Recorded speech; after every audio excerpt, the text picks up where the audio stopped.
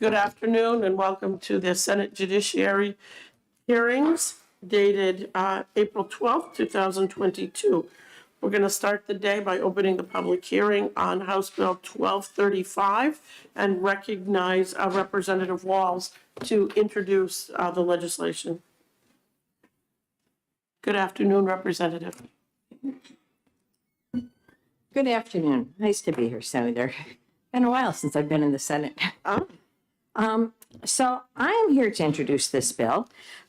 This bill has been amended by the House, and what remains in the bill is a very simple change, and that is it raises the maximum recovery under the Victims' Compensation Fund from $40,000 to $50,000 per claimant. So, to refresh your memory, the Victims' Compensation Fund is administered by the Attorney General's office. It consists of monies collected through penalty assessments on criminal fines, restitution, and by the Federal Victims of Crime Grant and the Federal Violence Against Women Act. So it's not direct taxpayer dollars. It's not general fund dollars along the way. At this point, it is my understanding, sadly, I do not have the numbers for you, but it is my understanding that there's enough money there to accommodate this increase. The thoughts behind it was, as you can see, this was originally Representative Cushing's bill. And I reached out to him when it came up in the House, and sadly, he was too ill to sort of discuss this with me, so I'm sort of shooting from the hip here. But at any rate, it originally had additional funding from the FRM fund that the House removed. And that was one of the major things, was to try and get any residuary money in the funding from the FRM reimbursement fund to go in here. That, as I said, is no longer here. Nevertheless, Representative Cushing and I feel that it is really more than appropriate to raise the threshold from $40,000 to $50,000, given the really substantial loss that some victims of crime suffer. So that is what's left behind this bill and where we're trying to go with it. Thank you very much for your testimony. I believe we had another bill that dealt with human trafficking and including that in the Victims Assistance Fund. And at that time, we were given assurances that they had plenty of money to cover that expense. So again, this is a policy committee. We tend not to focus on the fiscal aspect, but because you brought that up, I just wanted you to know that we were told that the fund has more than enough money to cover these things. I was told that some time ago. I just wasn't sure if it was still true. I was sort of winging it, but I had been told that previously. Okay. So thank you. I appreciate that. Okay. So are there any questions for Representative Walls? Okay. Seeing none. Thank you very much, Representative. Hopefully this is one you can exec today. Pardon? I said, I hope this is one you can exec today. It's pretty simple. I do too. We'll see. Thank you. Are there any other members of the public that would like to speak to House Bill 1235? Okay, seeing none, we'll close the public hearing. The committee will be in recess until 1:15. Yes. There we go. We got the first softball. There you go.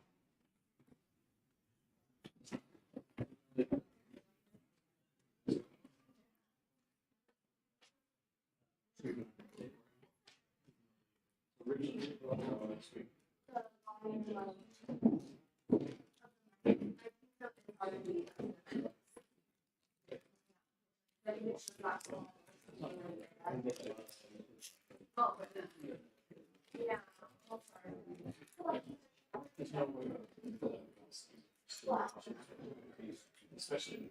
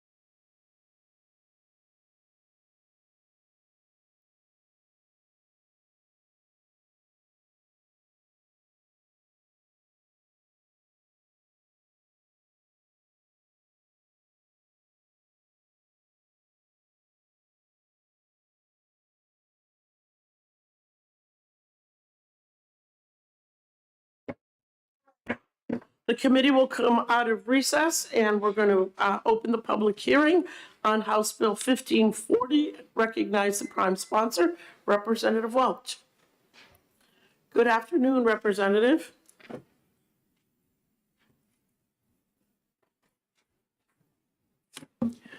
Good afternoon, Madam Chairman. For the record, I'm David A. Welch. I represent Rockingham District 13, and I think I'm sharing your voice with you today.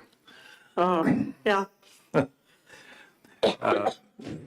I was the prime sponsor of this bill, but it was really the fruit of the ACLU who convinced the committee that this was a good bill, good for law enforcement, and hopefully could prevent lawsuits, depending on, what am I trying to say here?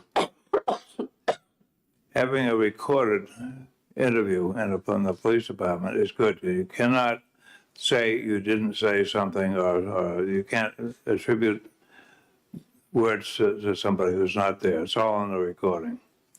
And with that, unless you have questions. Okay. Thank you very much for your testimony, Representative. Are there any questions for Representative Welch? No, that makes it. Senator Khan has a question. You almost got away. I almost said. Thank you, Representative, for answering a couple questions. So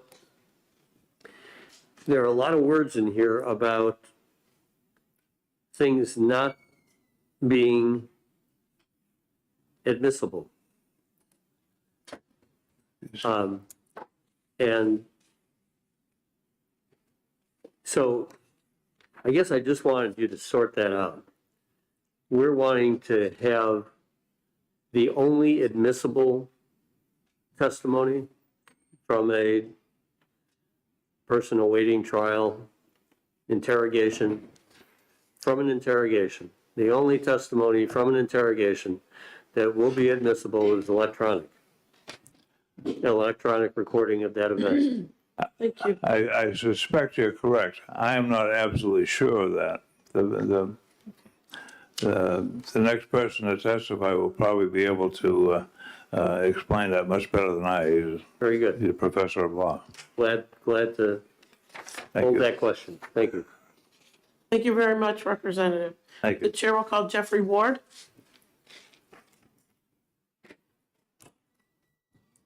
Good afternoon, Mr. Ward. Good afternoon. My name is Jeffrey Ward. I am a Senior Assistant Attorney General and the Chief of the Criminal Justice Bureau at the Attorney General's Office.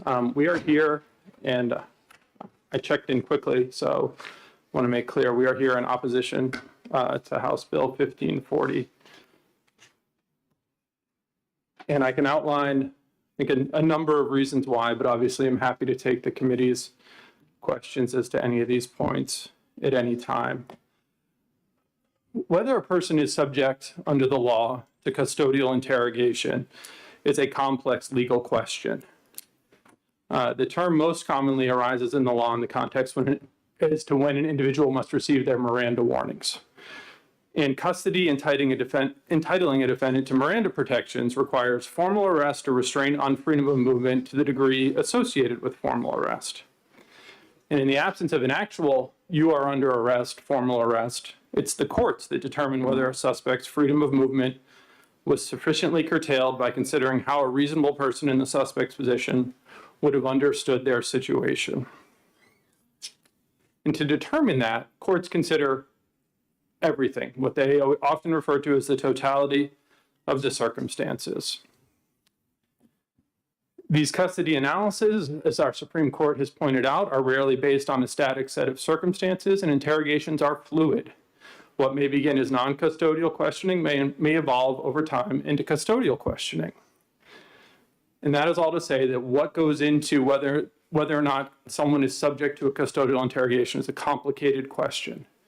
There are no fewer than 131 New Hampshire Supreme Court cases that touch on the issue, and there are approximately 210 United States Supreme Court cases that touch on the issue. This is all to say this is not an area of the law that can be distilled down to one sentence, as the attempt is done in this bill.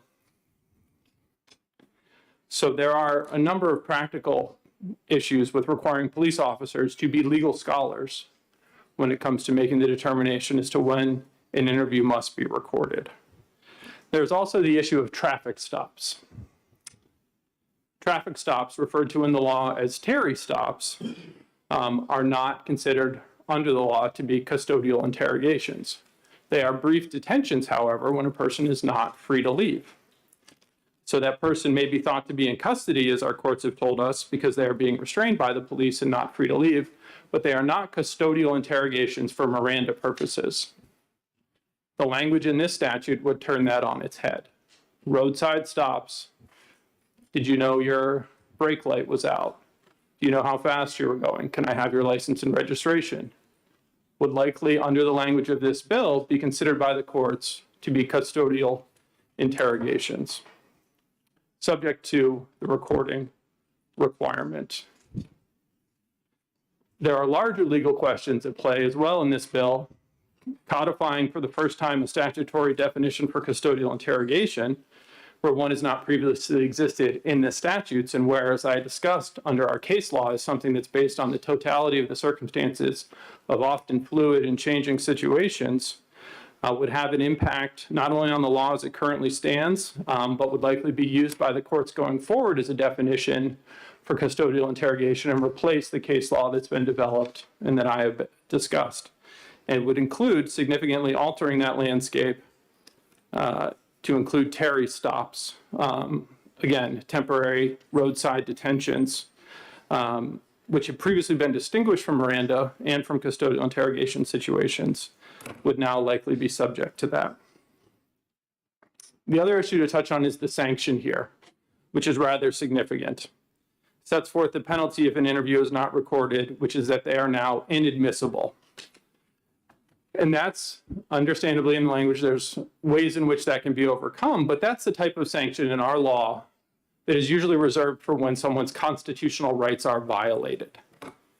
If there's a search done without a search warrant, or without not being subject to an exception for a search warrant, that's the fruits of that search can be suppressed as a constitutional violation. If someone is questioned without their Miranda warnings, those statements can be suppressed because they're constitutional violations. What this would do, in essence, because of the sanction imposed, would elevate my interview should be recorded to the level of a constitutional protection, if not in fact, then in practice, based on this statute. And it's a steep hill to climb to overcome the presumption in the bill. And I think the real world scenario that probably most aptly addresses this comes from the case of State versus Christopher Gribble. Mr. Gribble was convicted of first-degree murder, attempted murder, witness tampering, conspiracy to commit burglary in connection with the 2009 home invasion in Mount Vernon, which resulted in the death of Kimberly Cates and life-threatening injuries to her 11-year-old daughter. I'm sure it's a case that many of you remember.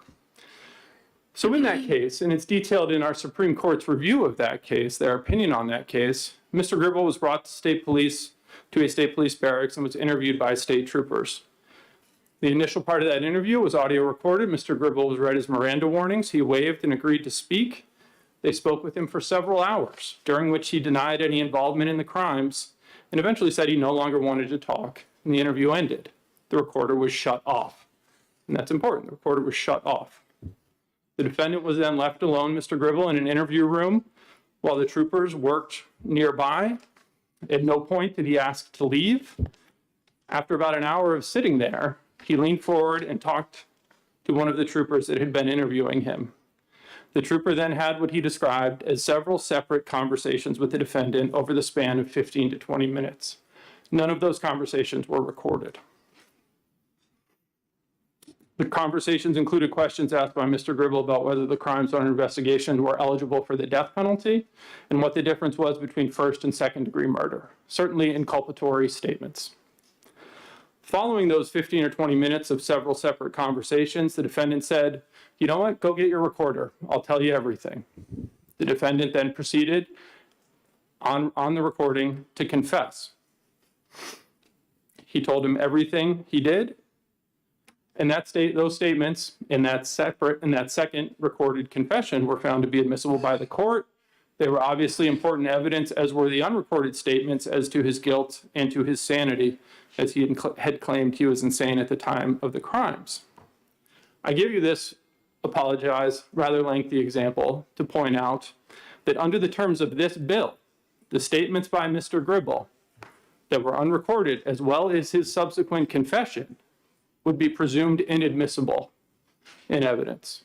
Now, that is even though Mr. Gribble was read his Miranda rights and waived them, and no constitutional violations occurred of Mr. Gribble's rights. And it is not clear under the circumstances of this case, a scenario that arises in different ways on a regular basis for law enforcement when investigating crimes, it's not clear that the presumption of suppression would be overcome in Mr. Gribble's case.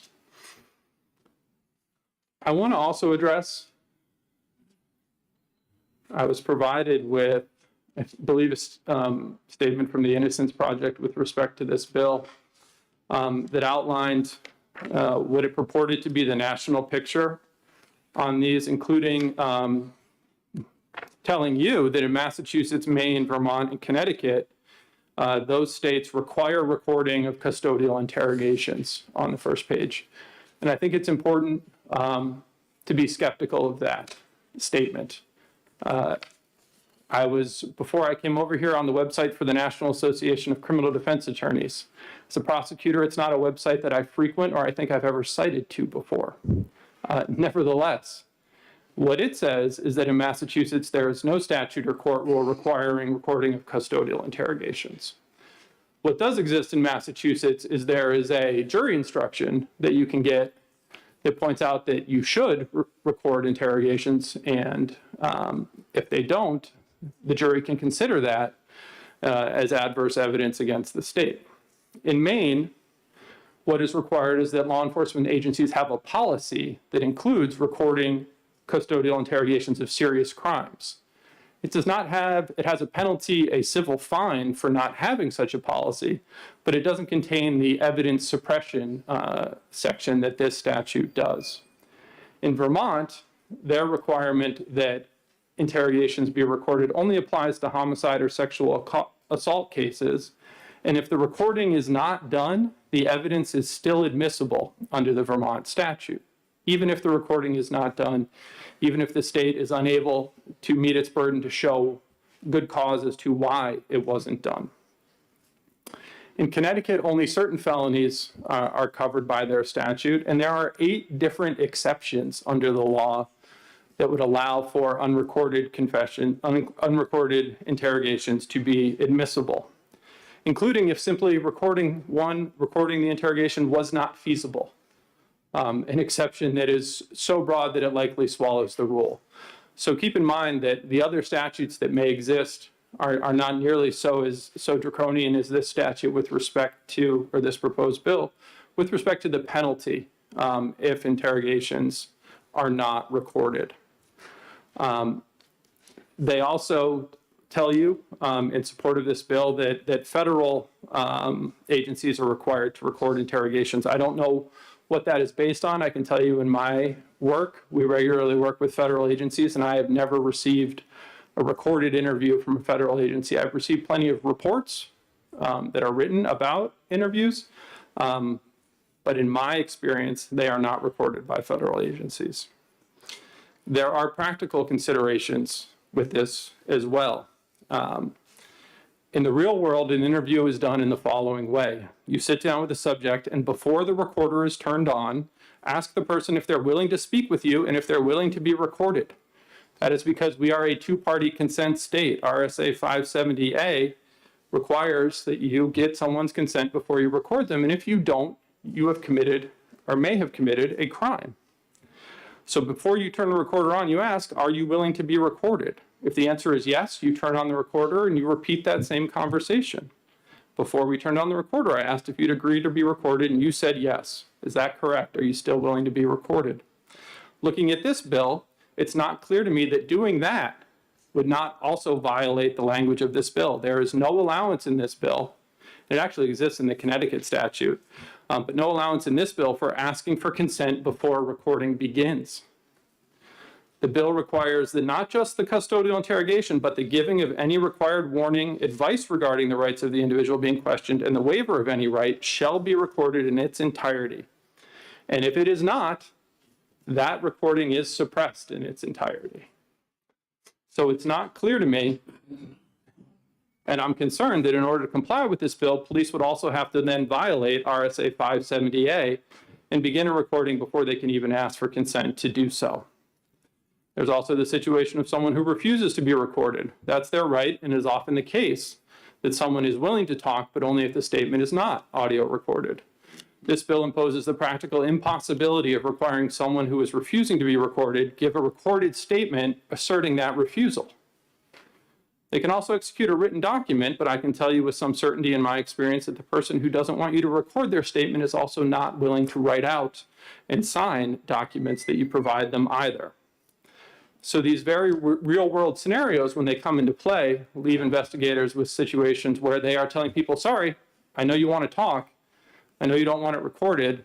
At this point, I guess I can't talk to you, even if they are willing to do so voluntarily.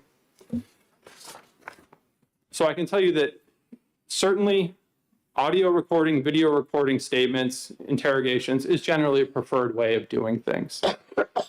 Most police officers you would hear from and prosecutors would tell you they prefer to do it this way, and that is the regular practice.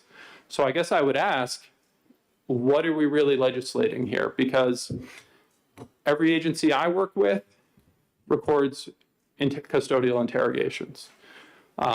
If we have consent to do so, or if we have a one-party authorization issued. So, to my knowledge, there is no widespread issue of unrecorded questioning of suspects in this state that has been brought to the attention either of the House committee that reviewed this bill or to this committee. And so, when there's a good idea policy-wise, that doesn't mean that that's a good idea to legislate that policy, especially when you see the significant penalties imposed for failure to record that exist in this bill that don't appear to exist, at least in some of the other bills in the other New England states that actually do have a statute that addresses this issue. They lack the penalty provision that this statute includes. So I've been going on for a while. I appreciate the committee's indulgence. I'm happy to answer any questions with respect to this. Thank you very much for your testimony. Are there any questions? Senator Gannon. It was a long commerce morning, wasn't it, Harold? So I'm not sure how good my question is, but so Gribble, if this had been the law, would be out because when he started chatting with the police officer, that would still be considered custodial interrogation. So therefore, when you went back and started recording after you gave him his Miranda rights again, it would be fruit of the poisonous tree. And so is that what the problem would be? And it would take those later statements after you've been sworn in out. So it's not such that it's a fruit of the poisonous tree issue because the court that dealt with it under fruit of the poisonous tree tends to be a constitutional issue, right? A violation of someone's constitutional rights.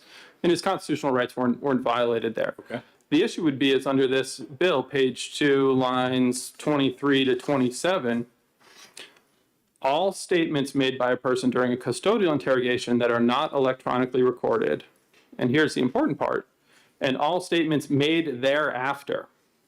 So he makes statements in between, right, that are not recorded. So those statements and all statements thereafter, including even if those are statements that are electronically recorded, shall be inadmissible under this statute. So that second, if we have part 1, part 2, and the unrecorded statements in the middle, the unrecorded statements in the middle, and part 2 where he actually confesses. He doesn't confess to the crimes in the first interview. He confesses in the second recorded interview. That would be inadmissible under this statute. Thank you. Mm-hmm. Are there any further questions? Senator French. Can you just say what page and line you on?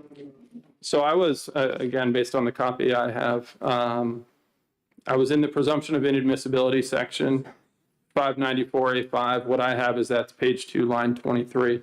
I did not grab a copy from the back, so it may be a different version. I have line 26. Yeah. Okay. Yep, my apologies.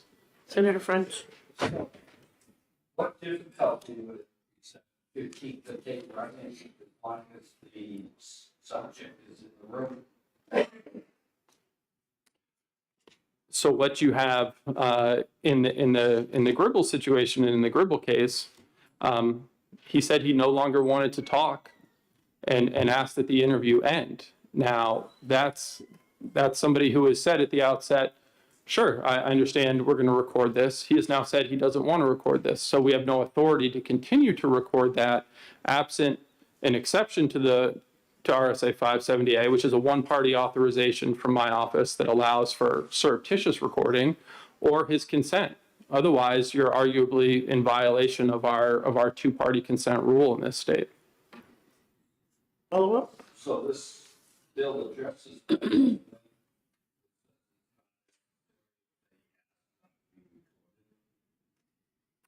But the issue with that is it says that you have to record them asking not to be recorded. And if you can't do that, you have to get them to write off and sign something that says they're not willing to be recorded. And what I discussed and what I think you would hear from other prosecutors or law enforcement officers is that there are just some practical issues as to how that plays out on the ground, where you are not going to, again, you may be violating the law yourself if you record someone who has said, I don't want to be recorded.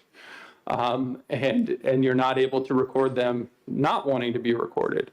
Those people also don't want to sign something saying they don't want to be recorded, but they want to talk to you. And this really doesn't allow for that scenario.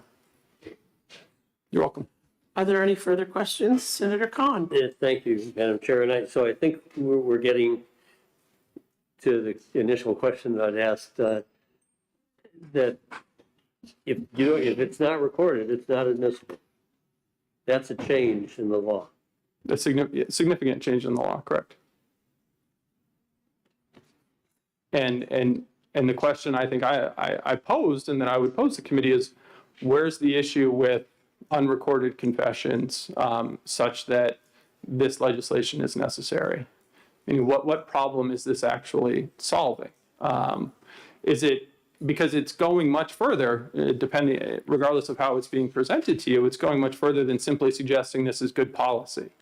And I don't think you'd get any disagreement from law enforcement or from my office that it's good policy to record interrogations, and therefore we do.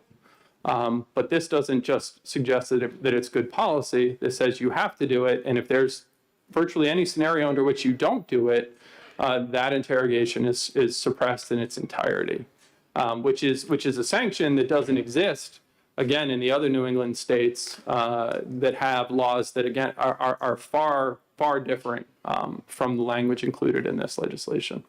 Follow up? Thank you, Madam. So if I can continue, that what becomes admissible, overcoming the presumption of inadmissibility, are statements that are under rules of evidence, and further clarified that the statements are proven by clear and convincing evidence to be voluntary and reliable. So is that a standard that we currently apply? So I think the difficulty in answering that question is this is not a scenario that we currently have. So where voluntariness presently comes in determining whether or not a statement might still be admissible is if a statement is suppressed because of a constitutional violation, failure to give Miranda warnings.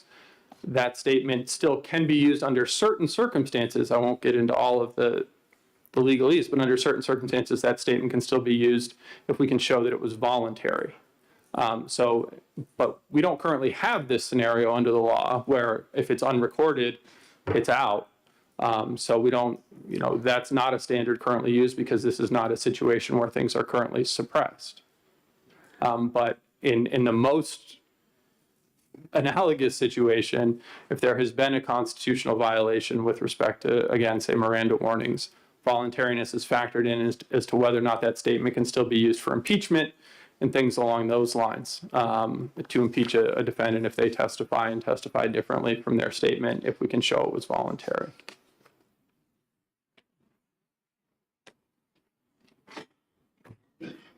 I guess, so you're an authoritative voice. I appreciate your sharing with us. It does seem, though, that clear and convincing evidence is a standard that you probably already achieve through non-electronically stored interrogations. So clear and convincing evidence is certainly a standard used within the law, but currently if a custodial interrogation is not recorded and the state seeks to introduce that into evidence, that can come into evidence. There's no, you have to meet the rules of evidence. It has to be reliable, it has to be, it has to meet the rules of evidence, has to be relevant, it has to, not be hearsay, things along those lines. So, but absent a challenge from the defense that it was unconstitutionally obtained, we don't get into clear and convincing proof of voluntariness, absent a challenge from the defense. If we have an unrecorded confession, that is admissible evidence so long as it is admissible under the rules of evidence. Just like any statement from any witness would be admissible so long as it falls within the rules of evidence. And was given voluntarily. Again, the voluntariness piece only comes into play if somehow that statement is challenged as having been involuntary. Thank you. Hey, are there any further questions? Seeing none, thank you very much for your testimony. Thank you, Senator. Okay. The chair is going to call Jeffrey Odlin.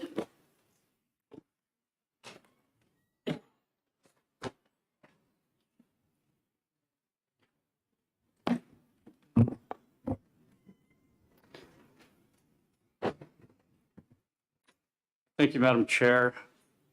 To all the senators, thanks for your time. My name is Jeff Odlin. I'm a resident of Francistown, and I am here to speak to you on behalf of the New Hampshire Association of Criminal Defense Lawyers, of which I am a board member.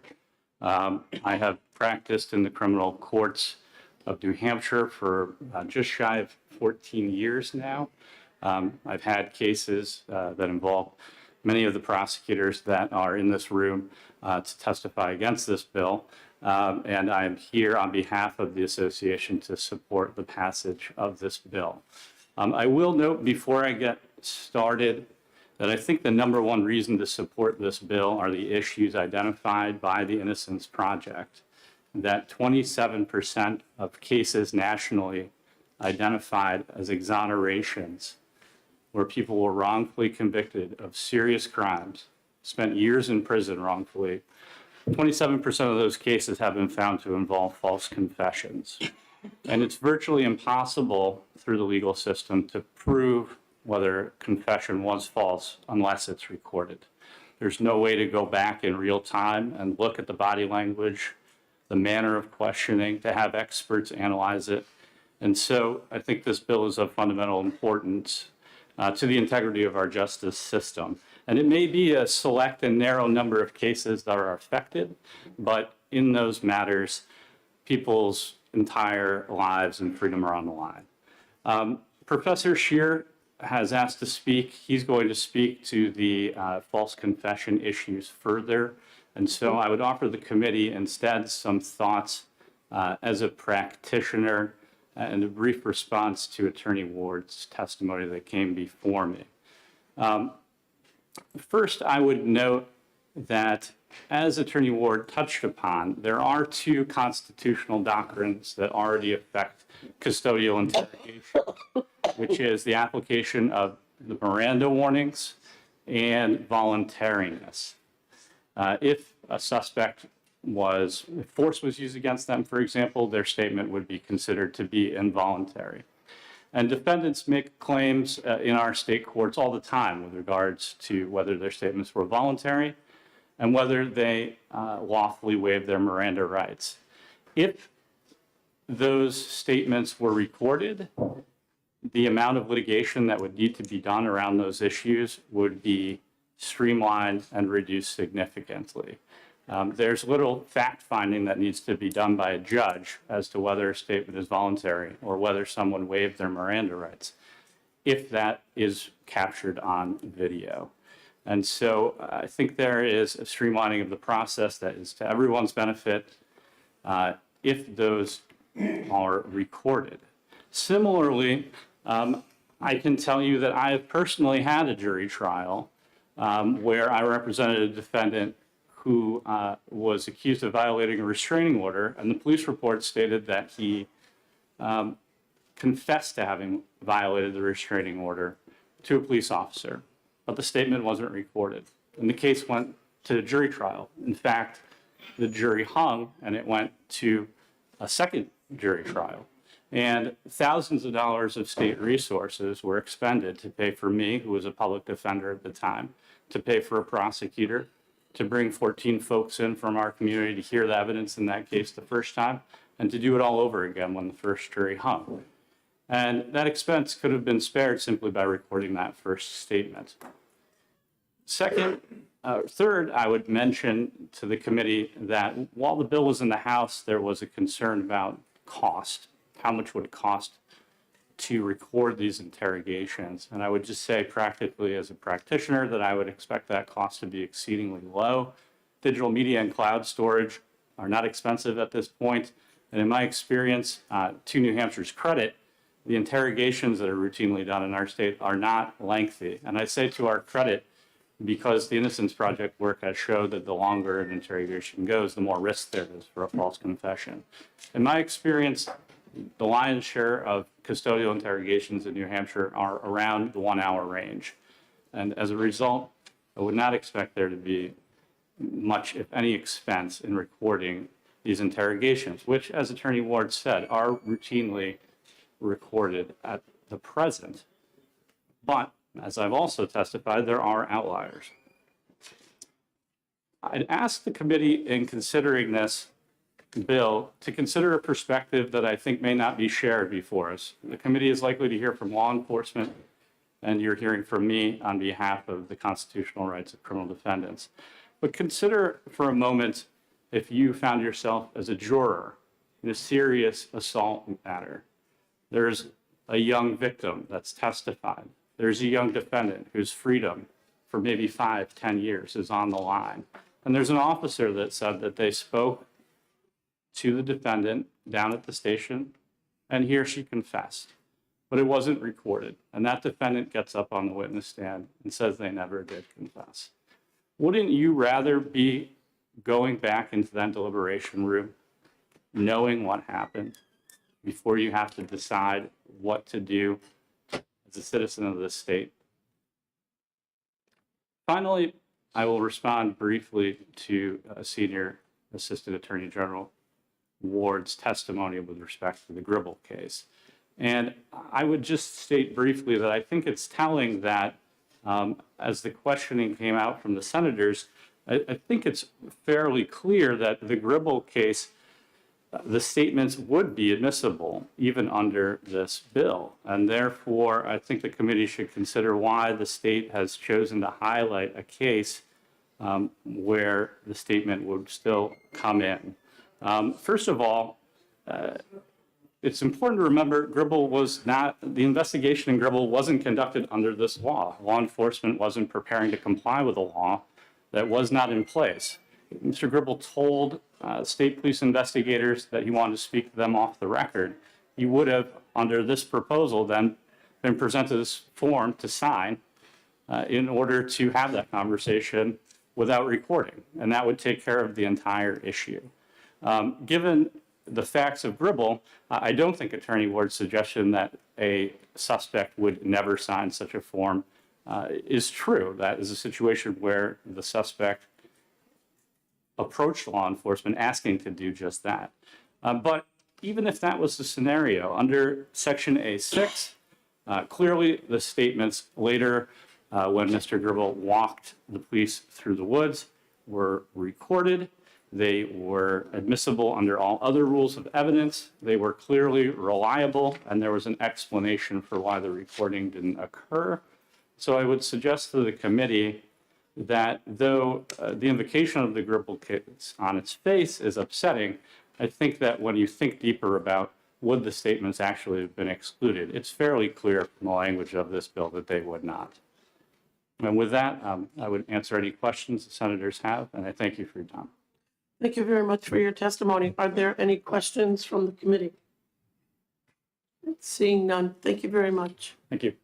The chair will call Stephen Andres.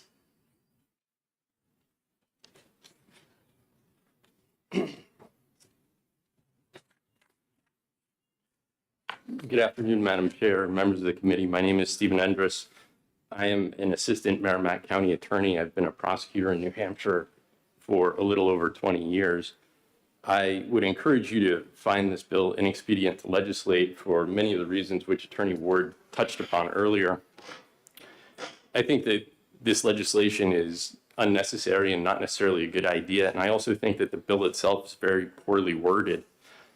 It's clear, as Attorney Ward said, that custodial interrogation is subject to constitutional guidelines, but this bill goes beyond those constitutional guidelines. And there are two scenarios that spring to my mind that I think the bill implicates that aren't necessarily currently implicated by the constitutional guidelines. One of those scenarios in New Hampshire is a very common scenario. When a person's arrested for driving while intoxicated, they're then read in what's called an administrative license suspension form, which goes over their rights and asks them if they're willing to take a chemical test. Those forms in New Hampshire, you're in custody and you're being asked questions when we go over that form. Under current constitutional law, those aren't Fifth Amendment questions, and there's been case law that talks about you don't need Miranda in those scenarios. But under this bill, I think it's pretty clear that going over an ALS form would constitute custodial interrogation and may be required to be recorded. Another scenario is what are referred to as routine booking questions. When people are in custody, they go through a booking process, they're asked their name, their date of birth, perhaps if they've ingested any drugs or alcohol. There are exceptions in constitutional jurisprudence for those questions.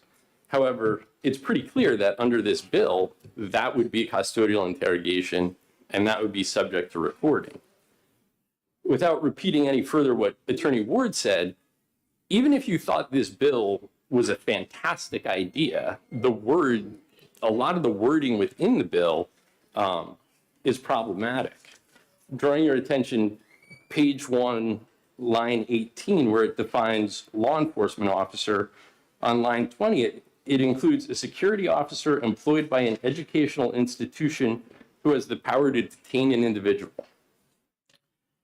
I know that when I was a student at the University of New Hampshire, you could get a work-study job as school security. And essentially they went around, checked doors. But those people would be security officers, and I think that makes them law enforcement officers under this bill. I know there's a number of private schools in New Hampshire. My wife went to Proctor Academy. I know that they hire security. So the security at Proctor Academy or St. Paul's or any of these private schools would be considered law enforcement officers. My concern is that those law enforcement officers aren't state employees. They've never been subject to constitutional guidelines in the past, but we're now expecting private non-state actors to somehow understand what custodial interrogation is and follow this law regarding that. Since law enforcement officer is so broadly defined, on that same page, page 1, section 16, law enforcement agency would become extremely broadly defined. Any entity that employs a law enforcement officer. So any school that hired security would become a law enforcement agency. Person on line 22 is unbelievably broadly defined. A person means an individual, corporation, business, trust, and it goes on, and it includes the government. I have no idea how you would take the government into custody and interrogate them.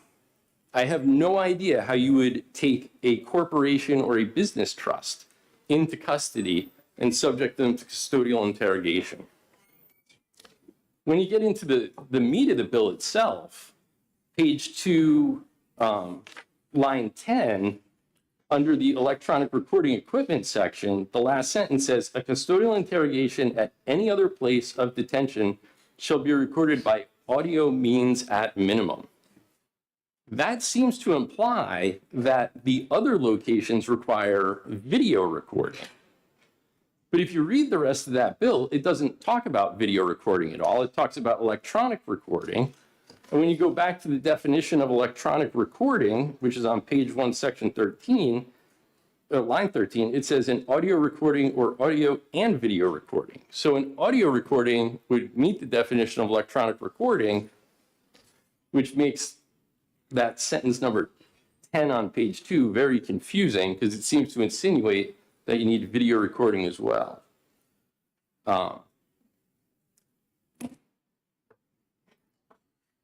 That same page, line 28, where Attorney Ward was talking about that presumption of inadmissibility, this line 28, when it talks about all statements made thereafter by the person during the custodial interrogation, the way I read that is if you made a statement during non-recorded custodial interrogation, no matter how many times you made it thereafter, and no matter what the circumstances were when you made it thereafter, it's inadmissible. That's concerning to me when we go back to these definitions of law enforcement, which include school security. I can envision a scenario where a student at a private school, for example, gets caught doing something, school security speaks to them, and then notifies the police. When the police arrive, there may have already been a custodial interrogation under this bill without the police even being notified. Everything the police do after that moment, the statement wouldn't come in because it would violate the all statements made thereafter during the custodial interrogation. I understand that there's ways to overcome the presumption of inadmissibility in A6, but when I look at those, page 3, line 2, it talks about the statement having to be shown that it's reliable. I don't know what reliable means in this context. As Attorney Ward had indicated, for example, in the Gribble case, the defendant denied doing what he was doing. Is a false statement reliable? Can you lie and have that be a reliable statement? I just think that overall, what this will result in is statements that meet constitutional thresholds, statements that are knowing, intelligent, and voluntarily made, will become inadmissible if they fail to meet the technicalities of a statute. And that's concerning. I'd be happy to answer any questions. Thank you very much for your testimony this afternoon. Are there any questions from the committee? Seeing none, thank you very much. Thank you. Okay, next, we are going to call up Buzz Sher.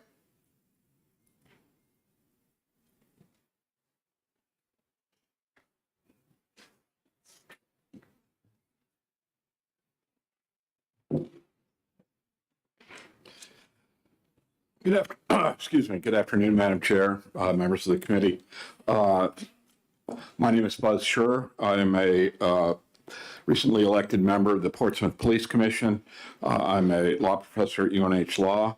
The statements I make today are my own. They're not those of the Portsmouth Police Commission, UNH Law, or UNH. I'll also point out that my statements today are consistent with the position of the National Innocence Project, which was not able to be here today for a variety of reasons. What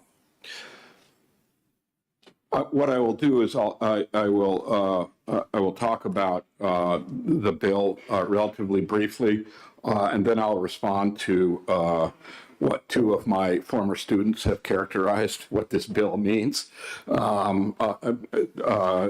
And I'll deal with that last rather than first. The purpose of this bill is remarkably important, and that's gotten lost in this conversation. Of all the wrongful convictions that the Innocence Project has been able to track over the last 30 years, almost 30 years, what we know is a frightening number of them, just about 27% of them have been based on false confessions. These are not, maybe it was a wrongful conviction, close call. They are convictions that were determined to be wrongful by post-conviction DNA testing. And 27% of them were the result of false confessions. False confessions, in each one of those cases, the confession was not recorded.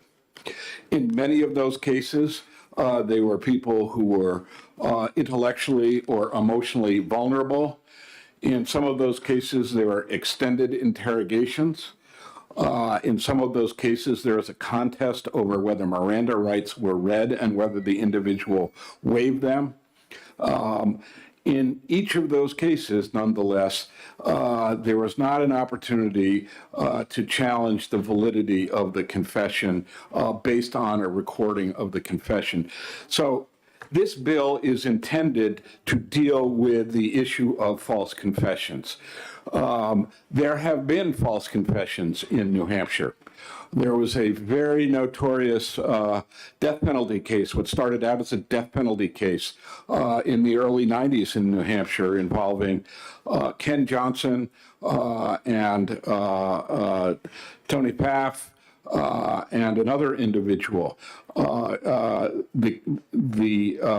Tony Paff's case was tried and they filed a motion to suppress the confession and it was denied. It went to trial and the defense used a false confession defense and he was acquitted.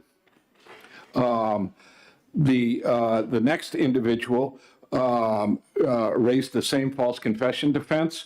He was interrogated by his mother, who was a Bedford police officer at the time. He went to trial using the same false confession defense, and he lost. He is now incarcerated in the New Hampshire State Prison on life without parole. So false confessions exist in New Hampshire.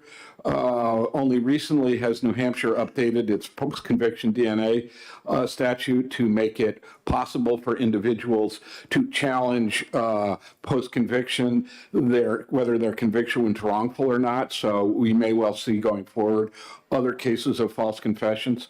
But I don't want this committee to lose sight of, hey, we do this, the issue when people come in front of you and say, hey, you know, most of the police departments do this. What's the big problem? No big deal. False confessions is the big problem. It doesn't happen all the time, but one time, a person being convicted once of a crime which he falsely confessed to and going to jail is enough for a statute of this import. And it's not a big imposition on police departments. It costs no money. The House Finance Committee investigated this. House Finance District 1 held a hearing at which I was present. None of the prosecutors you heard from were present at that hearing. They asked about, was this going to be expensive? We made some changes to the bill to make sure it wasn't going to be a financial burden. It passed House Finance District 1 5-0. It passed House Finance as a whole 21-0, and it passed easily on a voice vote in the House. So this is not a radical bill turning the world upside down. I will point out that, I'll leave it there. I will point out that the Innocence Project statement did not say that they're in Massachusetts, in Maine, in Vermont, that they have bills exactly like this one. There are over 30 states at this point who have some version of recording interrogations legislation. So it's more common than not in this country. I will point out that there's a letter that's been filed with the committee from the the deputy chief of the Albuquerque Police Department, who speaks in support of HB 1540. He basically says, without reading it to you, but he basically says it has been a positive thing for police departments, for prosecutors, and for the defense, and for juries. So this is not a bill that is police departments are scared of. The state police, for example, the New Hampshire State Police has a policy of recording confessions. I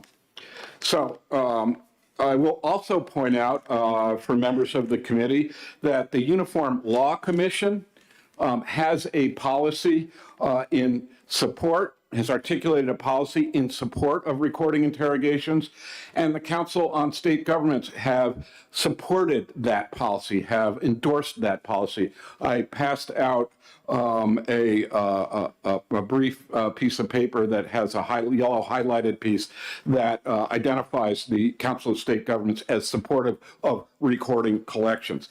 So this is popular, practical legislation that deals with a real problem. To deal with first what Attorney Ward said, I did not quite understand what he was saying about custodial interrogations and all the case law out there and how complex it is, because this statute, this proposal, in the language, the definition of, if I can get back to it, in the definition of custodial interrogation, tracks the definition of custodial interrogation as laid out by the New Hampshire Supreme Court and as laid out by the U.S. Supreme Court. This is not some radical change in policy. It's exactly the same language. This bill was endorsed by Representative Bob Lynn, former member of the New Hampshire Supreme Court. We had a conversation about Roman numeral 1 and on line 8 of page 1, and we made a tweak to that to be completely in accord with it. He is in support of this legislation. And this legislation does not deal with roadside stops. I don't know where that impression came from. A roadside stop has been held to be by the U.S. Supreme Court in a case versus Berkmer versus McCarty, not to be custodial interrogation. There's no confusion whatsoever about that. A roadside stop, that a brief detention does not count as a custodial interrogation, and this bill would not apply to that. Let me just see where I'm looking at. I would note again that there are exceptions to the application of this bill. One including the defendant being able to waive ask that it not be recorded. All he has to do is say, I don't want this to be recorded, and they say, just sign here.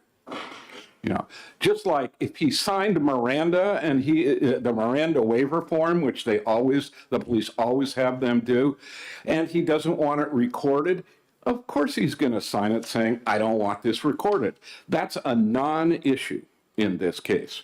As to the Gribble case, you know, that piece of the interrogation of Mr. Gribble that was not recorded, that is so clearly an example of the kind of circumstance where the recording had ended. He said he didn't want to talk anymore. He didn't say he didn't want to be recorded. He said he didn't want to talk anymore.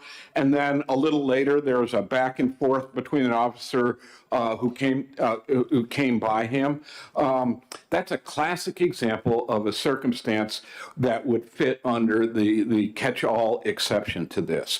There's no question that that would fit under there. It'd be easy to establish that that was a casual conversation. The recording equipment wasn't available. He was willing to talk, and he made certain statements that were not fully inculpatory. He was asking about, you know, what was the penalty, first-degree murder, second-degree murder, et cetera, et cetera.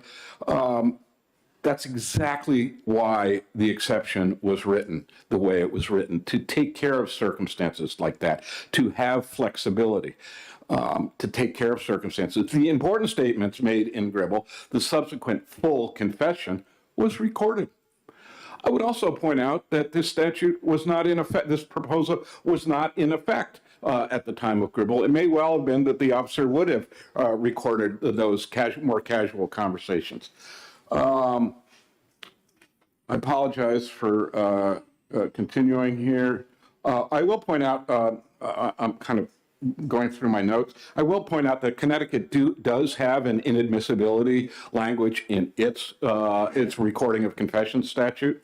And if Mr. Attorney Ward had looked at the rest of the NACDL, the National Association of Criminal Defense Lawyers website, he would have seen that there's a long page describing all the federal policies regarding recording of confessions. So this is not, this is, again, not unusual. As to,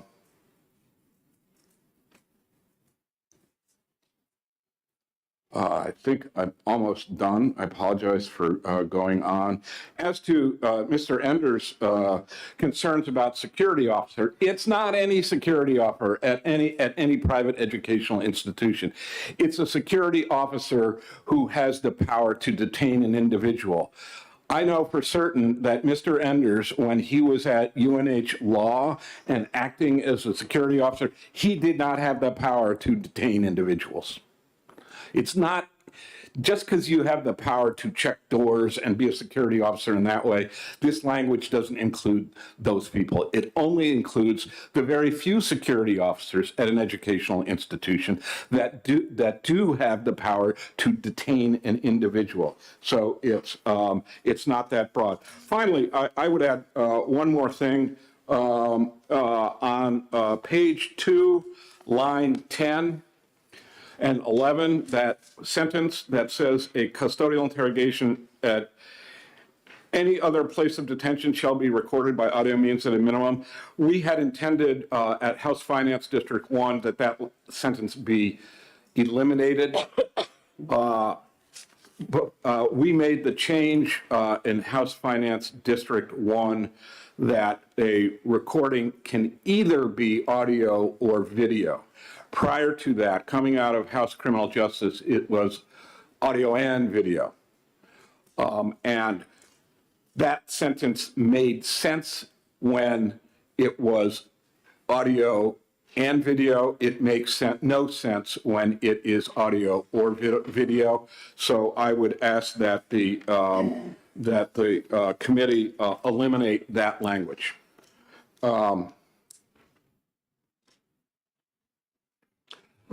I think I am done. I'm more than willing to entertain questions from the committee.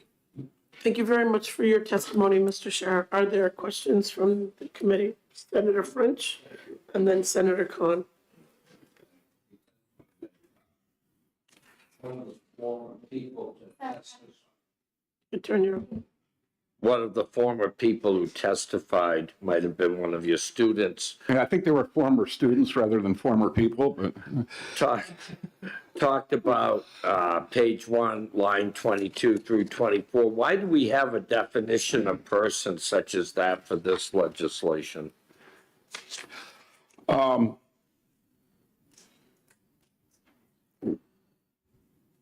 because there is, let me look down at the, because there are individuals who are sometimes interrogated who are acting in behalf of a institution as described in lines 22 through 24, rather than acting on behalf of just as an individual person. And it happens very rarely, but it's happened, and we wanted to take account of that circumstance. It's language that, while fun to make fun of, it's language that is protective of a very few set of circumstances. Okay, thanks. Senator Khan. Yeah, thank you, Madam Chair. Mr. Sheriff. I wanted to understand your page 2, line 11, and, because I didn't get it. Are you suggesting that the whole sentence be struck? Yes, page 2, lines 10 and 11, the sentence, "A custodial interrogation at any other place of detention shall be recorded by audio means at a minimum." Yes. Because on page 1, line 13, electronic recording is defined.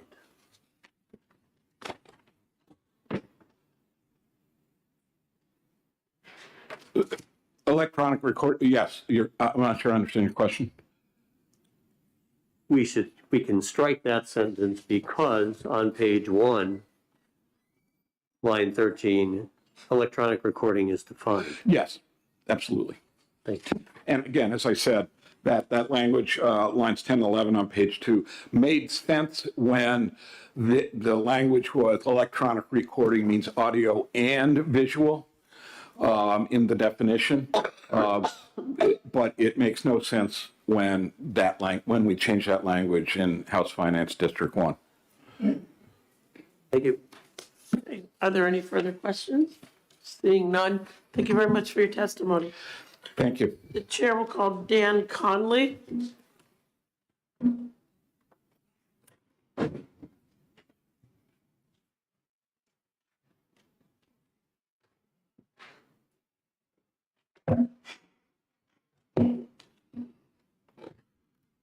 Good afternoon, Senator Carson and members of the committee. Afternoon. I'm here to testify on behalf of the New Hampshire Association of Chiefs of Police in opposition of this House Bill 1540. I'm a captain with the Goffstown Police Department, and I'm here just to touch on the problems that this mandate would have on police departments in this state. I won't get into the constitutional protections already in place and that Senior Attorney General, Assistant Attorney General Jeff Ward talked about.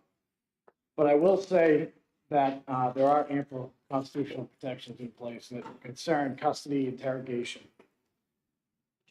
Many of the police departments in this state have policies in place that say that you should record interrogations. And you're going to find that law enforcement in this state do a very good job and have good policies and procedures in place, and they do a good job at following those. However, mandating this is going to make our jobs more complicated and at times not feasible, and it's going to cost us a lot of money that we won't have in our budgets.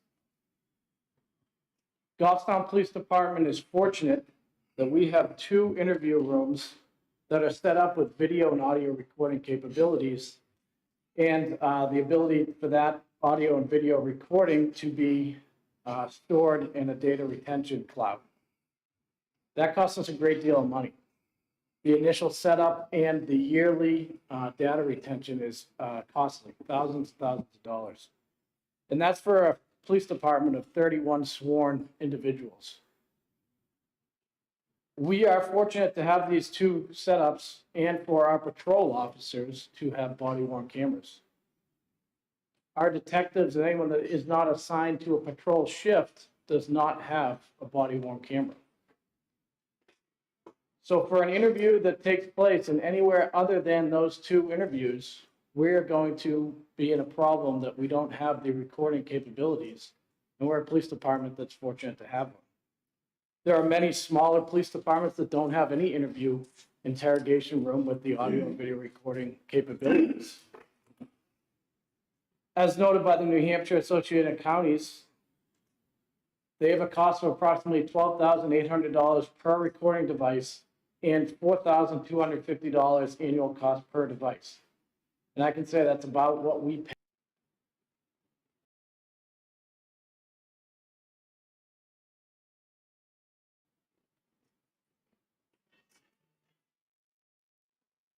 I would, at this point, I'd open up to questions if I don't have anything further to say. Thank you very much for your testimony. Could you please reintroduce yourself? Dan Conley, Goffstown Police Department. Okay, thank you. Our secretary didn't quite get it. So are there any questions for the chief? Seeing none, thank you very much. Thank you. The chair will call Corinne Brobst.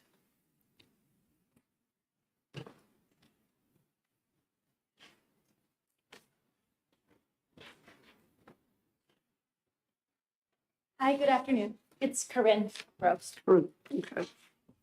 I am the prosecutor from Milford Police Department. I'm a former assistant county attorney with Hillsborough County Attorney. I am an instructor at the Police Academy on the laws of arrest, including Miranda. And I'm testifying today on behalf of Milford PD and the New Hampshire Association of Chiefs of Police in opposition to the bill. Respectfully, it is a radical bill that changes our law significantly. It's written with issues. Milford PD, like other medium-sized agencies, we don't have body-worn cameras, BWCs. We don't have them because we can't afford them. And this bill would jeopardize all interrogations that are done by our agencies. There are no issues in New Hampshire. This is not an epidemic that we're seeing with custodial interrogations that are happening without being recorded. It's basically everyone's policy to do so. With this bill, we're going to be expanding that to require that all agencies do it. And if not, there's the possibility that they will be all suppressed. So we've referred to small town agencies. The agency next to mine, Mount Vernon, doesn't even have a booking room. So they don't have audio and video recording because they don't even have booking rooms. They're in their town hall. Here in New Hampshire, if an interrogation is unrecorded, the burden already falls upon the state to prove the confession is knowing, intelligent, and voluntary, that they've waived Miranda beyond a reasonable doubt.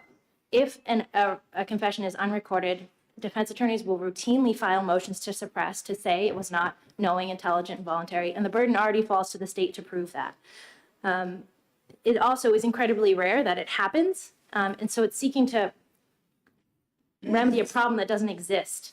It also creates all issues for agencies who don't have body worns. For example, Milford, we have a booking room that is not audio recorded. We have an interview room that is. So if they're doing routine booking questions, they're not audio recorded, they're video recorded. And according to this bill, anything that someone says, asking questions about their rights, asking if they want to speak with them, it's not going to be audio recorded. It isn't until they're in an interview room that it is audio recorded. The bill is so broad that it appears to prevent officers from answering questions of defendants. For example, do I need a lawyer? What are my rights? What's happening? It says any question about their rights, including, as you heard previously, about administrative license suspension rights associated with DUIs.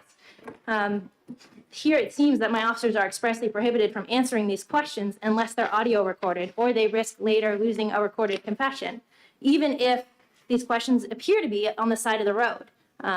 Any questions about their rights that happen on the side of the road, if answered, appears to then prohibit the officers from using a recorded confession later on. My officers don't have video and audio available on the side of the road.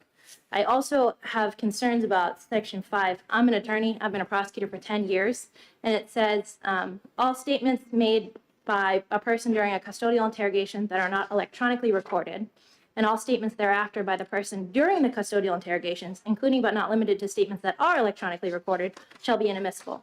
So does that mean that basically at any point, if something is not, it reads to me that at any point, if they make a statement that's not recorded because you're on the side of the road, because they're on their way to the bathroom, because they're in the booking room that doesn't have the audio recording, that then a later confession would be completely inadmissible?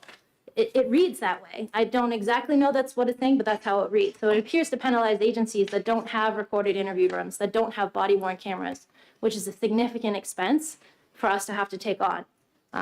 Because it seems that if the entirety of the arrest isn't recorded, that my officers have to worry about suppression in every single case. Even if they did nothing wrong under the constitutional law, they bring someone into the recorded room, they say, do you want to speak with me? Here, I'm going to read you Miranda. That seems to not be enough. So while we've been assured today this doesn't apply to the roadside or apply to the cases like Gribble, as written, it will absolutely be pushed by the defense bar to include those things. So in my perspective, this is an unnecessary bill because we already protect defendants' rights under the constitutional law. And so it just ties the hands of our law enforcement agencies that can't afford body worns or recorded booking rooms. So I'm happy to take questions. If anyone. Thank you very much for your testimony. Are there any questions from the committee? No? Seeing none, thank you very much. Thank you. The chair will call Major Joseph Ebert.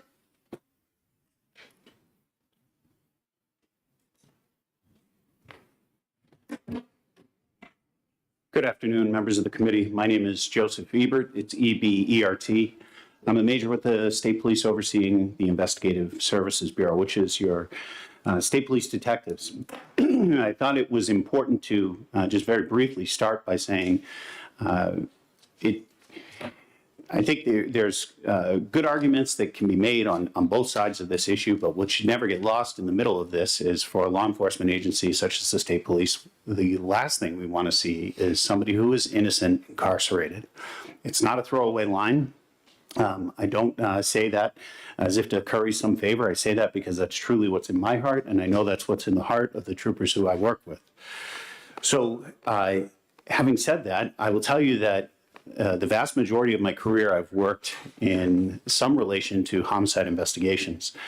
So when a bill such as this comes forward, I take this very seriously because I know the incredibly high stakes that are at play when you're in an interview or an interrogation that involving somebody's lost loved one. And I take very seriously the responsibility that is placed upon the troopers who are in those investigations to find justice, not only for the families of the victims, but for the victim themselves. The best part of going toward the end is that lots of the good arguments have already been made. So I will not waste the committee's time with going back over them in great detail. I will tell you that of paramount concern is the notion that you can somehow force the electronic recording of, of a waiver. I think Attorney Ward touched on that. That is very problematic. Although I have great respect for Professor Scheer, I think that he downplayed very much the notion of getting somebody to be willing to sign a form. When you are in that room, and the stakes are the possibility of life imprisonment, the notion that anything is easy, that any signature, that any waiver is easy is, I think, well underplayed.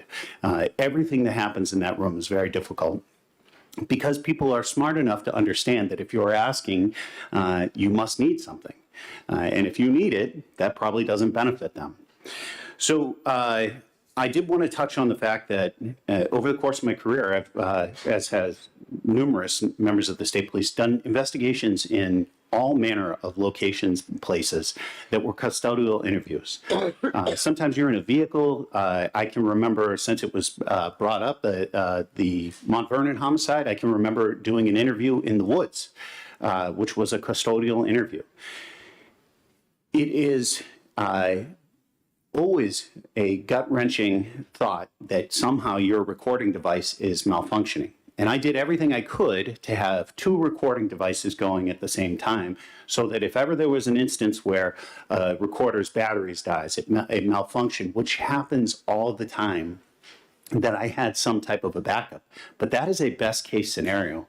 And I think what has been pointed out is really important, that the outcome of not electronically recording a statement is so significant. To have that evidence not be admissible, that is such a significant punishment. So I wanted to put that forward, but I will draw your attention to page 2, and I'm looking at specifically lines 19, starting on lines 19. What we've heard a lot today is the testimony that interrogations and interviews of suspects, they must be custodial interviews of suspects, must be recorded to preserve the voluntariness of the statement and the content. I think one example that you were given was, if you were on a jury, wouldn't you want to know what was said? Well, I can tell you that I always, as do members of the Division of State Police, make an effort to record those conversations. But there are numerous times when the individual sitting on the other side of the table says, no, I don't want you to record me. And I wonder if what we're really driving at, if the goal of this law is to make sure that everyone hears exactly what is said in that room, why we would provide an out for that individual to say, no, I don't want you to record me. I will tell you that not all the time, but on several occasions, I've had occasion to have somebody say, no, I don't want you to record me.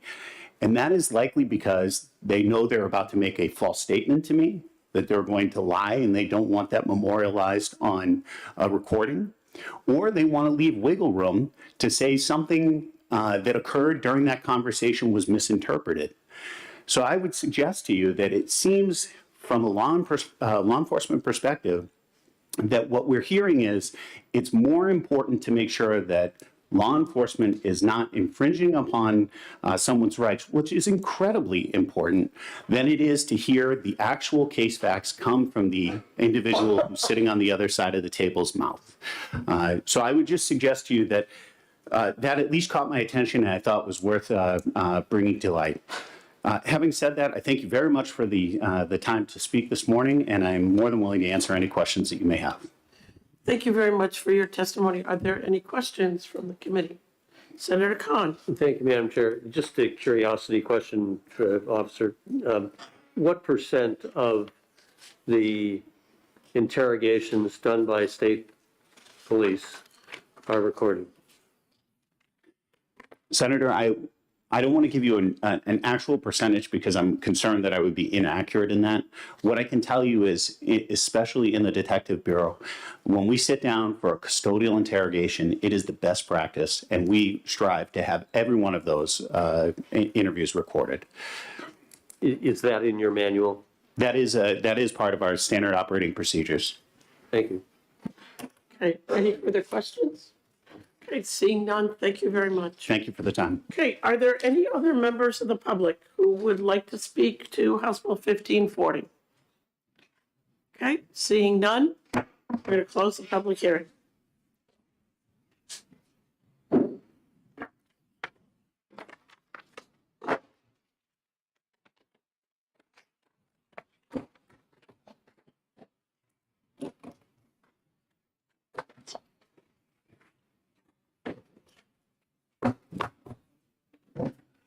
That one took a while. I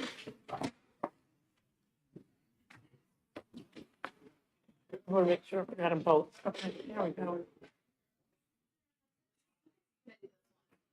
You what? Oh, okay, that'll be fun. He's probably gonna go, oh, no.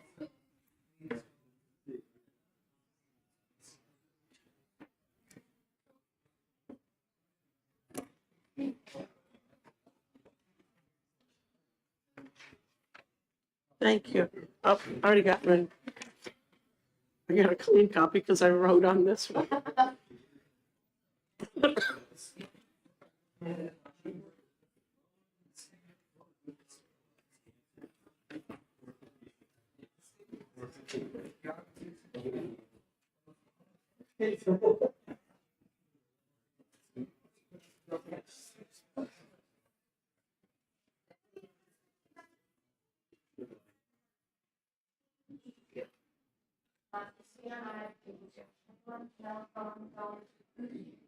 Okay, I don't want it to get too busy in here.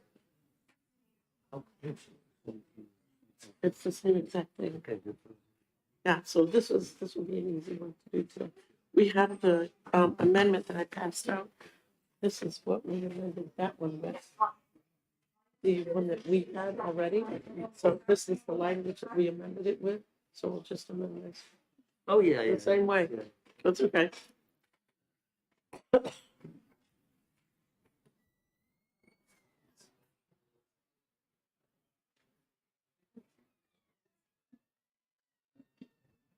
are you ready, Lucas? Okay. We're going to go ahead and open the public hearing on House Bill 1682 FNA and recognize the prime sponsor, Representative Welch. Good afternoon again, Representative.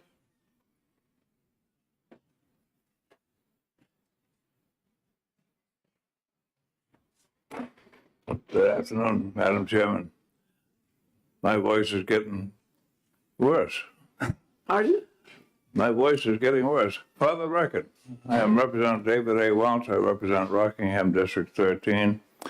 And House Bill 1682 establishes a Law Enforcement Conduct Review Committee in the New Hampshire Police Standards and Training Council. And it makes an appropriation And the appropriation, as you probably know by now, has been halved by the Finance Committee. Yes. And everybody seemed to be agreeable with that. And the folks who served on that commission, outside of you and I, are waiting to testify, so I won't take up any of your time. Thank you very much, Representative. We appreciate that because we've already had a public hearing on the Senate version of this, which is identical. So, I'm sure. thank you. Once you come up here and I'll give you a pro. Oh, I have some. You have some? Okay. I don't seem to go anywhere without having these today. Thank you very much, Representative. The chair will call Matt Broadhead.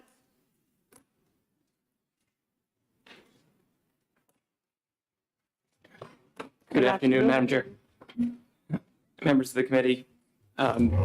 My name is Matt Broadhead for the record. I am here on behalf of the Attorney General, John Pomella. I'm a Senior Assistant Attorney General, and I'm the Chief of the Transportation and Construction Bureau, which represents state police. And I've had the privilege to work on this bill, and as the chair has said, if you have that deja vu feeling, this is the near identical version of SB 456. There are two differences.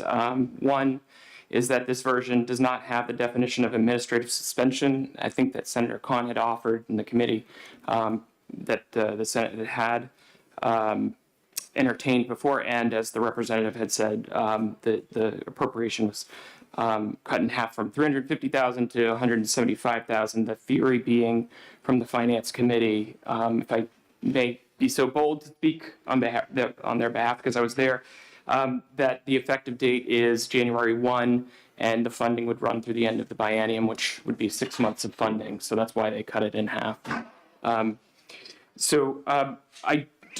Since I have already testified on this before, I will be brief. I just wanted to reiterate that this is the brainchild of the Governor Sununu's Lee Act Commission. The hard work in forming this precise legislation that was done through a legislative study committee that met weekly last fall and brought together a diverse group of stakeholders who forged a great compromise. It resulted in a report that was filed, and they had the birth of this legislation. I'd like to thank the leadership of Senator Carson and Representative Welch, as well as Director Skippa, for their help in forging this language. And this bill does strike, on behalf of the Attorney General's office, we think that this strikes the right balance in a few areas. It provides oversight and accountability in investigations into police misconduct.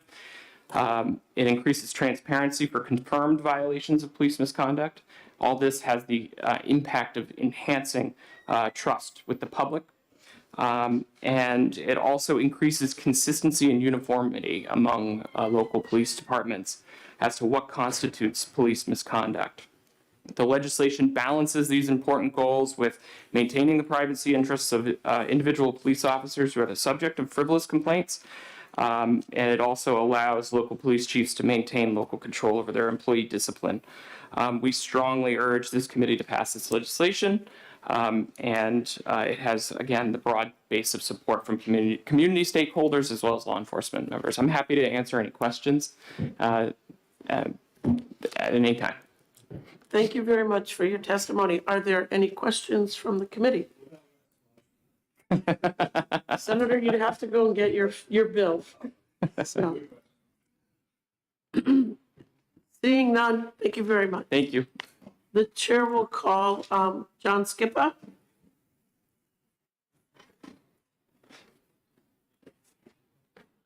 Good afternoon, Director. Good afternoon, Madam Chair and members. My name is John Skippa. Last name is SCIPPA. I am the Director of New Hampshire Police Standards and Training. I am here today to speak in support of this bill. And to that end, I'll echo all of the sentiments put forth by Attorney Broadhead. This was, in my opinion, a tremendous effort by a number of stakeholders in order to establish and contemporize the process by which we're presently using. This is going to be very helpful to move that forward. I would ask that, and again, to shorten this, I I would only ask consideration for one more very minor amendment, which does not in any way speak to really the depth in so much as just making sure that we're capturing all police officers. This was brought to my attention by the police chief of the University of New Hampshire Police Department. And so I would direct your attention to the first page, line 28, which defines a law enforcement officer. And this would be under letter A.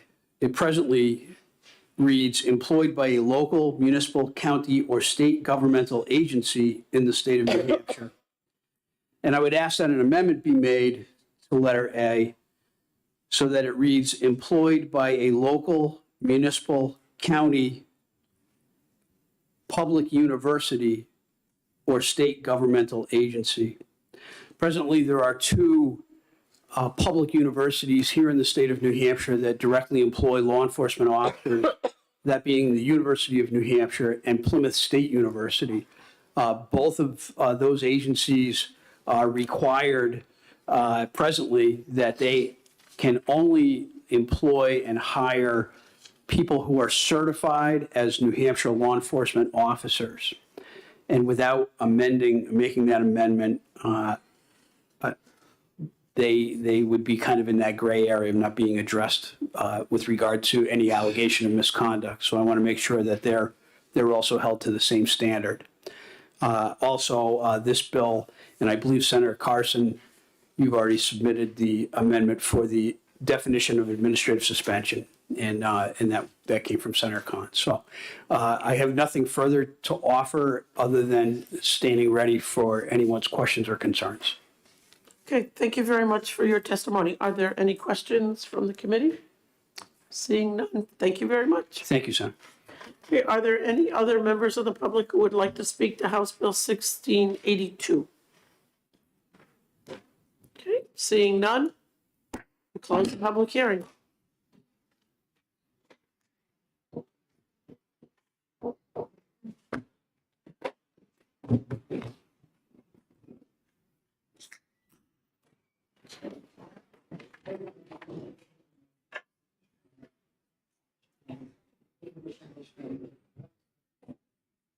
Bill, let's go I gotta go get something cold. This is warm. I need to get, no, I'm gonna go get my own. Yeah, I'm gonna get my own. I know you're being a gentleman and you're being chivalrous. I appreciate it. Thank you. Good job, Lucas.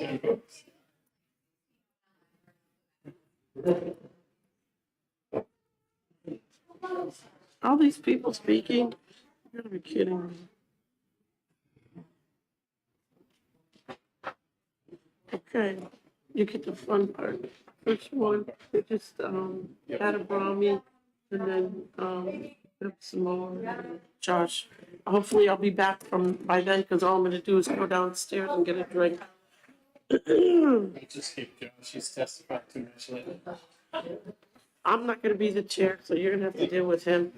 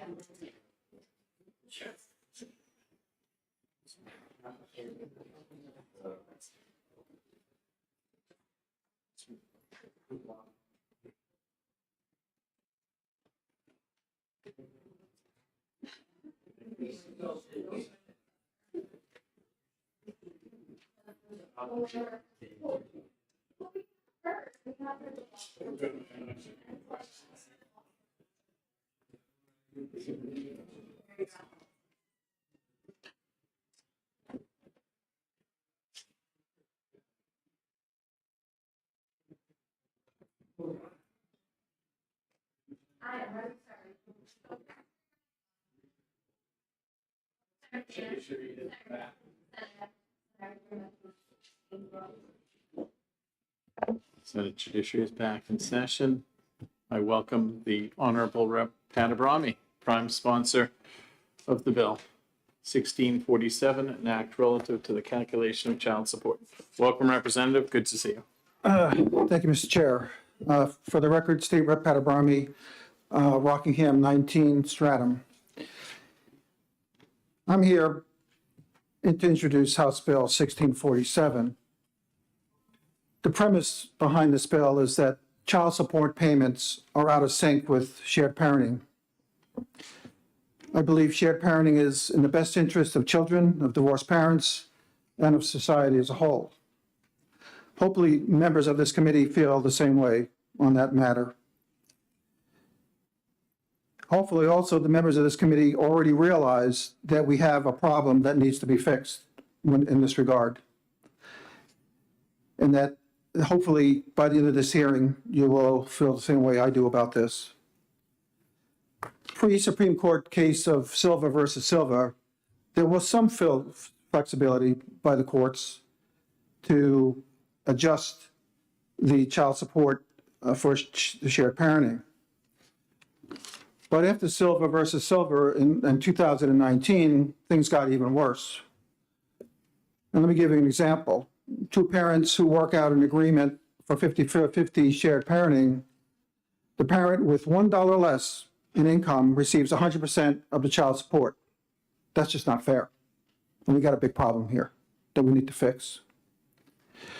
This bill represents the convergence of three realities. This legislature passed an appropriation for $500,000 car seat school study on this issue.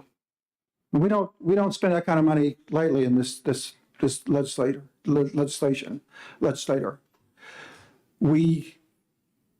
That tells me that back when this was passed to spend that kind of money, that there was a realization that this issue was real and that needed to be addressed. The Supreme Court decision recently in Anderson versus Anderson said to all of us in the legislature, fix this problem. We don't want to fix it. These cases keep on going through the courts and they wind up in the Supreme Court, wasting the Supreme Court's time. They're saying, come up with a formula and fix this.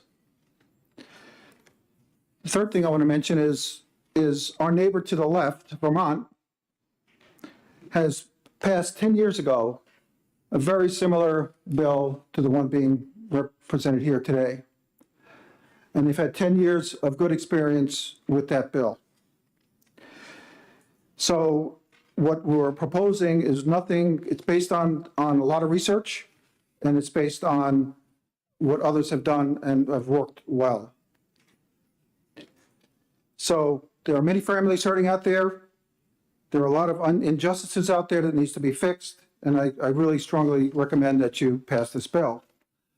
Now, last week I had a chance to meet with Chair Carson, with Brenda Town, who basically, for me, was the brains behind this bill.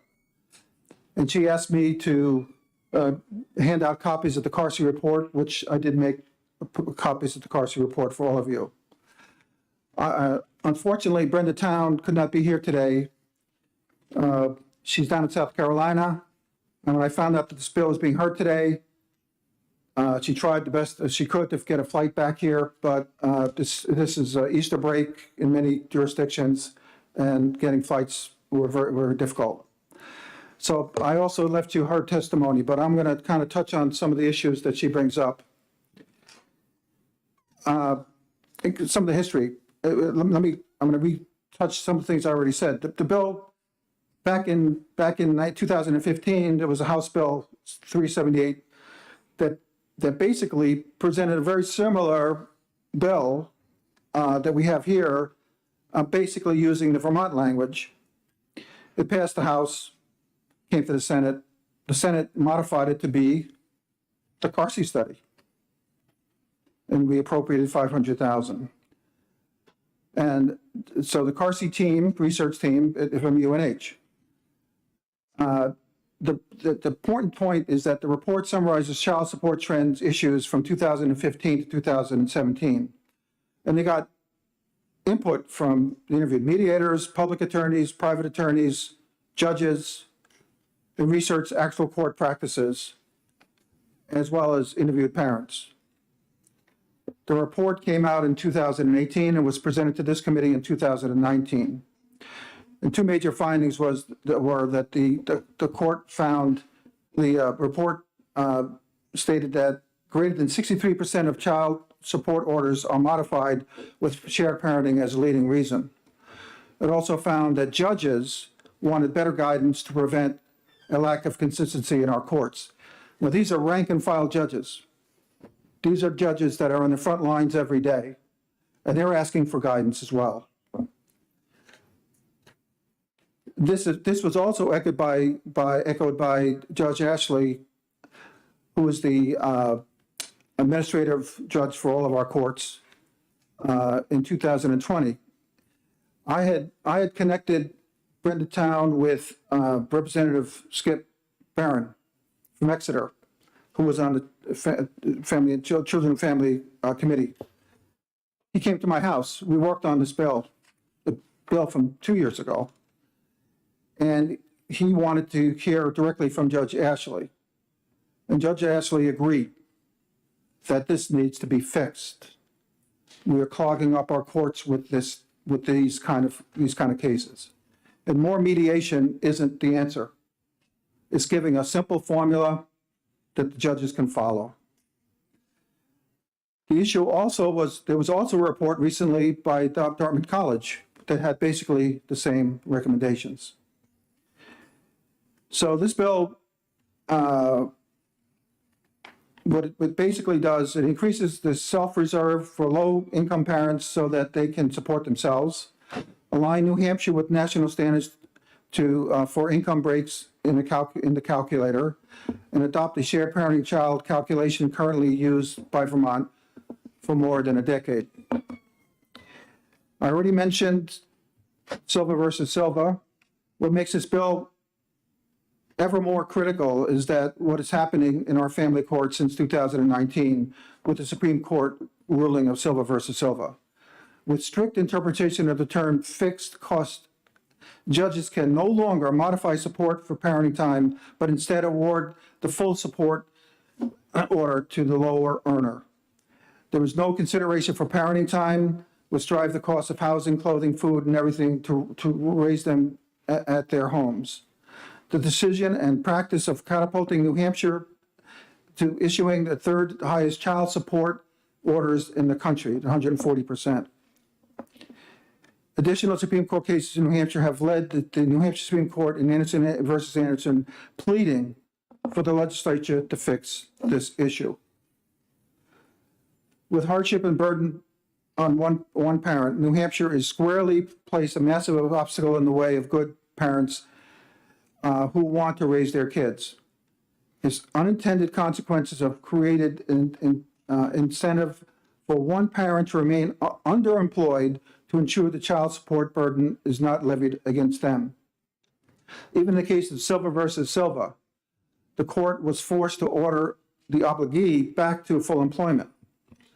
House Bill 1647 helps strike the balance between households sharing parenting time and related expenses. I'll just finish by saying House Bill 1647 considers the increased cost of two households and gives a credit for parenting time. It is identical to Vermont calculations we used successfully for over a decade. Our legislative process has taken 7 years, and we have still not addressed the problem. We need to act. 7 years, we've been kicking this down the road. It's time to act. It's not time to keep on contemplating this. So in closing, this reflects the recommendations of the impartial research body that paid $500,000 to come up with recommendations. It rights the wrong of Silva versus Silva in response to Anderson versus Anderson. It reduces litigation with clear guidelines. It answers the call for our judges, providing clear guidance, preventing arbitrage between courts and reducing the risk of judicial complaints. All of this should reduce the burdens on our courts. It creates less acrimony for families so they can enter the co-parenting relationship without the fight on the front end which is truly in the best interest of the children. So that was my testimony and the words of Brenda Town, who like I said, could not be here. So that is my testimony, Mr. Chair. Thank you. Senator Khan? Thank you, Mr. Chairman. Representative Abrami, nice to see you. Have you explained this to me again? Because while I think I saw this a year ago, maybe two, I've forgotten a little bit. So on page 3, I want to understand the bottom of the page, the child support guidelines, and what the change is in these compared to what we currently have. I'm gonna, if you don't mind, I'm gonna ask Representative Yokola he has a handout that explains everything. Good enough for me. So instead of being redundant? Okay, I appreciate that. French? thank you.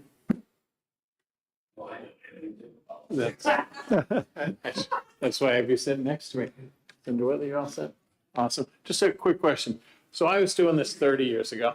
I guess that says I'm older than I should be. And I did a few years of marital law. And we were working on the same problems then. Everyone said they're unfair, the guy's paying all the money. So at the end of the day, a huge factor, always, dozens of divorces I did, was always the money. It was financial. That was part of the reason they were getting divorced. Life wasn't so good. But now we have to pay for another home, more food, all these separate expenses. Isn't someone always going to be unhappy? We didn't have enough, there's not enough money to pay for one unit. Now we have 2 units. Isn't it just going to be the same problem down the road? Well, Do you think this works it out? Either you believe in joint parenting or you don't. I do. Okay, then what we're saying is the court figures what it's gonna cost for the child to be properly provided for. And then there's a formula that will allocate those funds, not to just one parent, but to both parents. It basically equalizes. So if it's 50-50 split, so that child is with one parent 50% of the time and the other parent 50% of the time, it costs both parents theoretically the same amount. It costs, I'm going to feed them, I'm going to take them to a movie now and again, I'm going to buy them some clothes. Both parents are going to do it. That's all this does. It equalizes the playing field based on, now, this we wouldn't be here talking about this if there was not shared parenting, if it was all the mother who just had some visitation rights for the father or the vice versa. But this is true shared parenting. And we need to catch up on our statutes on how to deal with this. And our courts are asking us to do this. They're the front line, like I said. They're asking us to fix this. So. Quick follow-up. So if we're doing everything in the best interest of the child, there really isn't enough, there was barely enough money to function as one unit, and now we've added another household to set up. And we want to keep the child in sort of the same circumstances, whatever house he's in. We don't expect him to go from living a high lifestyle down to a low lifestyle the weeks he's with one parent. This just isn't going to be enough money. Isn't that the bottom line? Isn't that why we've been kicking the can down No, the road? we're not going to say that the households are equal. They're going to say they're more concerned about seeing their father and their mother. They don't care if one has a mansion or one has, a little ranch somewhere. That's not what we're trying to equalize here. We're not trying to equalize that. We're trying to equalize the basics of life between them. And that's my understanding. Now, I'm good. You answered. How are you good? Thank Okay. you. Thank you.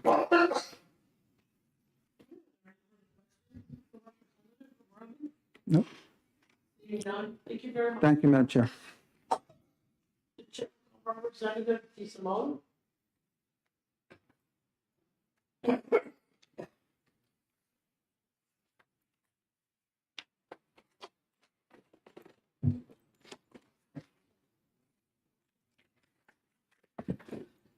Do you need a minute, Madam Chair?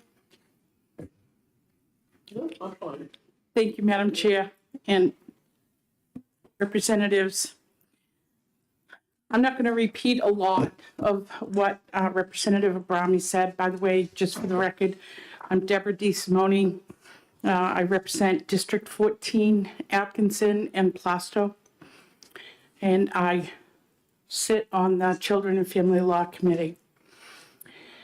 So what I came here to say is child support calculations haven't been updated since 2008. However, families have changed. The dynamics of families have changed. The importance, and I don't mean to be sexist about this, but back in the day, I remember my dad was the breadwinner. We didn't see him very often because he was working. My mom was a stay-at-home mom. Today, we see both parents are working. Sometimes one parent makes less than the other, sometimes the opposite, sometimes the same. What this bill will give you, or rather give the inhabitants of this state during a very, very dark time in their lives, is more equality. Neither parent is going to be overburdened with paying the other parent more than they can possibly afford, so that they can create a good home for their children during their equal or as close to equal parenting time. These calculations have been begged for through the courts, through the inhabitants of this state, and through the family court attorneys. I hope you consider this bill to make it more equal for both parents, so their concern can be more headed toward caring for the child, making the child happy, than, oh my gosh, where am I going to get the money to pay this or that? Because it's going to be more financially equal. Thank you. Thank you very much for your testimony, Representative. Are there any questions from the committee? Seeing none, thank you. Thank you. Have a great day. You too. The chair will call Representative Yokella.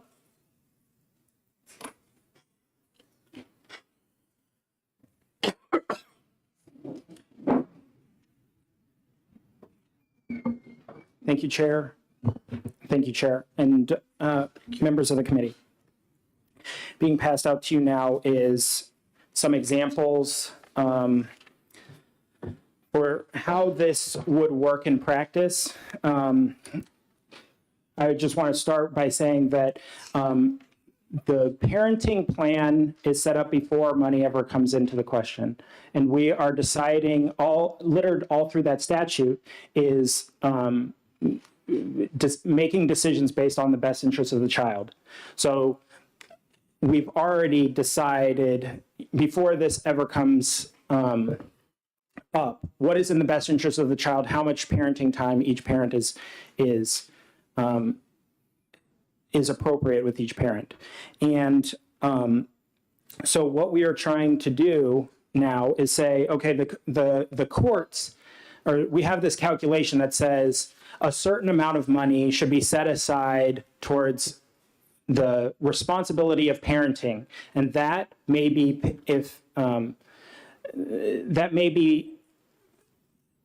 required to be paid for by one or be part of both parents' responsibility, depending on. And my position is that if you're housing that child, then you are spending that money towards the raising of the child, and therefore that money should be counted towards the amount of money that is being used to raise that child. And so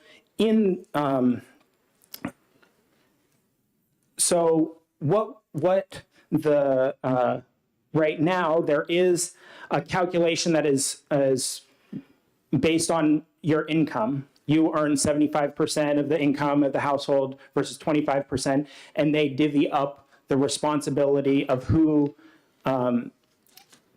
pays for that child rearing based on the financial aspects. But what we're adding with this bill is to include, when you have two households, that the aspect of the money that you're putting into the household for raising the child is going to be included in that. And so if you're raising them 50%, or you have the child 50% of the time, the other person has 50% of the time, you are spending, according to the courts, right, you would be spending the same amount to raise your child. And so then just comes in, okay, the monetary difference. And so in the sheet I passed out, you would want to start on the blank sheet as the top page. And as you flip it over, the sheet on the back of that page matches what the sheet on the bottom. So the top sheet, which would they have the same incomes on this. The only difference is how much household responsibility they have. So you can see that these people make the same amount of money, but based on their household responsibility, as far as keeping a home for that child to be able to stay in, is reflected based on how much time and money they're putting towards the raising of that child. And so I'm happy to go through, but you have a pot after taxes and all of that. You have a pot of money that is combined, and that is decided to be the net income of that household. And then based on that, there's a percentage that is applied by the state to say, okay, this is the amount that we're going to assume is going to be attributed to raising of that child. And so based on financial responsibility, that may be is split out of how much financial responsibility is for each person. And then you would say, okay, now we have a household responsibility. And the household responsibility is in relation to that total pot of money that needs to be put to the child, towards child rearing. So let's say it's $10,000. And if you do 50% of the time, the courts would assume that you've put $5,000 towards raising your child. And so if you don't have $5,000 because you only make, the other person makes way more than you, the difference would be compensated to you so that you would have the $5,000 you need to raise your child. And so that's the simple explanation of how this formula goes down. But I gave a couple of examples with different numbers as far as income, and then change the amount of household responsibility so that you can see that it is reflected in those numbers. And I'm happy to answer any questions. Thank you very much for your testimony, Representative. Are there any questions from the committee? Seeing none, thank you very much. Okay, thank you. Okay. Next, we're going to call Anthony Matramalo.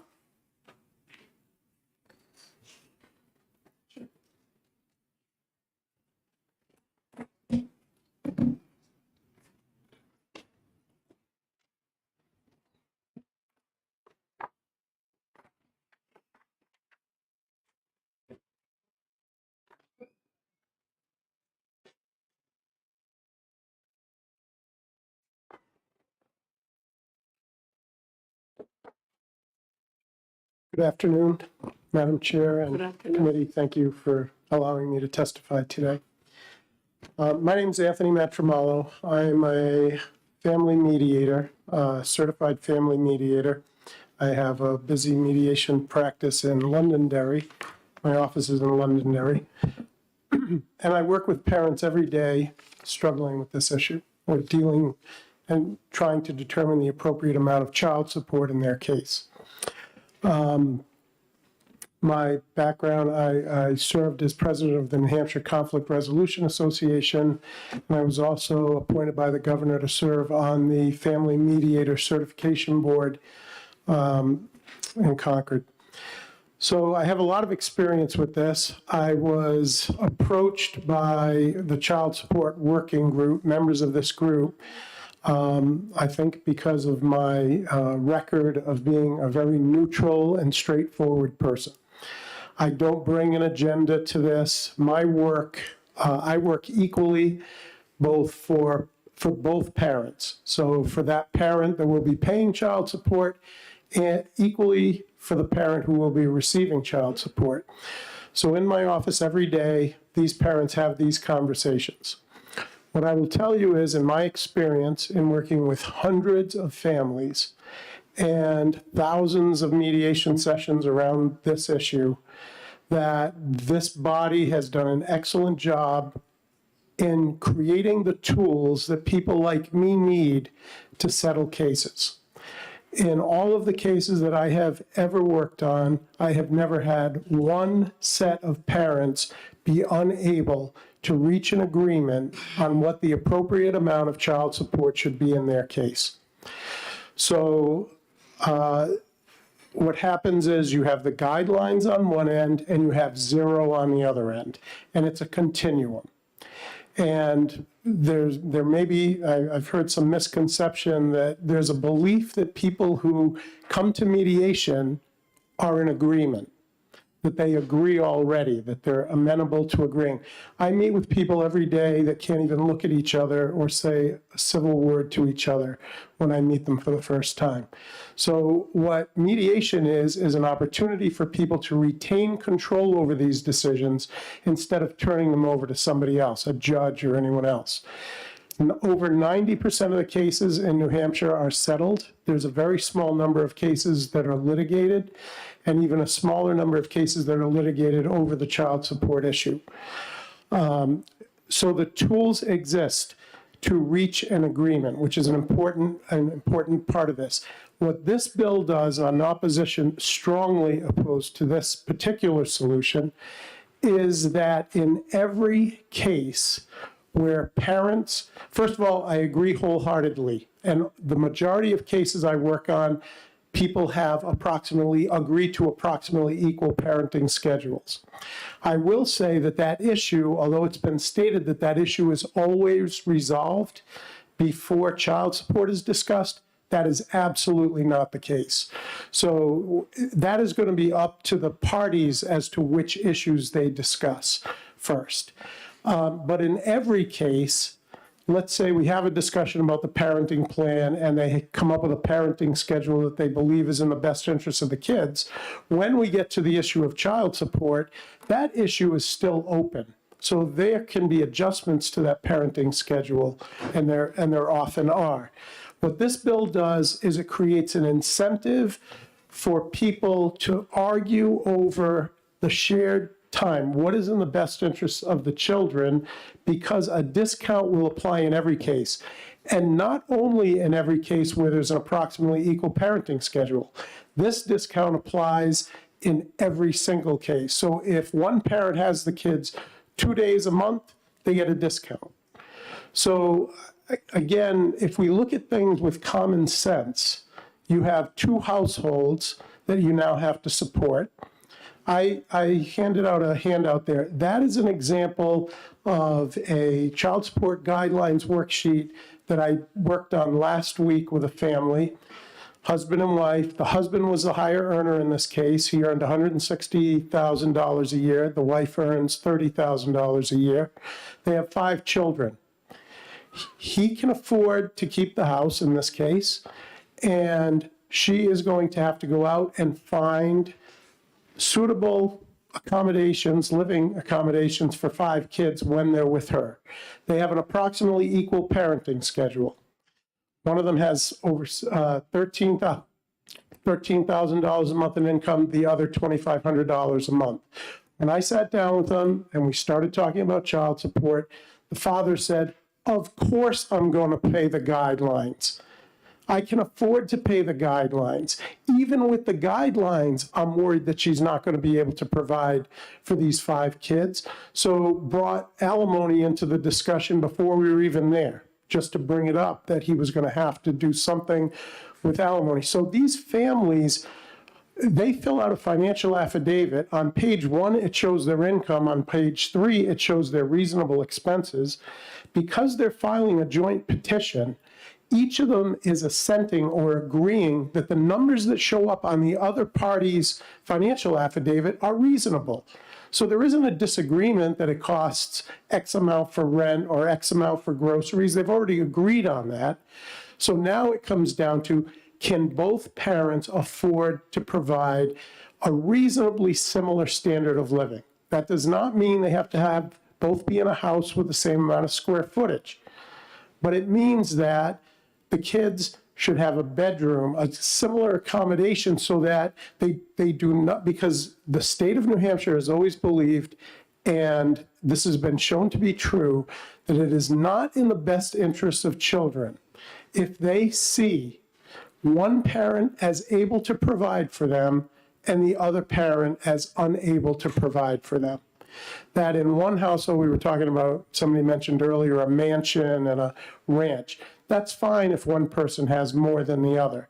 But there has to be, what child support is not, this isn't 100% is paid by one parent, as has been stated. Child support is a supplement to the lower earning parent. The lower earning parent is expected to pay some of their own income, apply some of their own income to the support of those children. And child support is a supplement being paid from the higher earner to the lower earner to bring that up to the point where they can both afford to support the kids and provide a reasonable standard of living. This bill changes the entire calculation. It applies in every case. So in the case that I handed out, instead of that father looking and saying $3,302 is reasonable, I'm still going to have almost $10,000 in income. She's only going to have $5,800 in income. How can I complain that I can't support these 5 kids when they're with me if I'm claiming that she can support them with almost half as much money? So the argument doesn't really make sense. If we're talking about equity, and we're talking about things being fair, then there has to be a recognition that that the resources available to each parent. Now, let me say something. The calculation for if you have an equal parenting schedule and both parents earn a similar amount of money, in that case, the child support should be 0. Everybody understands that. People agree to no child support in my office every day. Those orders go to the court and judges sign off on them without question because it makes sense. Same amount of income, same amount of expenses because you have the kids an equal amount of time, no child support. That's what occurs now. If there's a situation where the incomes are reasonably close, there's not a huge disparity in income, as in the case I gave you, it shouldn't be the guidelines, because fairness would indicate that it should not be the guidelines. It should be something else, above 0, right? But less than the guideline amount, because at no time would it be fair, unless there were some real extenuating circumstance, to flip incomes. The person paying child support in no case should be left with less in terms of income after paying child support than the person who's receiving child support. And it is also, I've heard the argument that we're using gross income instead of, the current law uses gross income and doesn't take taxes into account. But it does, in that the child support guidelines themselves, the table itself, makes a deduction for federal income tax and Social Security and Medicare taxes before it comes up with the number that is then apportioned to the parents. So it's not correct to say that, that taxes are not considered. Gross income is used throughout all the statutes with regard to this because it's the easiest, it's the most consistent way to look at this. Taxes often have to do with how creative an accountant is in getting deductions. So a couple of points that I'd like to refute that were mentioned earlier. Silva does not eliminate a deviation from the guidelines based on a parenting schedule. That is not what the Supreme Court said. What the Supreme Court said was that in that particular case, the lower court said that there should be a deviation from the guidelines because there was a reduction in fixed costs. And the lower court then articulated what the deviations were in fixed costs, and every cost they named, instead of being a fixed cost, was a variable cost. So the Supreme Court pointed out that mistake that the lower court made. It did not eliminate deviations from the guideline, and it is not true that somebody who makes $1 more than another person is going to pay the full guideline amount of support unless the judge is completely, just out of, makes a huge error. That is not happening.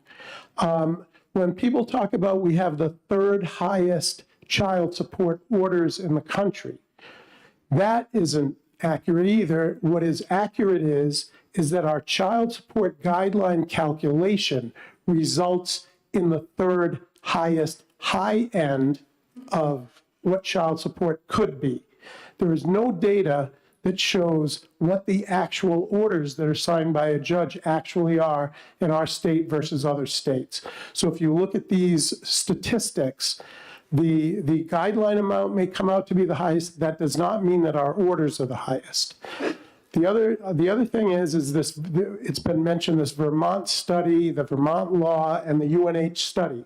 In both of those cases, before apportioning shared parenting time as a discount, they had a multiplier of 1.5 times. And the reason for that is that the number that comes off that guidelines table is for an intact family in one household.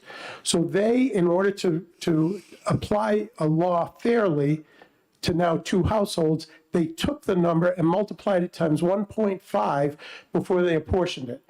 The original version of this bill that you're considering had that multiplier in it, and it was removed. So this does not deal with things the way Vermont does. And as I said, this discount does not just apply in equal parenting cases, it applies in all cases. This committee passed a bill, SB 431, that deals with shared parenting. It was a very specific bill. And the way this child support working group approached that work was, I have an article here that was in the Concord Monitor that on all the metrics of child well-being, New Hampshire ranks second in the country in terms of how well our children do in this state. And I think in large part that's because of the work that this body has done and the House has done in passing laws that make sense and support children. We have 7% of our children, which is 7% too many, who live under the poverty level in this state versus the national average of 17%, or almost 1.5 times as much, right? We should be proud of that, and we should be looking at the things that have contributed to that success rather than saying, you know what, we want to be like every other state in the country if that's going to result in our kids not being as well off. And again, I'm saying this as a father of 5 who did not go through, and I'm not paying child support, my kids are all grown, but and acting as a neutral, somebody that does not look at this from one side or the other. But if this law passes, every time I sit with a family, it is now going to be a discussion as to how big is the discount going to be, how much parenting time can I bargain for, because there's a direct relation, a percentage applied, a discount applied to what child support would have been. And in the example I gave you, instead of $3,300 a month, that would be less than, under this bill, the child support would be less than half this, or less than half what this father and many other mothers and fathers who are higher earners are willing to pay to support their kids. What we're going to be doing is lowering the upper end instead of putting a floor under the higher end. And last, just to finish up here, that a bigger disparity, what this will result in is a larger disparity in the incomes of the two parents, because there'll be less child support. So saying that a larger disparity is going to lead to more equity just does not work. So that's what I have to say. I appreciate you giving me the chance to speak, and if there are any questions, I'm happy to take them. Thank you very much for your testimony. Are there any questions from the committee? Senator Khan? What I see is the difference, if you don't mind, and thanks for taking my question. There are more income categories being proposed, right? I'm trying to understand what the difference is between our current statute and what there is today. I don't want you to go into a long explanation. Okay. Just make it real short and real crisp. There are more income categories, right? What they're doing is getting rid of the guidelines the way they exist now. So the chart, the tables, everything. So getting to the top, the number in the first place has changed. They're trying to apply taxes to reduce that amount in the first place and other expenses. Then they're taking the amount of parenting time people have and discounting it further by the amount of time each parent has. So if you have a 50-50 parenting schedule, they're taking it and splitting it equally, not taking into account the fact that they're not worried about how much income is going to be in each household to support the kids. They're focusing on the formula. And all of our child support, not just child support, but all of our laws around parenting and children, every one of them is supposed to be in the best interest of children. I have not heard one word about how this bill will be in the best interest of children and therefore in the best interest of families. Because what is in the best interest of children is in the best interest of families, because families can't thrive if the children aren't taken care of. It appears, if I may. Yes. Yeah. It appears that the percentages go down further because there are more income categories. I'm not sure what you mean by income category, so I'm not. The current statute tops off the highest end income category is $125,000 In the guidelines? in the current statute. Okay. Here we've got a table that puts that up to $176,000. That's not my understanding of the current statute. The current statute has, if we look at the table, it's a 98-page table that goes up to, I don't know off the top of my head what it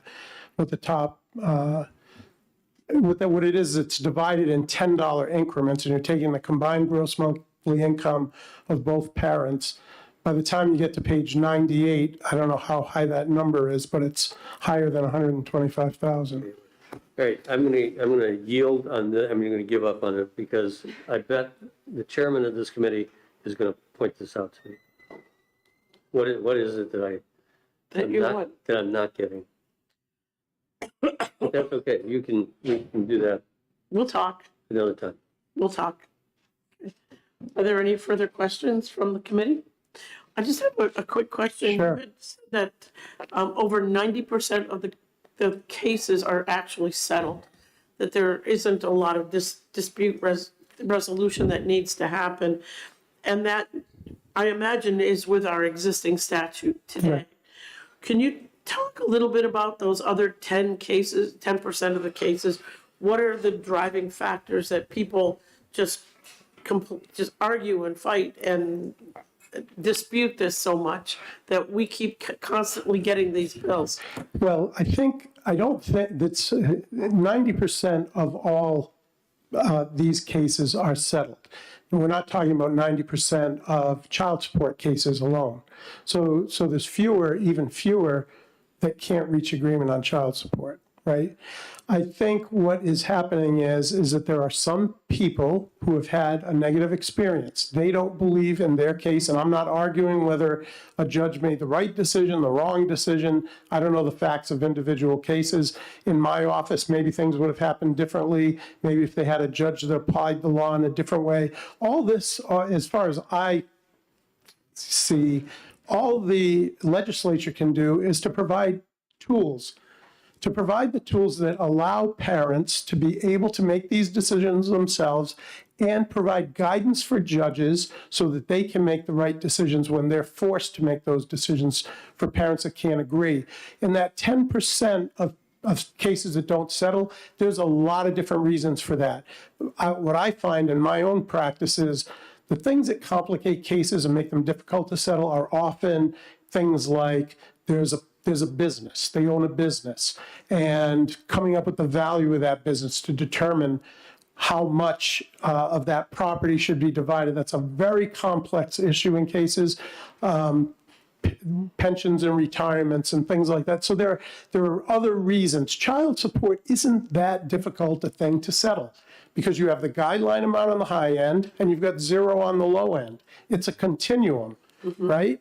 And with the right guidance and in the current statute, you have the guidelines and then a whole list of reasons why a judge or a family can make a case. There's a rebuttable presumption of the guidelines, then a whole list of reasons why it would be appropriate to deviate from the guidelines. And neither Anderson nor Silva, as you may hear, eliminates the opportunity to deviate from those guidelines. Okay, thank you for clearing that up. You're welcome. Are there any further questions? Okay, seeing none, thank you. Thank you, I appreciate it. The chair will call Mary Kruger, okay. I have some written questions. Thank you.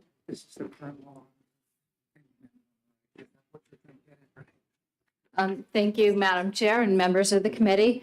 My name is Mary Kruger. I'm an attorney with New Hampshire Legal Assistance. We're a statewide nonprofit law firm. We provide legal services to low-income and older Granite Staters, mostly around issues involving poverty law and basic living needs. As part of our program, we have the Domestic Violence Advocacy Project, and I'm an attorney on that project. We represent victims and survivors in domestic violence, stalking, sexual assault cases, in protection order cases, and in family law, divorce and parenting cases. I've been doing this work since 2006. We do litigate a number of cases. If I had to guess, I would say we'd probably settle about 50% of the cases that are in our program on average. So we are in court quite a bit, and child support is often front and center on these issues. Domestic violence in particular involves coercive control through the use of violence, threats of violence, and often financial abuse in addition to emotional and psychological abuse. With regards to financial control, this is often the last way that an abuser can control someone who is trying to leave, a victim who's trying to leave. And often the children can be utilized as a way to try to coerce a victim in the family courts as well. With regards to tying parenting time to child support, I think that can further incentivize abusers to try to litigate over parenting time in order to continue to exert financial control in the form of reducing child support. So that is something that is always a current concern for us in the work that we do at NHLA. We also represent people in poverty. So our clients are often people who are very low income, and their children, as a result, are low income as well. So when we look at HB 1647, we are really concerned about it passing in the form that it's in right now. It lowers child support in two main ways. It changes the chart that I think, Senator Khan, you were referring to is the one that's in the statute. It does change those guideline amounts, and it lowers the overall percentages based on income that someone would pay based on their income. So it lowers it there first. And then the second way it lowers it is that it provides a credit towards the percentage of parenting time in all cases. So we are not dealing with equal or approximately equal parenting cases. It's every single case. So every single case is going to result in a lower guideline amount in the state of New Hampshire. So our concern is especially the people who are already struggling to pay their housing, their rent, their heat, their electricity. We've got huge inflation happening right now. We have a housing crisis in this state. I can tell you that in Cheshire County, I recently did a case, and the New Hampshire Housing Finance Authority does a report every year. And I know that in Cheshire County, A single parent with 2 children would need to be making $21 an hour in order to afford their housing costs, which includes the heat, the lights, and the rent. And so we're talking about people already struggling at the margins in our state. So what I think results from something like this policy, a complete overhaul of child support we're talking about, would result in more people having to access the social safety net. And if that's something that we're ready to do, then we can pass this legislation as it is today. I would encourage you to vote no to this bill. Thank you. Thank you very much for your testimony. Are there any questions? Senator Khan. Thank you, Madam Chair. I think you've confirmed what I think I see is that the percentages go down. Total amount of support goes down with them. It does. Thank you. Are there any further questions? Seeing none, thank you very much for your testimony. Thank you. I have Lisa Dukowski and Susan Brisson from DHHS. You just have information only. Please come forward.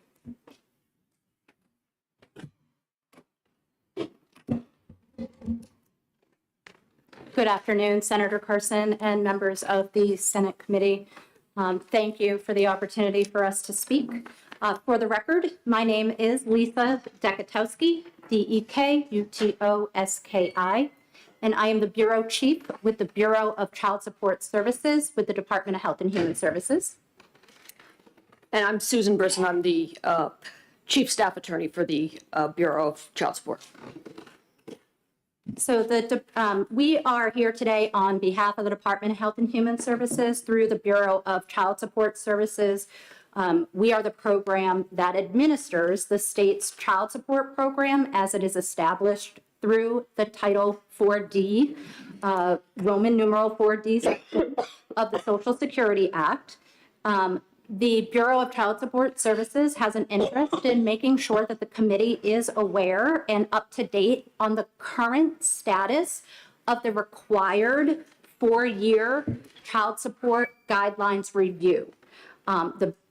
The Department of Health and Human Services is required to review the New Hampshire child support guidelines at least every 4 years. You heard prior testimony that the last review that was completed by the UNH report that was referenced was in 2018 with an amendment in 2019. The Bureau of Child Support Services is currently in a guidelines review year. And we have already begun the process of the new review for this year. And we anticipate that the guidelines review will be completed by the end of this calendar year on December 31st of 2022. The review, of course, in review considers the economic data of the cost of raising children and includes an analysis of the case data on the application of and the deviations from the child support guidelines. And we believe that this updated review report will certainly yield many helpful recommendations about New Hampshire's current child support guidelines for considerations by this committee and others. So we wanted to share this information with you for consideration. And to also iterate that in the event that the percentage of incomes devoted to child support is in fact decreased, and that would have less income to families, as previously stated, it may have a potential impact on more families needing to seek additional aid through other state agency programs for supports in their families. Certainly, we are here. If the committee has any questions, we'd be happy to answer them. Thank you. Thank you very much for your testimony. Ms. Brisson, is there anything else that you would like to add to that testimony? Nothing at this time. Thank you. Okay. Are there any questions from the committee? Seeing none, thank you both very much for your testimony. Thank you. The chair will call Michael Dinan.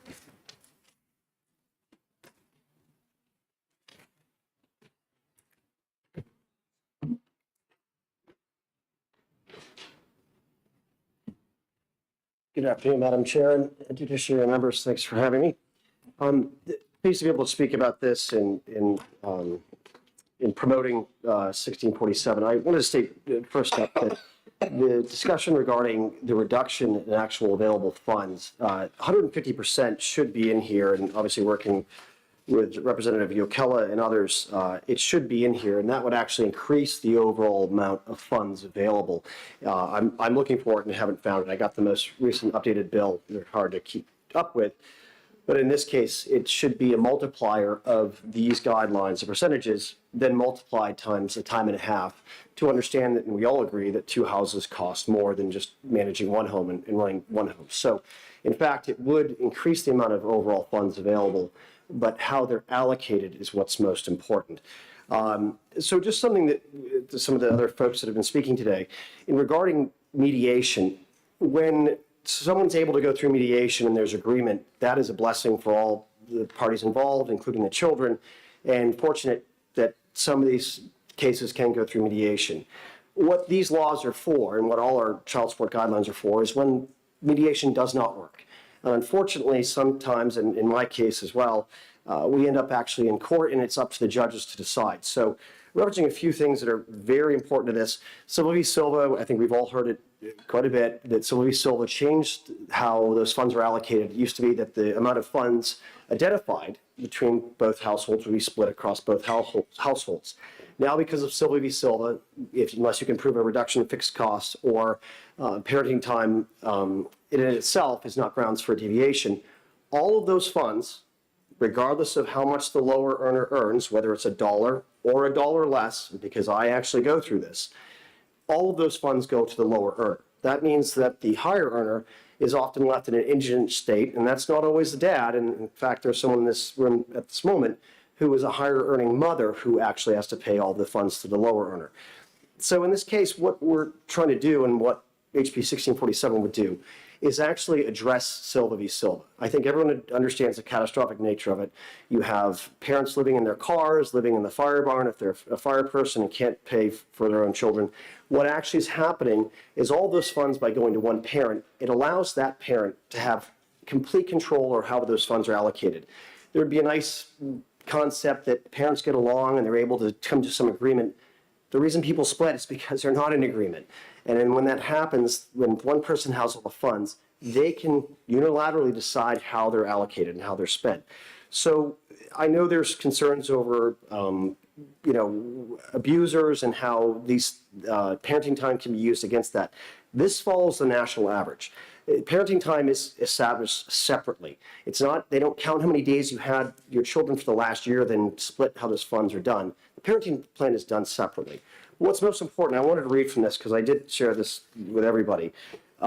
This is from a national parenting organization that gave the state of New Hampshire the grade of an F. Based on, New Hampshire is one of only 9 states lacking a presumptive parenting time adjustment formula. Instead, it relies on unnecessarily costly and lengthy court deviation procedures generally inaccessible to lower income parents, meaning you have to have funds to even pay for it. In my case, I'm pro se. I don't have enough funds to even hire a lawyer. The lack of presumptive PTA, presumptive parenting time, as an integral component of mandated presumptive child support guidelines arguably violates federal regulatory requirements. Well, you would say, well, let's have another study. The Carsey School study from UNH, the Dartmouth study, the national average, we are 1,000% higher than the mean, the average of what child support is paid in our state. And what this means is, that having all the funds go to one parent, it actually creates disparity and a very litigious environment. What 1647 would do is give clear guidelines, not bumpers, but actual something that judges can follow. The Carsey Study School actually interviewed judges, guardian ad litems, and it asked them, and Anderson v. Anderson says the same thing. Judges don't have the power to make deviations. It would be a blessing if they could, but because of Silva v. Silva, they're not allowed to. And the Anderson v. Anderson case, the judge actually says, he says, we don't make laws, we enforce them. Go to your legislatures. What this law is a culmination of, what this is a combination of, is all the studies, the national average, what is stated to be in the best interest of the children. Everybody agrees, and I think everyone speaking today says that 50% parenting or split time with both parents is best for the children. Everyone agrees to that. Trying to apply some kind of odd math that's going to cause more problems when we have all of the funds going to the lower earning parent is kind of preposterous to say. In the case of mediation, it would have been a blessing for these parents if they could find a way to do that, but most cannot. Thus the litigious nature of our current guidelines. Thus the need to have something like this. It really should have the 150% in there. And Senator Gannon, as you had asked, will this make less funds available? The multiplying times 1.5 actually increases the funds available and then splits them across both households. So in fact, more funds would be available for the children, not less. And a couple other key points in this, things that have been mentioned, the $0 when you're getting close to being at parity of the incomes of both parents is not the case. If someone does make $1 less than the higher earning parent, all of the funds per Silva v. Silva, the precedent, the case law that's been set, and all judges are following it, all those funds go to the lower earning parents. So to say that there's some way that parents would come to agreement by themselves or judges would find deviation is not the case. They're all hamstrung by Silva v. Silva. A couple things, the taxes, some of the calculations you may have seen, previous examples that were given of how things go. Again, they're through mediation, not through the reality of most parents in New Hampshire. We wish we could all be successful in mediation. Taxes that are shown are post-tax for the higher earning parent. When the lower earning parent receives those funds, they don't pay taxes on them. And again, when they have all the funds, they have all the decision-making power. Thus, it's like having a single parent make all the decisions, even though someone's with the other parent most of the time. The offset method is what the national standard is. That's what 1647 would do. That's what Vermont, which has been successful, does. The concept that we are, at 7% poverty line is not based on reducing the funds. The group that just spoke, which is the Department of Health and Human Services, that's about the next study, everyone would say, let's wait another, let's get the next study out. If we were able to ask them, would the results change? Would things change from what they were in the Carsey Study School, which was very expensive? I think this most recent study is going to be very expensive, but it's a mandated federal requirement that every 4 years those studies are done. So we have this law that is appropriate. It's every group that's been involved nationally that has come up with this is in this clear agreement. The areas that it's not clear on, things that we're not, are still need to be discussed, and I want to make a point about this. In Roman numeral 3, on if you go to they're double-sided, I guess. New Hampshire's trying to save money by printing things double-sided, but 1, 2, 3, 4. The 5th page, under 1647, it says at the top, as amended by the House. If you go down to Roman numeral 3, nothing in this section shall preclude a court from modification of the presumptive child support order as justice and the best interests of the child may require. This still gives the opportunity to judges to make a clear adjustment to things based on the actual facts of the case. It allows them to still have that discretion, but also at the same time not binding them to Silva v. Silva, which no judge will go against. It's been stated they have. It has not been the case since 2018. And since everyone's child support orders are up for review every 3 years, as is the current law, and will continue, and 1647 would not change these laws until, would not apply until that 3 years is up for each family. With that 3 years, excuse me, what I was going to say is that you have parents that are going to be reviewed as well. All of them will now follow Silva v. Silva. So 2018 plus 3 is 2021. More and more parents are going to be coming to the forefront saying, this is preposterous. If you try to explain to someone what's really going on these days, they said, that can't be. And I said, well, it is. It's reality for me and many parents. But now, because everyone's up for review, they'll actually be suffering Silva v. Silva as well. Now, Silva v. Silva is not a concept. It's case law. It's precedent. So I think with that, it's enough of my bantering, but would please welcome any questions. Thank you very much for your testimony. Are there any questions from the committee? Questions in the front? No, just that you're still Okay. Thank you very much for your testimony this afternoon. Thank you very much, Madam Chair. The chair will call Chelsea Christensen.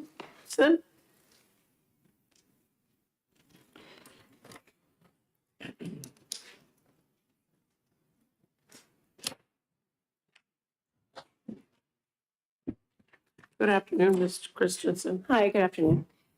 Thank you for allowing me to testify my situation. I'm actually in opposition of this bill. And I have many reasons why, and it's been really interesting listening to everyone's testimony, especially from attorneys and mediators that speak to their experience with their clients that I feel I'm actually a living testimony of.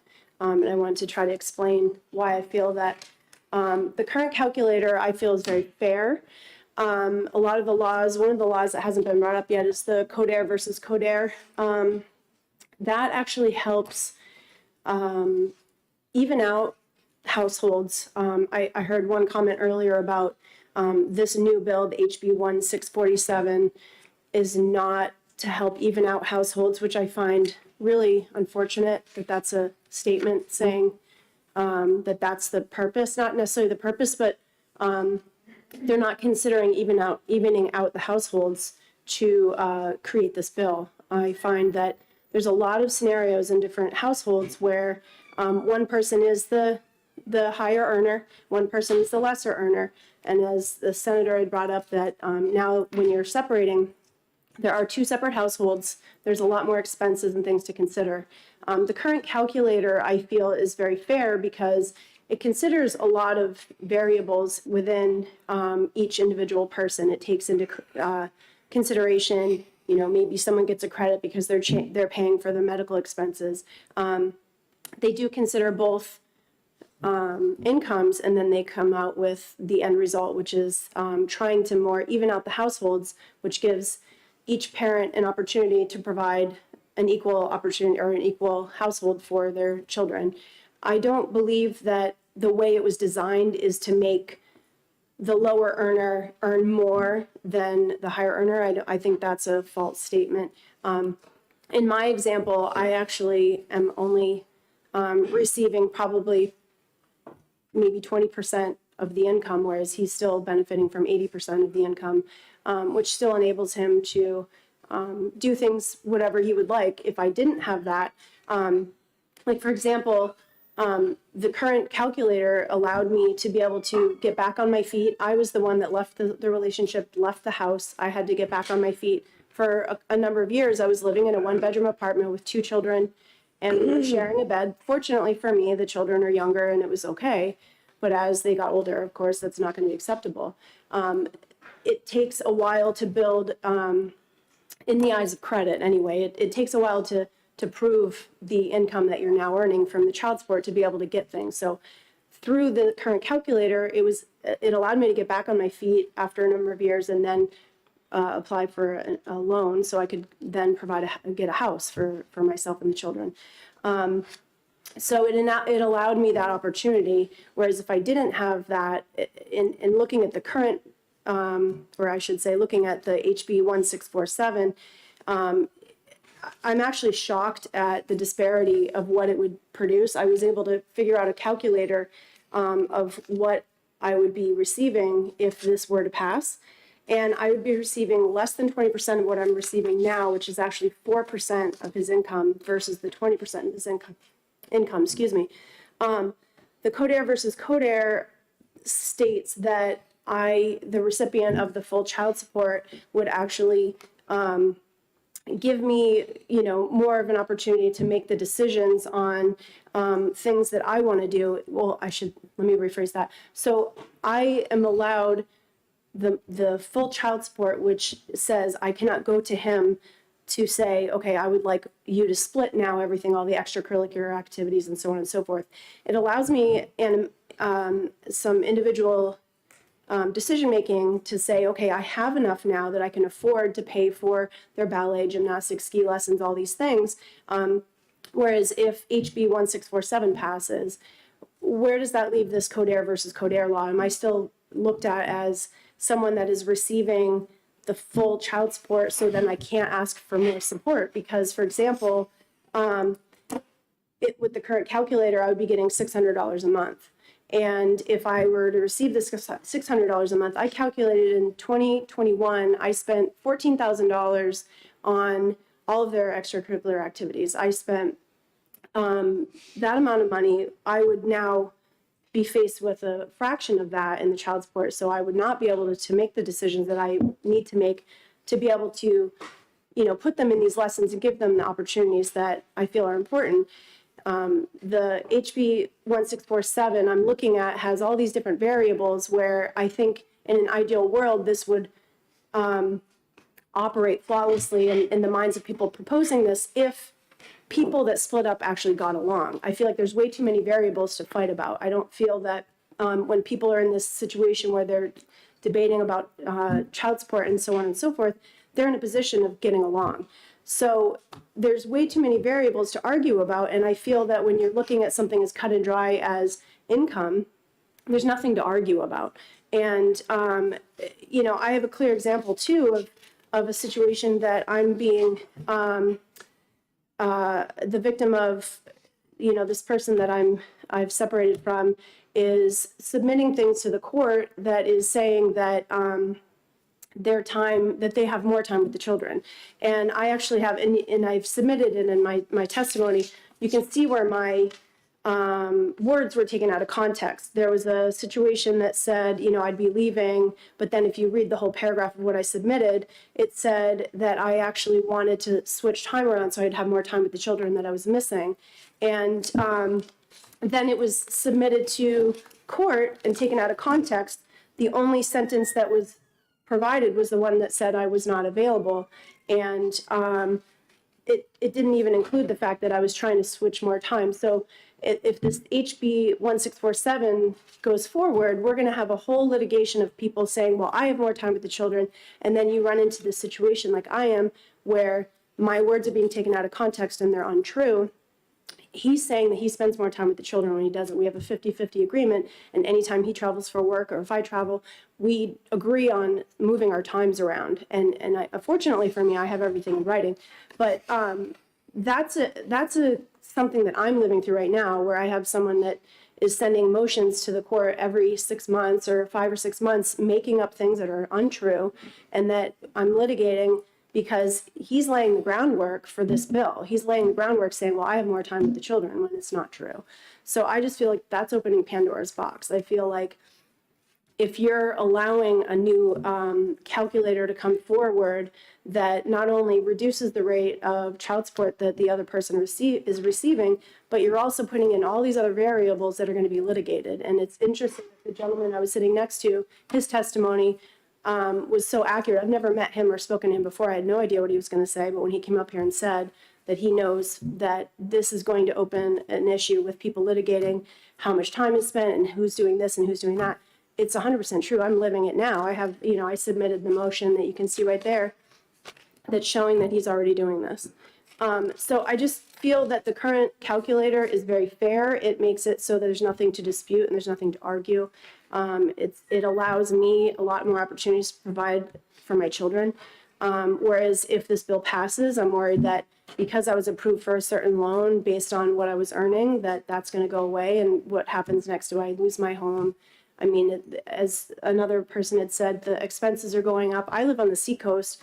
The reason why I was living in a 1-bedroom apartment with 2 children is because the seacoast is very expensive. I'm trying to keep them in their school district, and I just feel that there's a huge disparity on this calculator. I was shocked to see that, what I would be receiving with this new calculator is $600 a month, which is, like I said, less than 20% of what I'm earning now. I really don't understand how that's fair, and I would have to wholeheartedly disagree that the current calculator is making it so that the higher earner is suffering.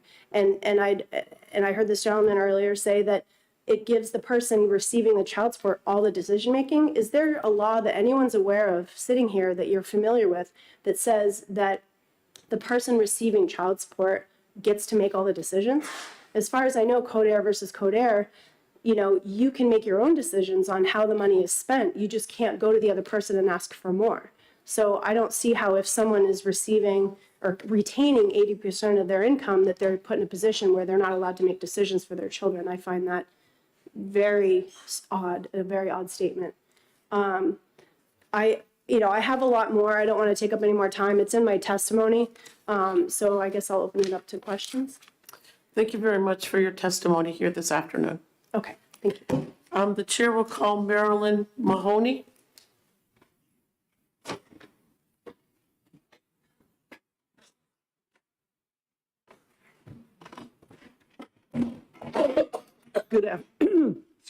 Good afternoon. My name's Marilyn Mahoney. I'm an attorney, now retired almost. I practiced for 38 years in family law in Manchester. I'm also here as a member of and chair of the Children's Lobby with Waypoint. And I'm also a member of the Child Support Working Group that you've heard from other individuals today. My first interest in addressing these issues is always what's best for the children and how do the children fare. So when the Child Support Working Group began considering this bill as well as drafting our own, which is Senate Bill 431, which you've already passed, we were trying to articulate a sensible and sound policy that would be fair and workable for both parents, but always keeping children as the priority. We also tested out various proposals utilizing a number of different scenarios. How does it affect different people in different situations? And we spent a considerable amount of time trying first to understand, in considering House Bill 1647, what is this bill proposing? What is the thinking about behind it from a policy perspective? What are the priorities and what is it trying to solve? What problems might it create? And how does it compare to the current law? Are the changes sensible? And we came to the conclusion, the Child Support Working Group, and certainly I individually, that this bill should not pass. It should be killed. It is, first of all, extremely difficult to understand. When I first read this bill, I had, and the other members of the Child Support Working Group, the other lawyers and mediators, people who work with child support guidelines all day, every day, we had a hard time figuring out how this worked and what it meant. It was very confusing.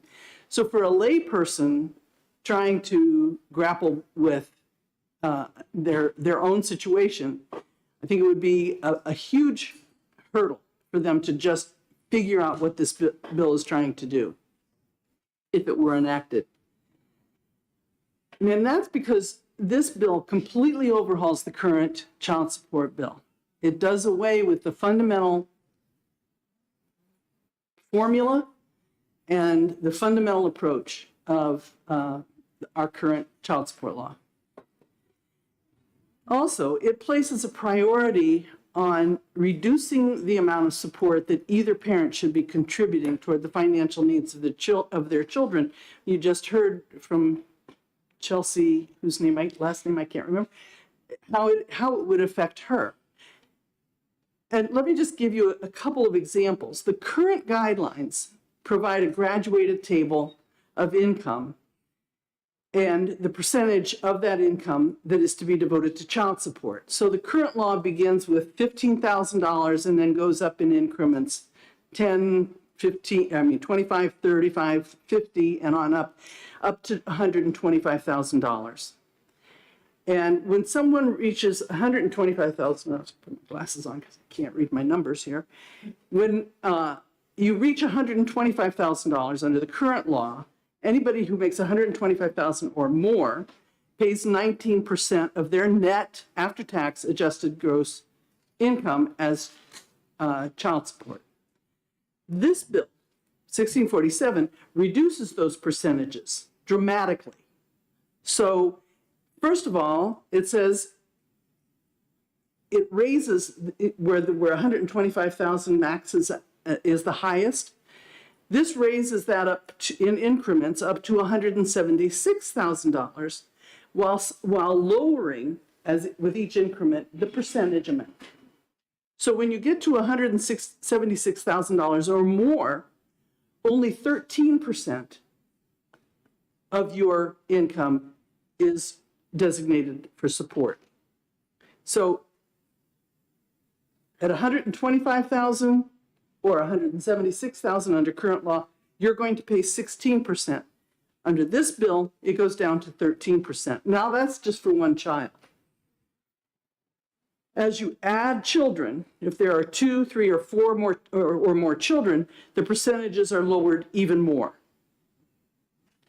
So where current law would have anyone earning $125,000 or more paying 33.5% of their income towards child support, the House Bill 1647 would lower it to 26% for 4 children.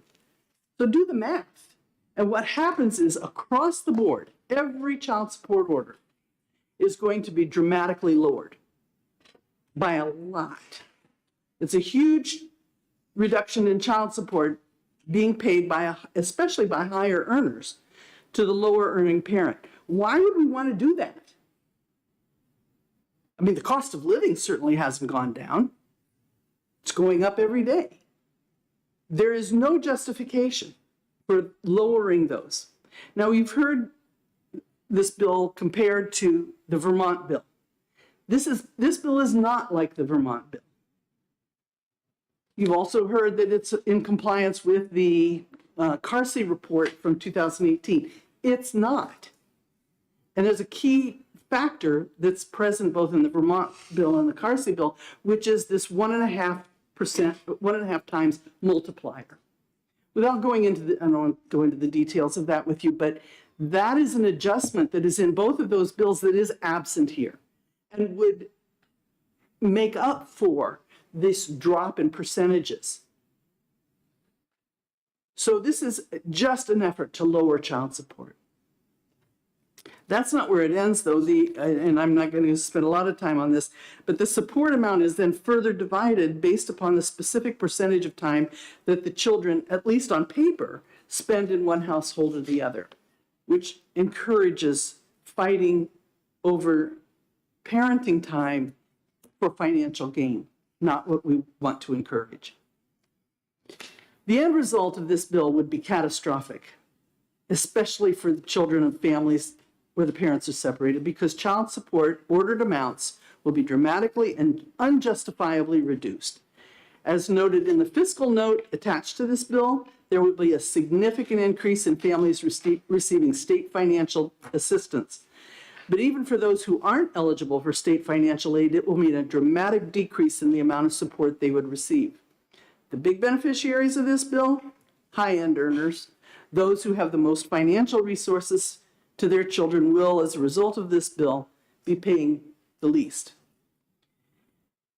Every child support order would be reduced. This bill fails to meet the statutory requirement to minimize the economic consequences to children. As the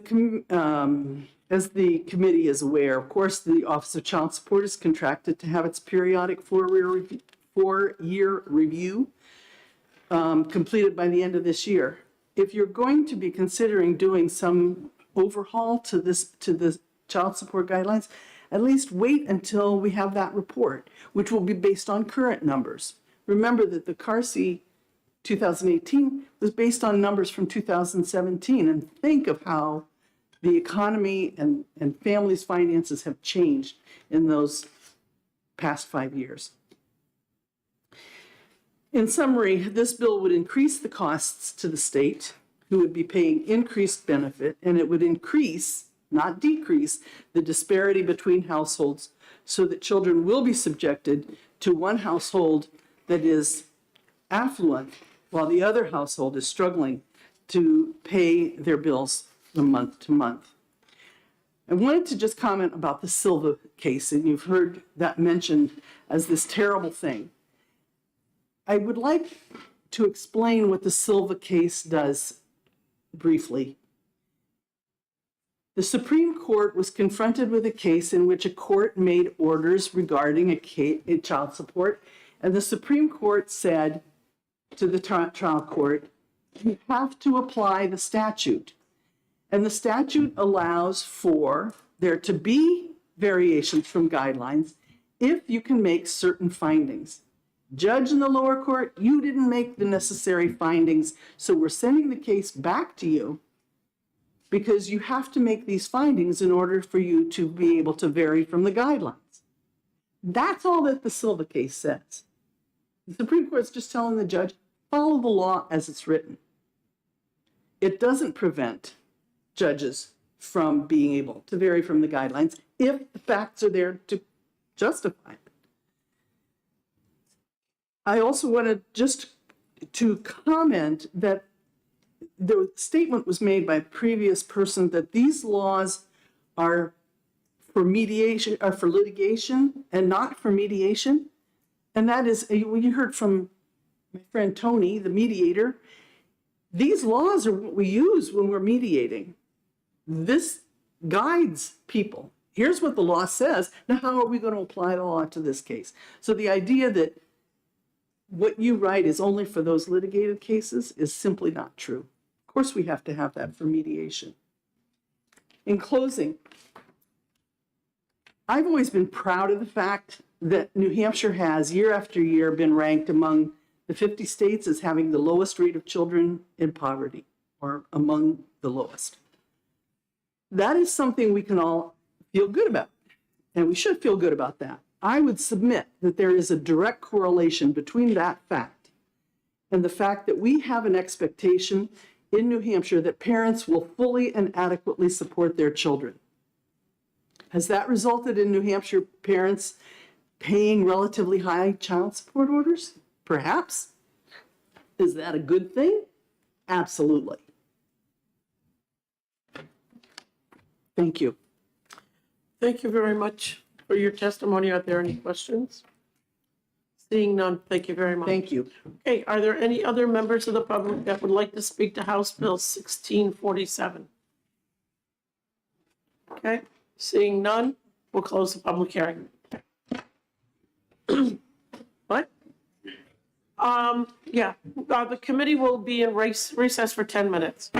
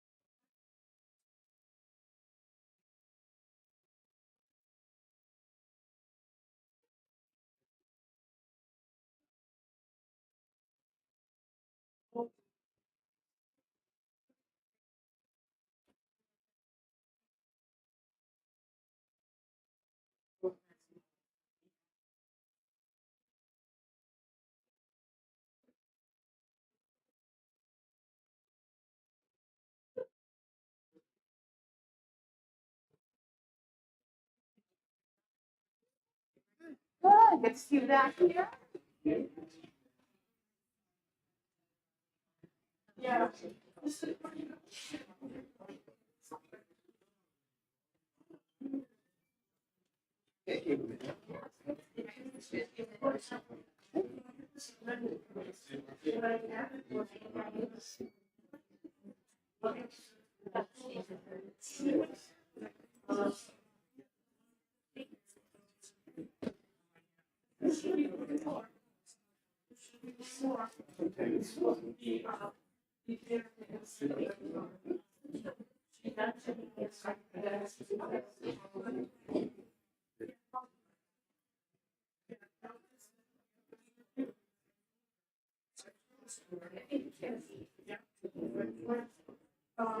I had it written down.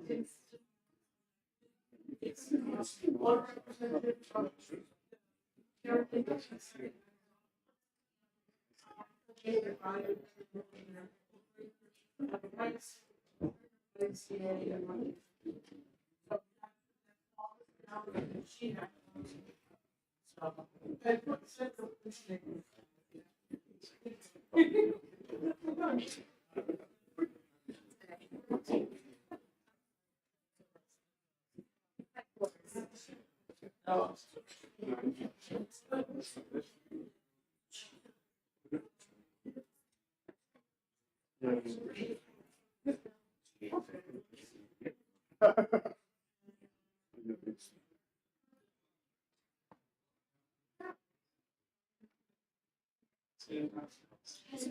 Thank you.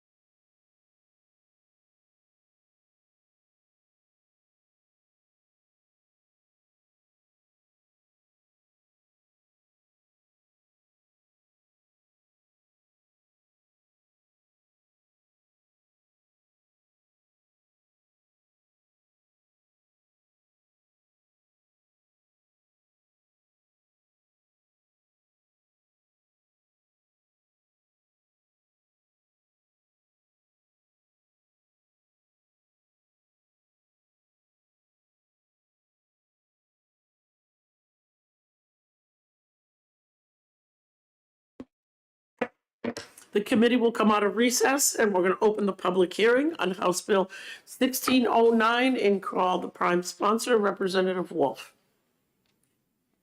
Is he here? Okay.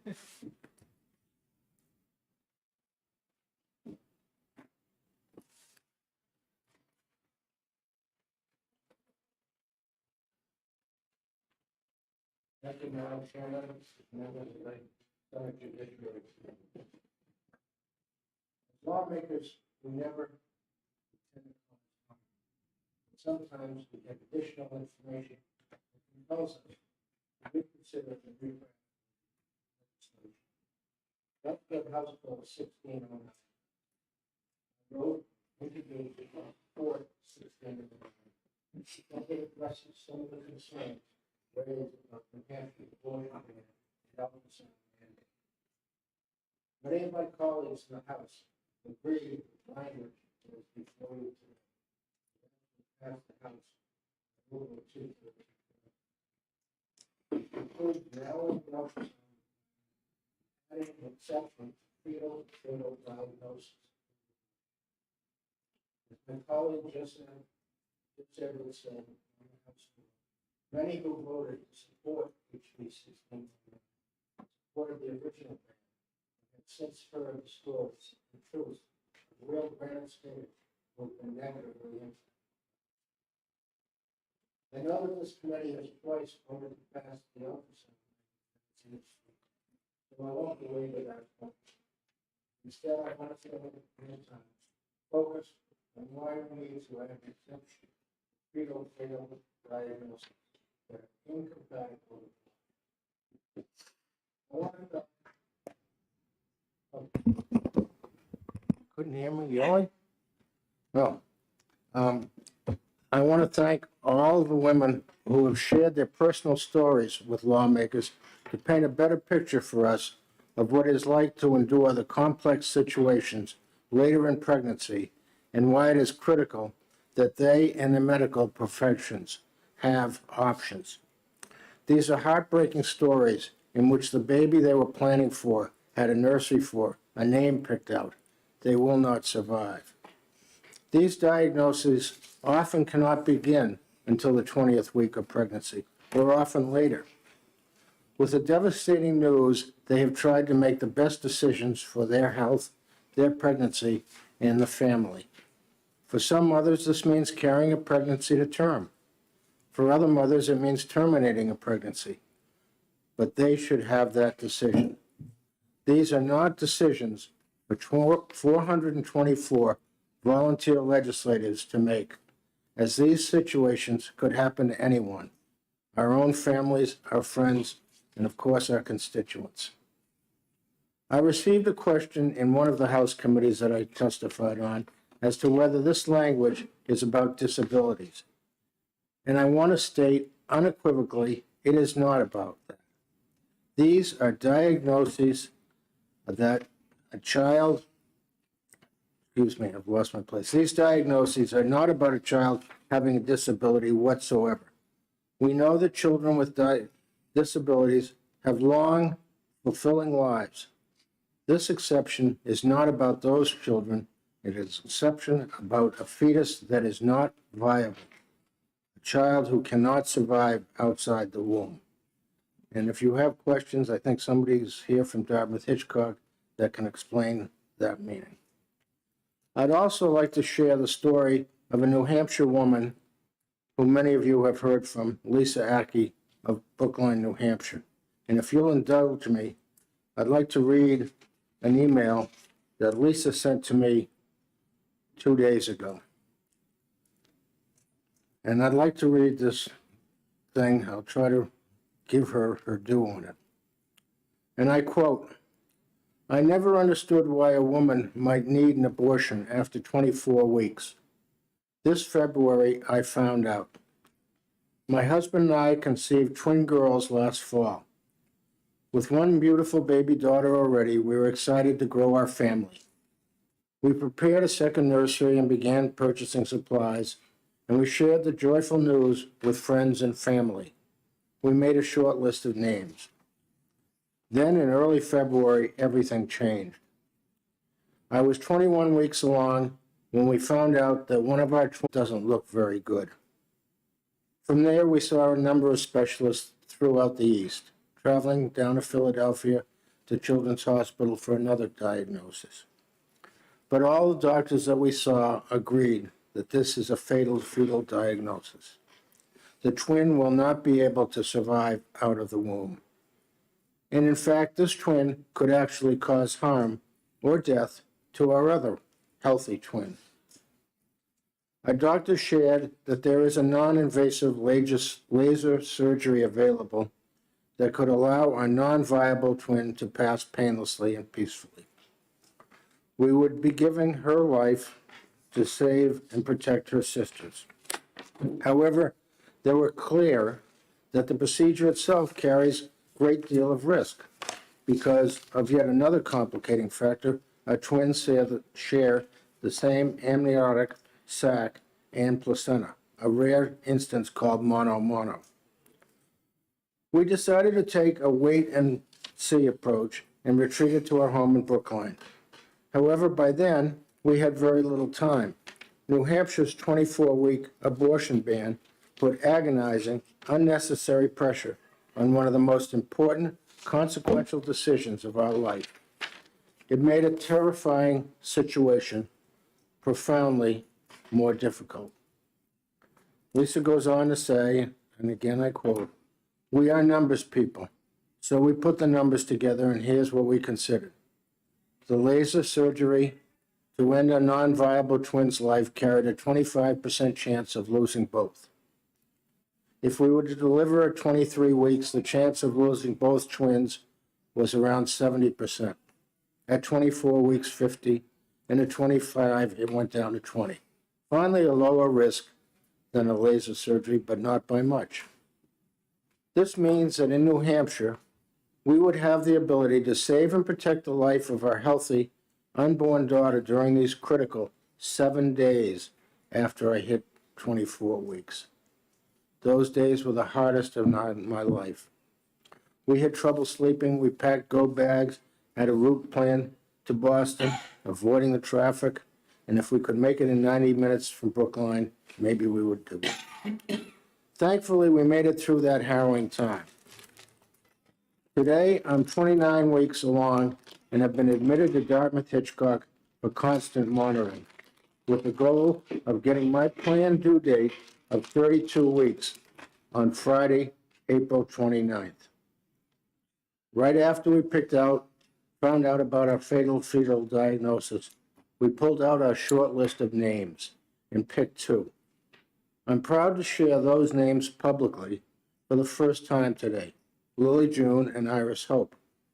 We chose nature-inspired names so that when we have to say goodbye to one or even both, we will have a beautiful reminder of our unending love for our girls and the precious time that we got to spend here on Earth.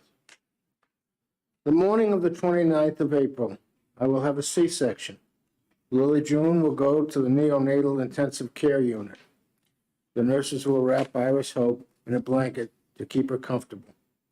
My husband and I will get to hold her for as long as we want, to tell her how much we love her and how proud we are of her for bravely taking care of her sister all these months.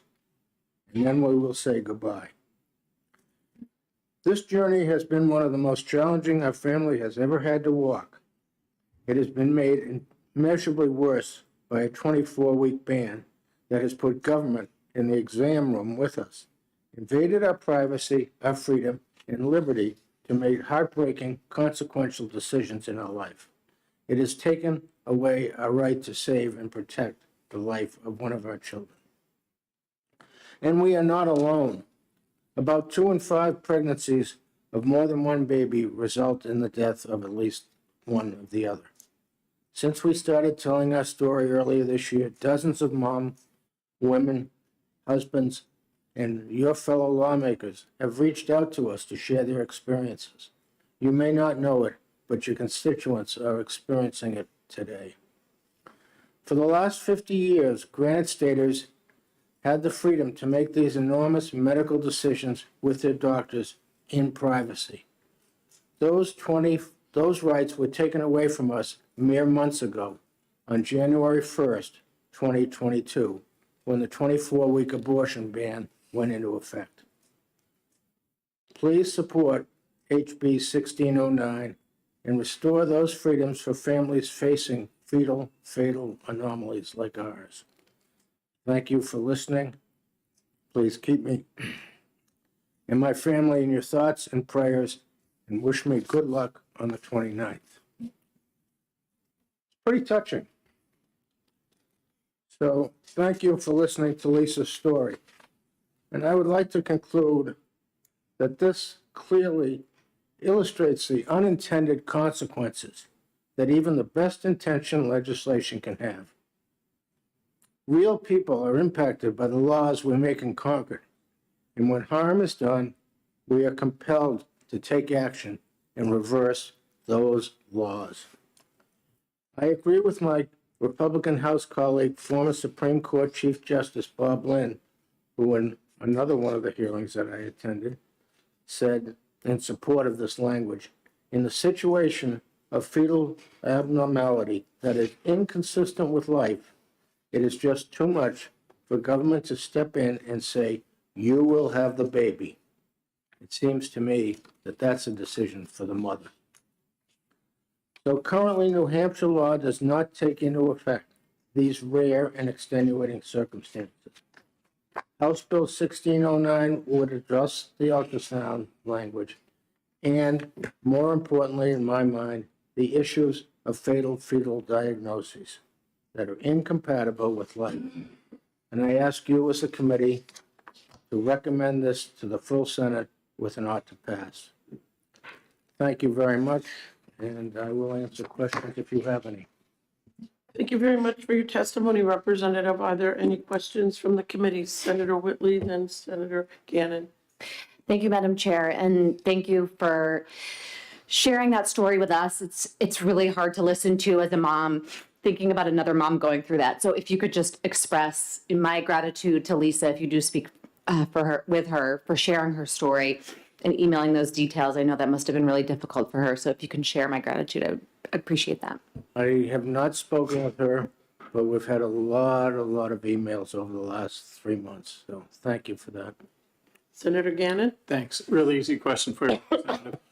So the difference between 1609 as introduced and 1609 as amended March 23rd by Edwards, Representative Edwards, is that we've taken sexual assault and incest out and we've only left fetal fatal anomalies, correct?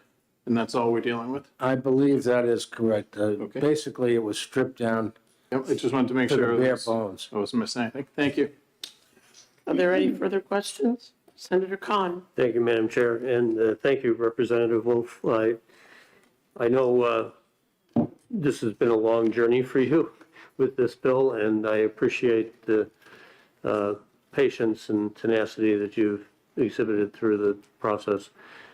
We've got Governor Sununu's support letter before us, and here he indicates there are other states that in adopting restrictions have these exceptions. And can you identify a couple of those states for us? I'm not sure that I can, Senator. I've focused right here in these halls and tried to see what's there. Focused on doing the right thing here. And Thank you. what's right for the state of New Hampshire. I don't really care what somebody else is doing. I appreciate that thought too. Thank you. Are there any further questions? Senator Gannon? Thanks for taking it. Just in the amendments, 1609 Part 2,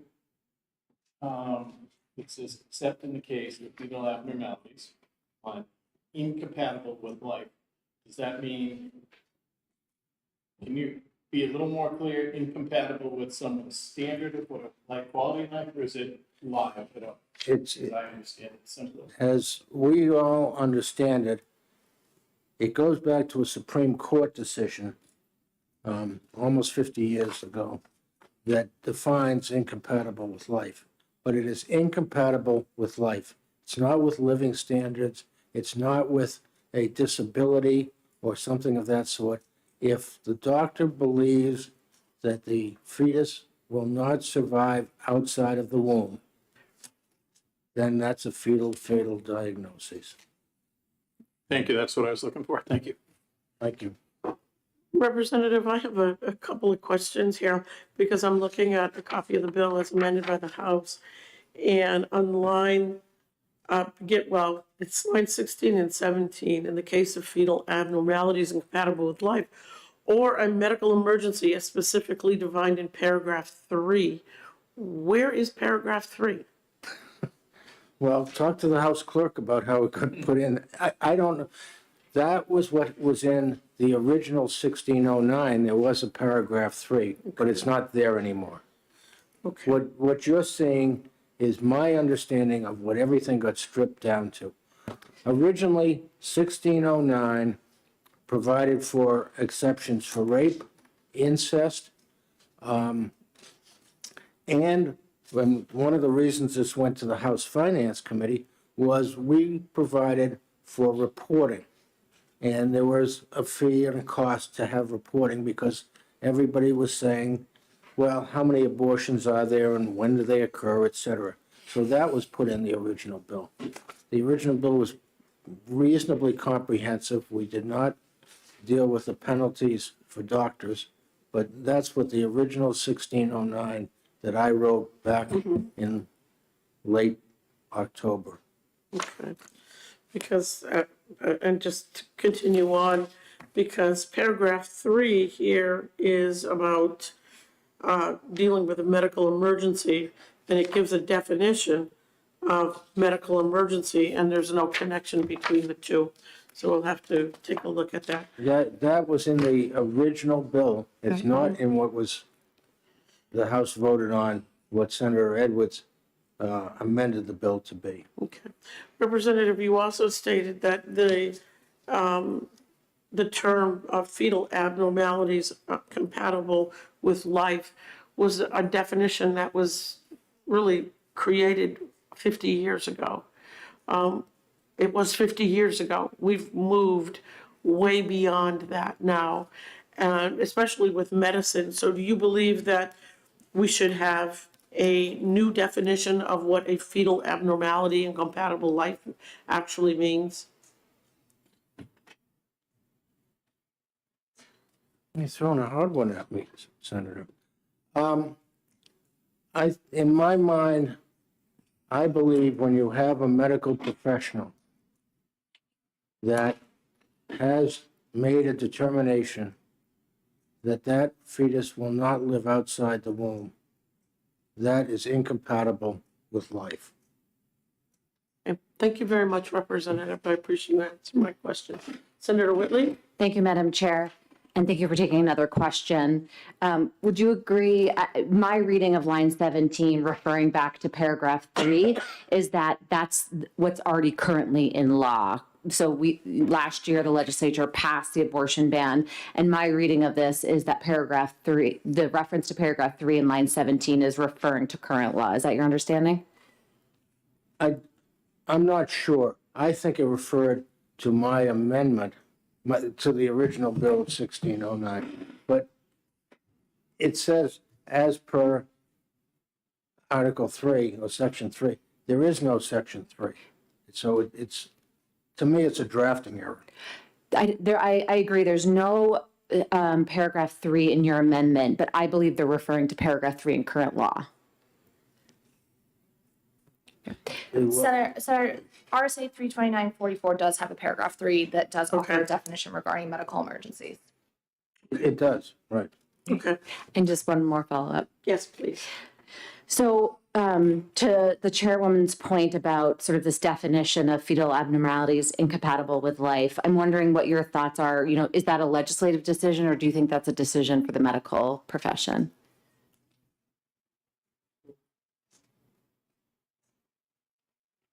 I don't think that this is a personal opinion. I mean, I'm a firefighter. We go out and perform CPR on somebody, but we're trained with an EMT to determine whether you continue on. And if that person has passed, I'm not going to continue performing CPR. So do I need a legislative decision as to what that definition is? I don't think so. I believe in the role of the professional determining that. Thank you. Okay, are there any further questions? Senator Collins? Thank you, Madam Chair. And I just want to amplify on the point that was made about an existing statute in 32944. So I don't believe that this is a drafting error, Representative. Okay.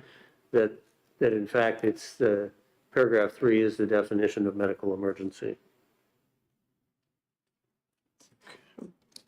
So you've got it up here as well. Okay. All right. Any further questions? Okay, seeing none. Thank you very much, Representative. Thank you, Madam Chairman, and thank you for hearing my testimony. I see Representative Simon in the back. Did you want to had you intended to testify? Yes. Just please come forward.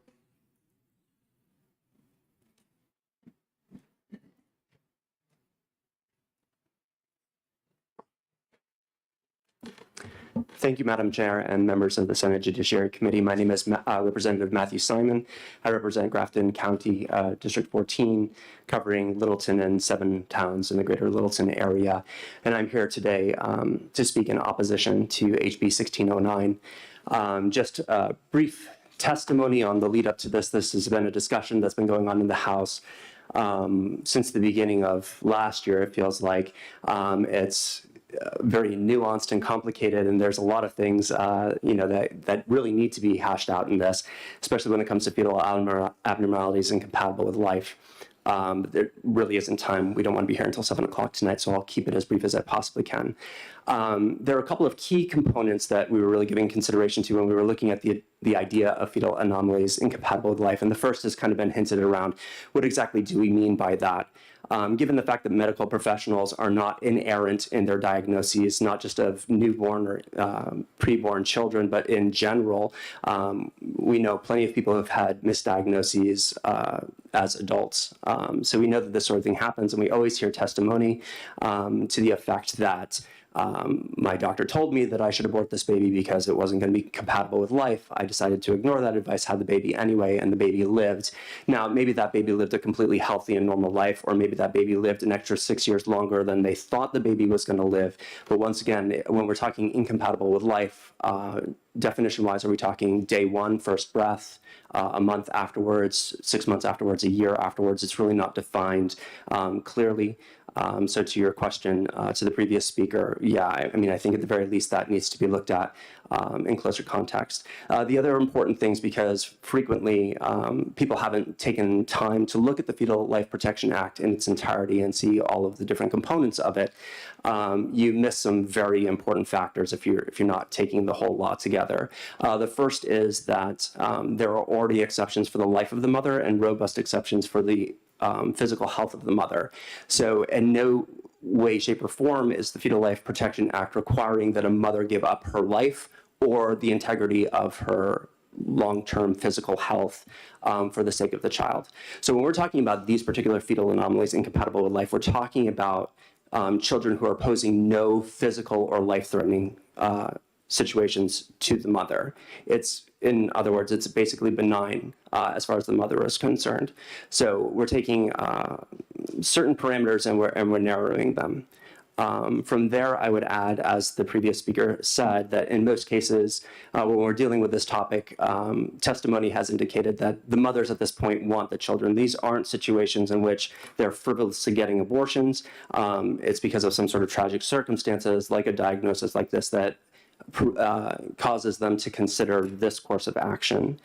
So our argument in the House has essentially been, okay, well, if the mother wants the child, and it's not causing any threat to her health or to her life, then what is the purpose in taking the added step of killing the child before the extraction of the child? Because at this point, I'd just like to remind the committee that the child is at least 24 weeks, potentially older than that. I mean, this would go all the way up to birth, to term. So at least 24 weeks, that child just biologically is too large to come out without some sort of medical intervention, some form of dilation, some form of extraction.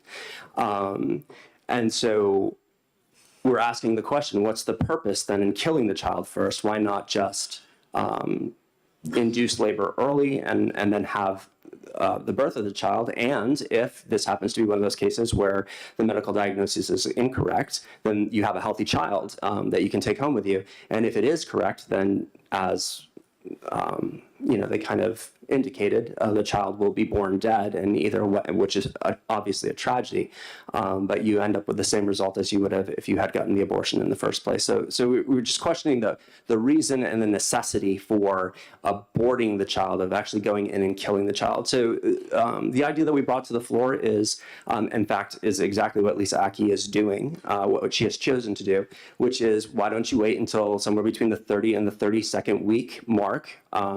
Worst case scenario, it may be a few weeks longer than you would have to take to get an abortion at this point anyway, because they're extremely complicated and invasive procedures at this point in pregnancy. So Lisa has decided to wait until 32 weeks, induce labor, and give birth. The law allows for that. It's not considered an abortion because at 32 weeks specifically, for all of the studies that I've seen, although I've seen some at 30 weeks that say the same thing, at 32 weeks there is no difference statistically in fetal death if they're born at that point, or long-term consequences to the child. There's statistically a zero difference between 32 weeks and full term, especially with the medical intervention that we have at this point. The other thing that I would like to point out, and I do see that they have representatives here, so I'm sure that they will be able to speak to this point. As we've been debating this issue in the House, the NHPR has been kind of following us with articles, and in a few of those articles, they have indicated that there isn't a medical facility in the state of New Hampshire that performs abortions after 22 weeks, 6 days.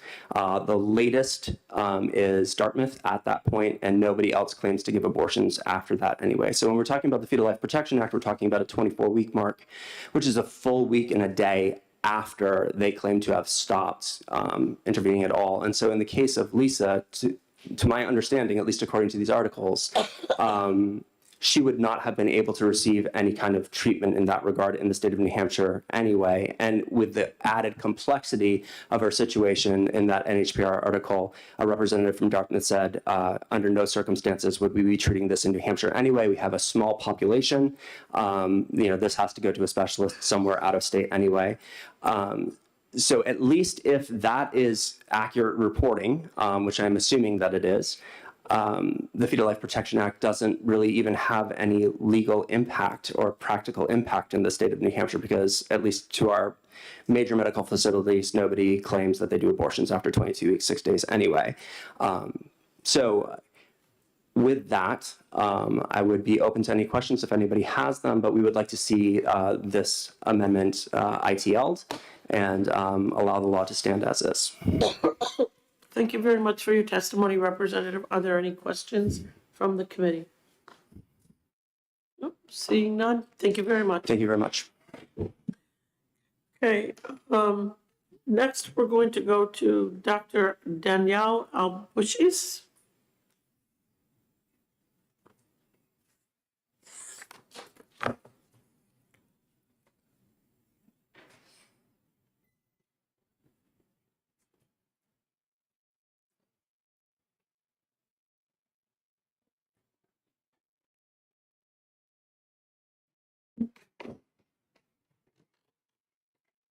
That off just for this part. Okay. Good afternoon, honorary members of the Senate Judiciary Committee. My name is Dr. Danielle Albushis. I've had the pleasure of practicing OBGYN in the state of New Hampshire for 18 years. When I saw the Fetal Protection Act included in the 2021 state budget, I knew I had to get involved. I'm here to support HB 1609.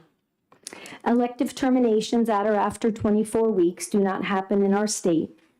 The Fetal Protection Act as it stands without restrictions for a fetal diagnosis does not take into account the complexities regarding such a diagnosis, as I think we've heard already today.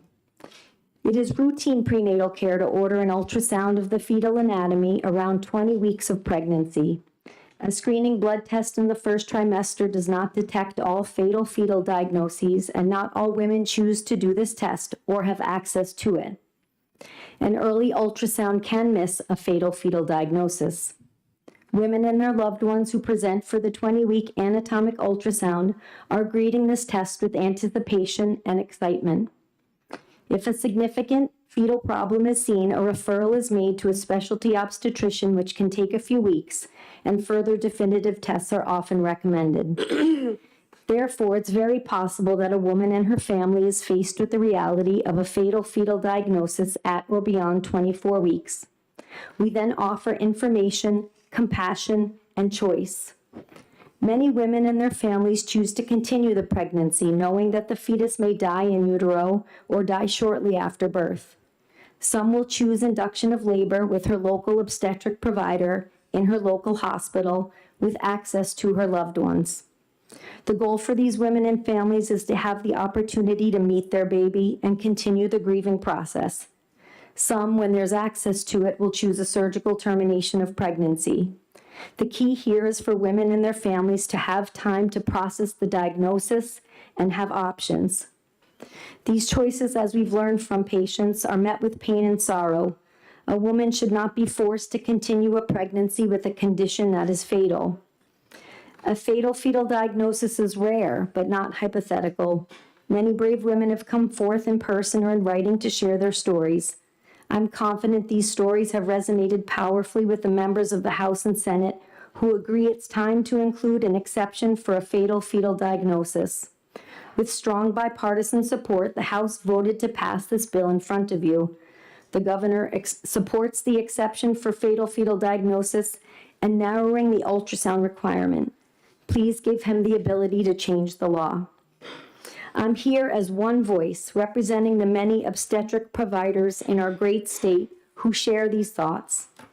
I have copies of a letter that is signed by such providers who practice all across the state. Please vote ought to pass on HB 1609. Thank you for your time. Thank you very much for your testimony, Doctor. Are there any questions? Senator Khan. Thank you, Madam Chair. Thank you, Doctor, for being here, representing your colleagues and offering your testimony. We just heard somebody report a NPR news that we're not doing, DH would not do an abortion after 22 weeks. That's not what I read in the letter from your colleagues. So you want to try to... Sure, and I can certainly expand upon some of the thoughts I have after the prior representative had spoken as well.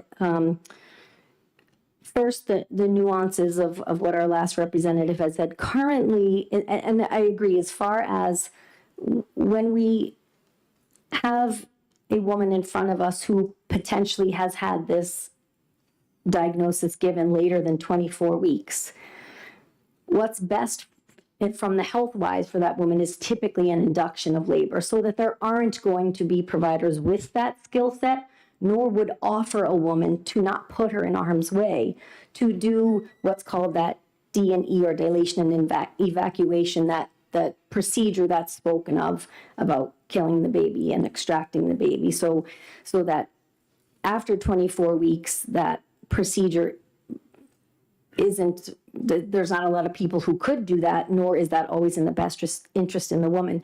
To be clear, currently with the law, if a woman, whether she's late to prenatal care or finds out this awful news about a fatal fetal diagnosis, wants to be induced after 24 weeks because her baby, we are confident, will pass, I cannot induce that patient, not necessarily do a procedure, but that woman now is asked to carry that fetus who we know is going to die. I cannot induce her. That is not a benign thing. I know in all respect our last representative said that, yes, I'm not doing that induction to save her life. She's not bleeding catastrophically.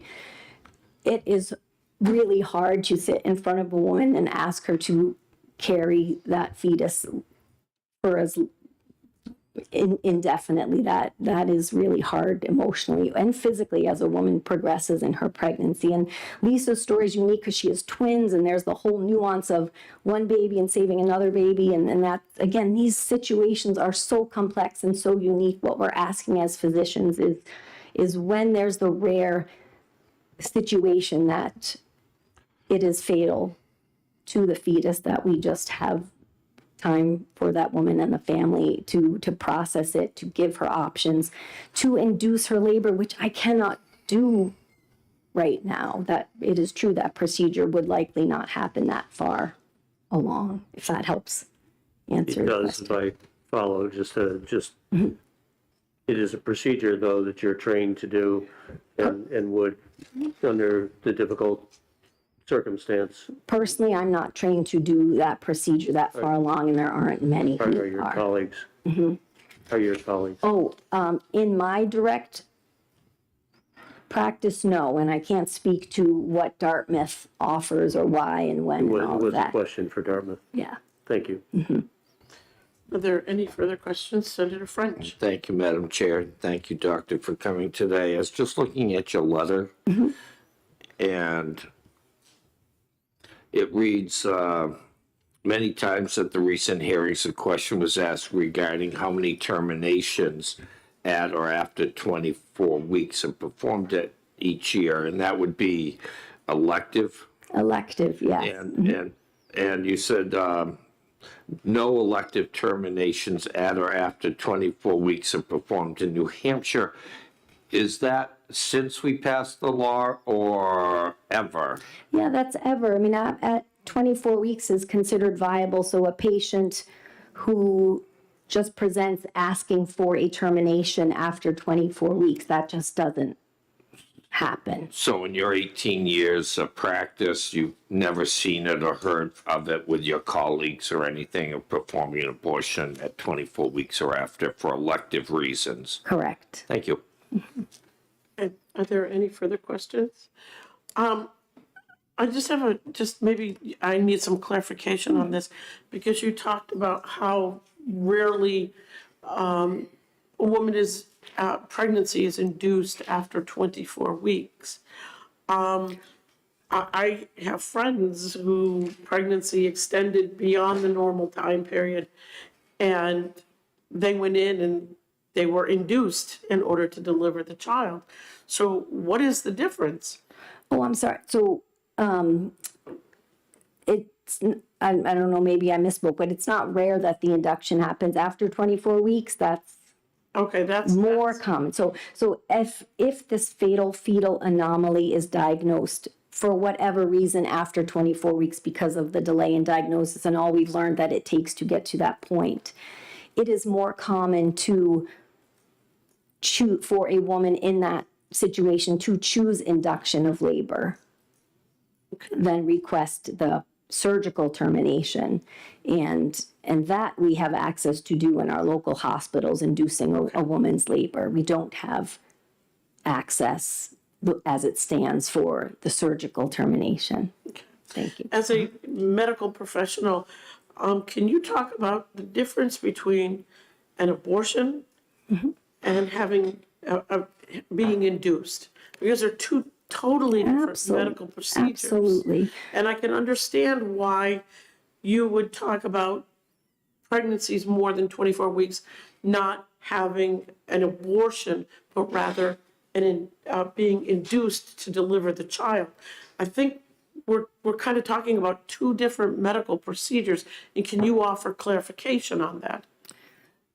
Induction of labor would be with the goal of delivering the baby complete, intact, meaning medicines would be given to induce that woman's labor with an anticipation of a vaginal birth, versus the times when women choose a surgical termination of pregnancy where a woman's given some level of anesthesia, and that procedure is performed by a skilled professional in OBGYN to not with the goal of inducing labor and having a vaginal birth, that the baby's removed with different instruments. And again, that's to the skill set. How it is done is based on the skill set of the surgeon.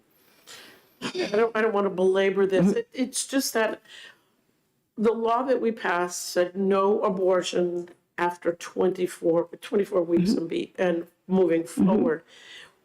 Why would someone go the abortion route when they could be induced, which is two different medical procedures? To us as obstetricians, that's what's hard about this law. It's vague. And that's why so many of us as physicians, as OBGYNs or any women healthcare provider like listed in that letter, it's hard to us.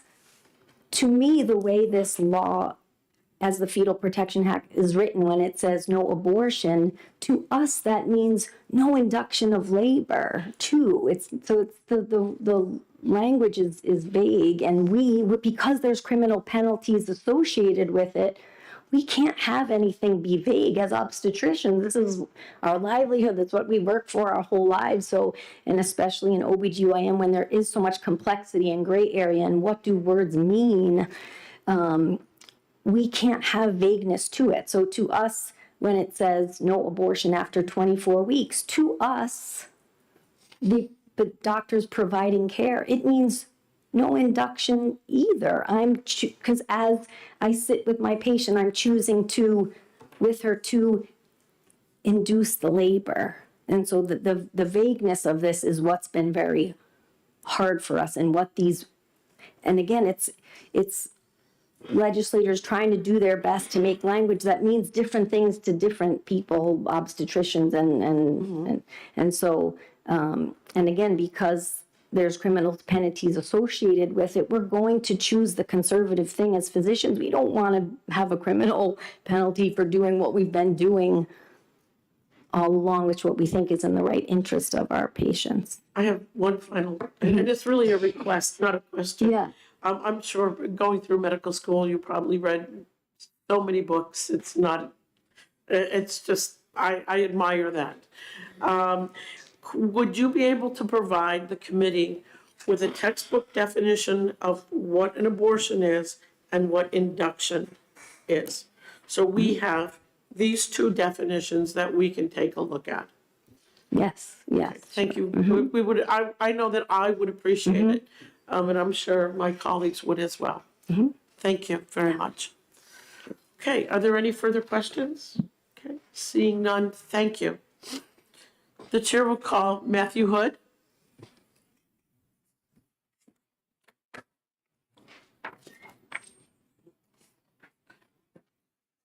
Good afternoon, just for everyone's reference. Matt Hood was a former state senator and my colleague on Senate Judiciary. It's always a pleasure to see you.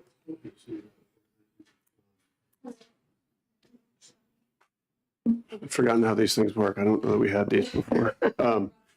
Technology. Good afternoon, members of the Judiciary Committee.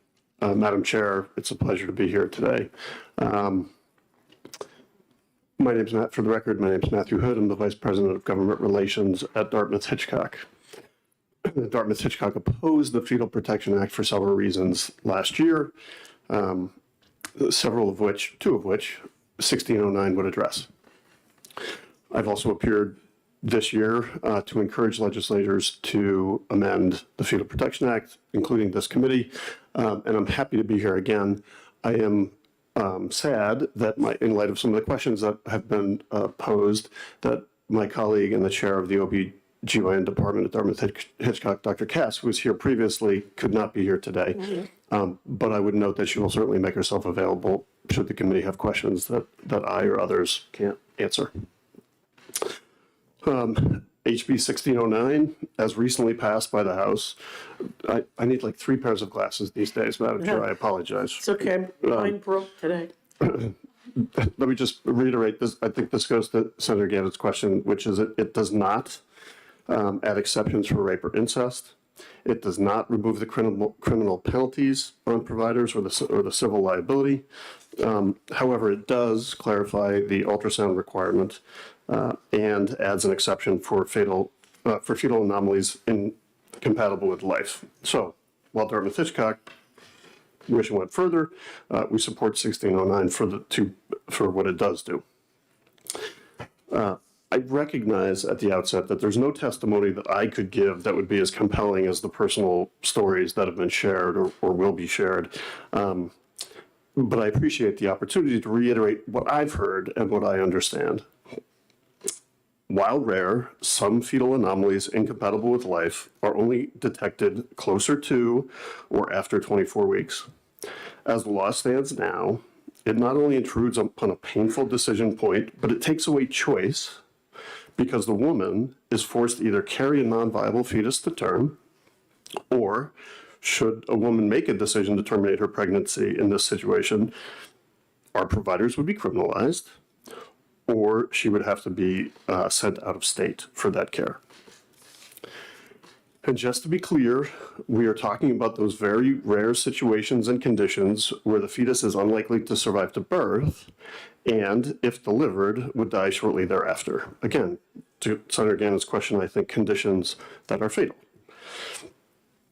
I'm going to give examples of what my understanding of those would include, which would be anencephaly, which is the absence of a skull or brain matter. It is absence of kidneys, inability to breathe due to abnormal nervous system or chest cavities, and some genetic disorders incompatible with life. I fear that the opportunity to remedy the parts of the Fetal Protection Act that are problematic are dwindling this session, and so therefore I'm here to ask for your support to do so in these components, for these components with 1609. Thank you, Madam Chair, members of the committee. I'm happy to answer any questions that I can. Thank you very much for your testimony, Mr. Hood. Are there any questions from the committee?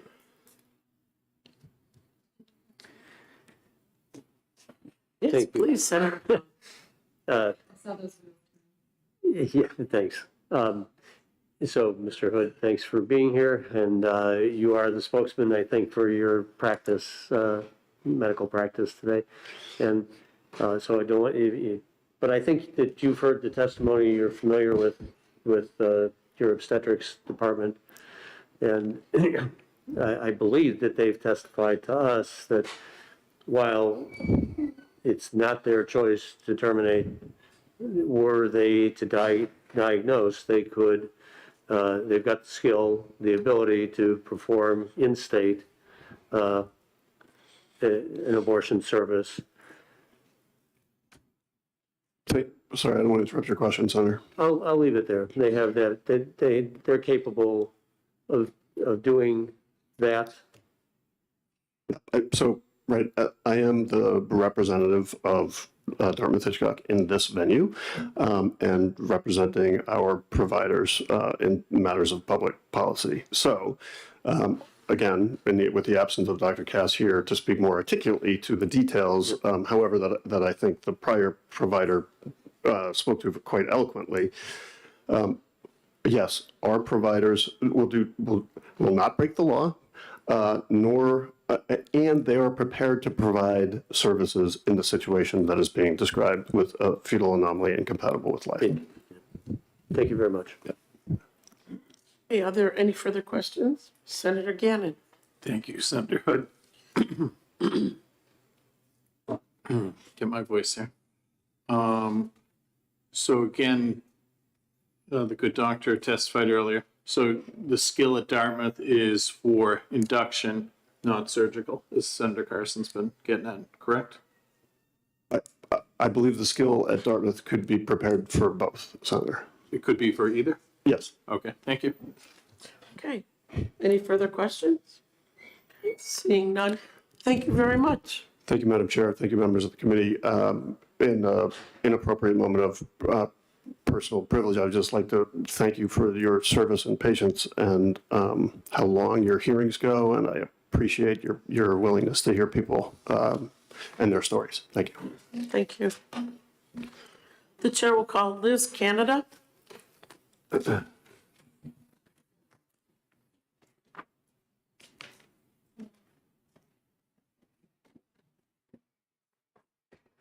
Good afternoon. I will keep this very brief. We have nothing to offer more than what the providers have already shared and what the patients have already shared. Planned Parenthood supports House Bill 1609. It mitigates some of the harm of the abortion ban. I have written testimony that I will send around, and I thank you for your time. Thank you very much for your testimony. Okay.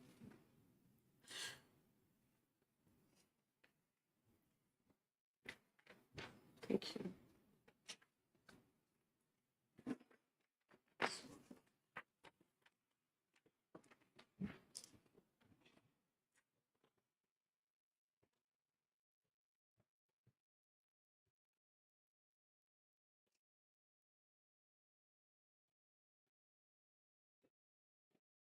The chair will call Bob Dunn. Did he just go out? Okay, I'll go to the next one and then we'll, I don't know if he's right out here. Huh?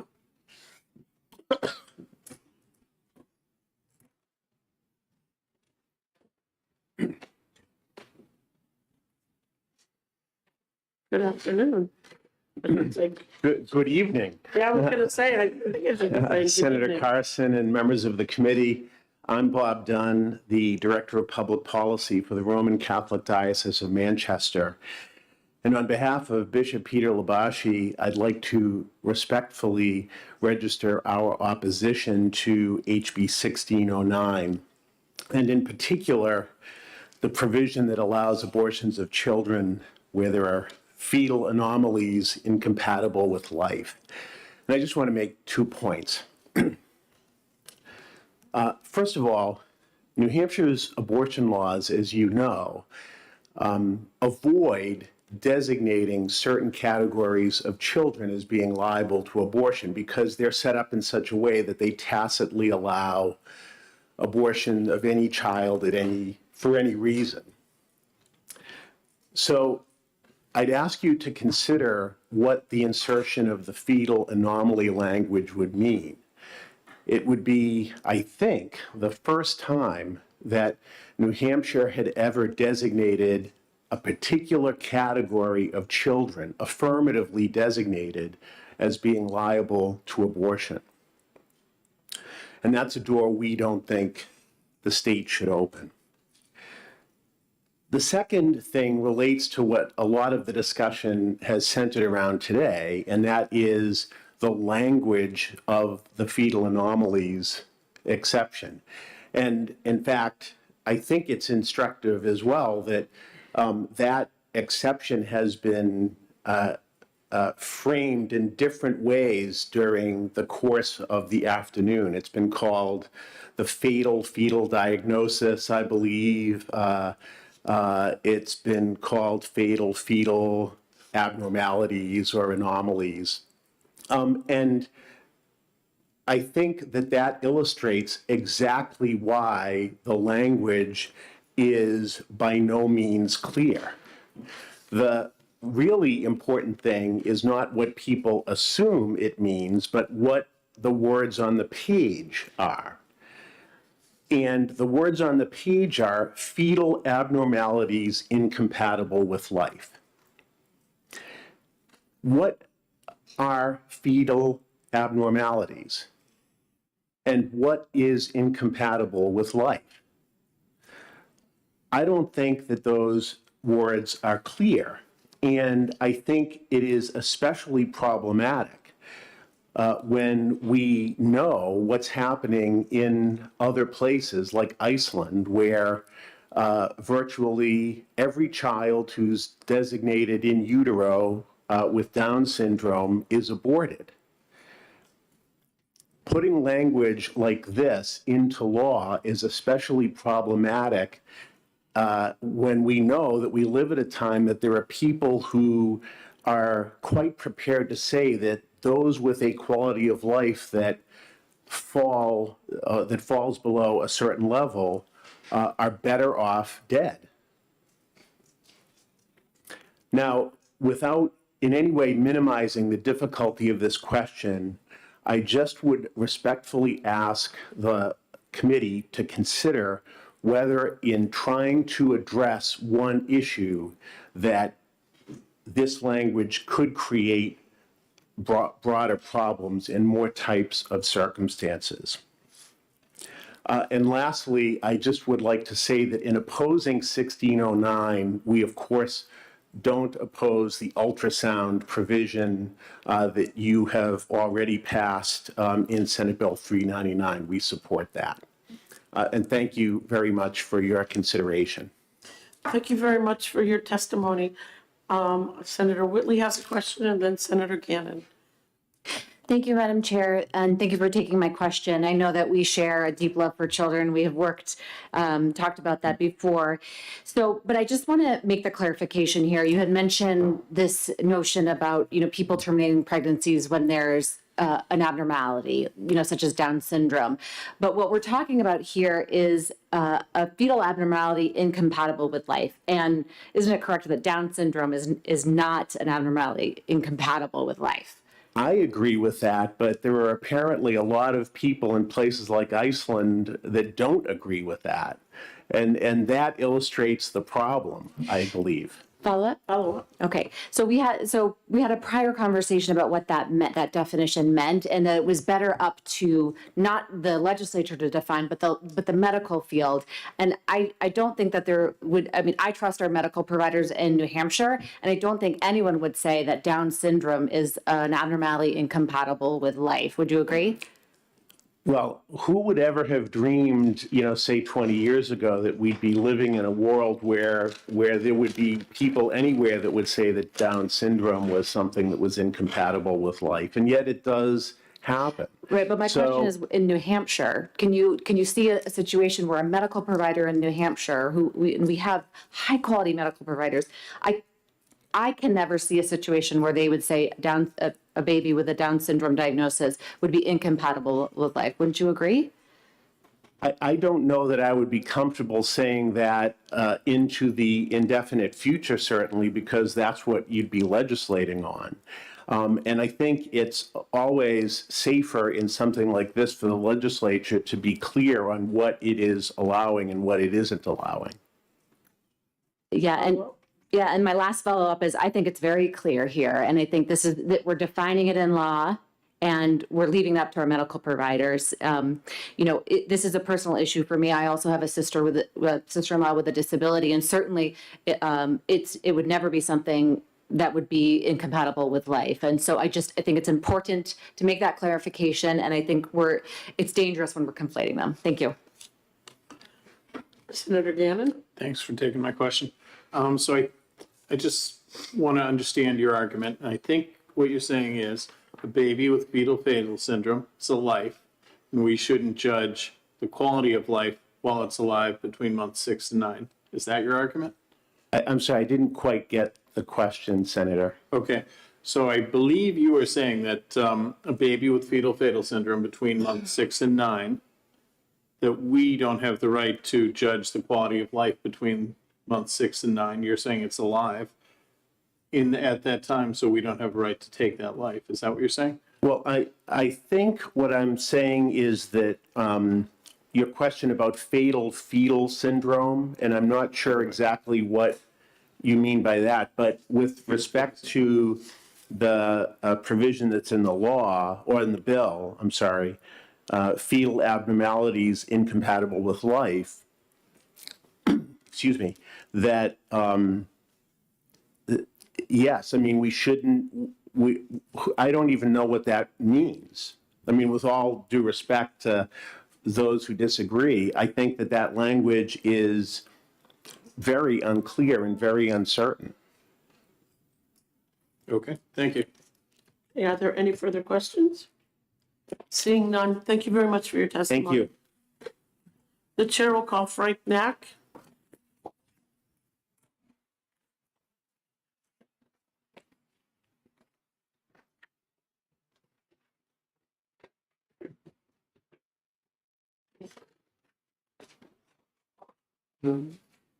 Madam Chair, members of the committee, thank you so much for the opportunity to testify. My name is Frank Knack. I'm the policy director with the ACLU of New Hampshire, and we are here in strong support of 1609.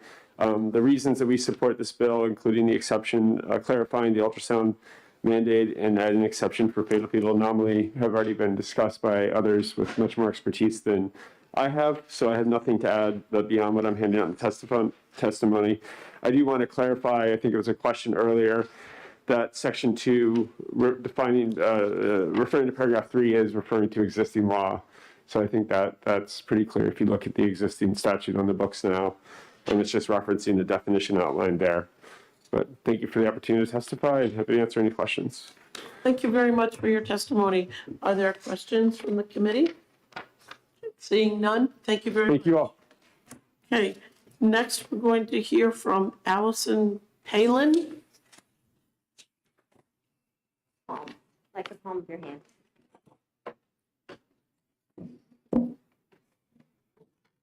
Thank you for hearing my testimony. My name is Reverend Allison Palm. I am a Unitarian Universalist minister serving the Unitarian Universalist Church of Nashua, and I'm also a resident of Nashua. As a faith leader, I strongly support House Bill 1609. And in particular, like so many others today, I'd like to speak to the critical exception that HB 1609 would add for fatal fetal diagnosis. As a minister and as a mother, I know that the death of a child is the worst thing that can happen to a parent. I have accompanied families through that loss, and no matter what age it happens, it is a loss that tears people apart, a heartbreak that will always be with you. In the case of a fatal fetal diagnosis, parents know that their child will die when they are outside the womb, that their body is incompatible with life, regardless of what they do. Now, I want you to imagine knowing that your child will not survive, but being forced to carry that child to term, to hold that grief in your body, potentially for months. My faith tells me that every body is sacred, that every person has a right to holy agency over their bodies. Forcing a pregnant person to continue to carry a fetus that is incompatible with life is not honoring the sacredness of that person's body and is deeply harmful to their spirit and to their mental health. Thank you. Thank you very much for your testimony this afternoon. Are there any questions from the committee? Seeing none, thank you. Thank you. The chair will call Michelle Silly-Foisey.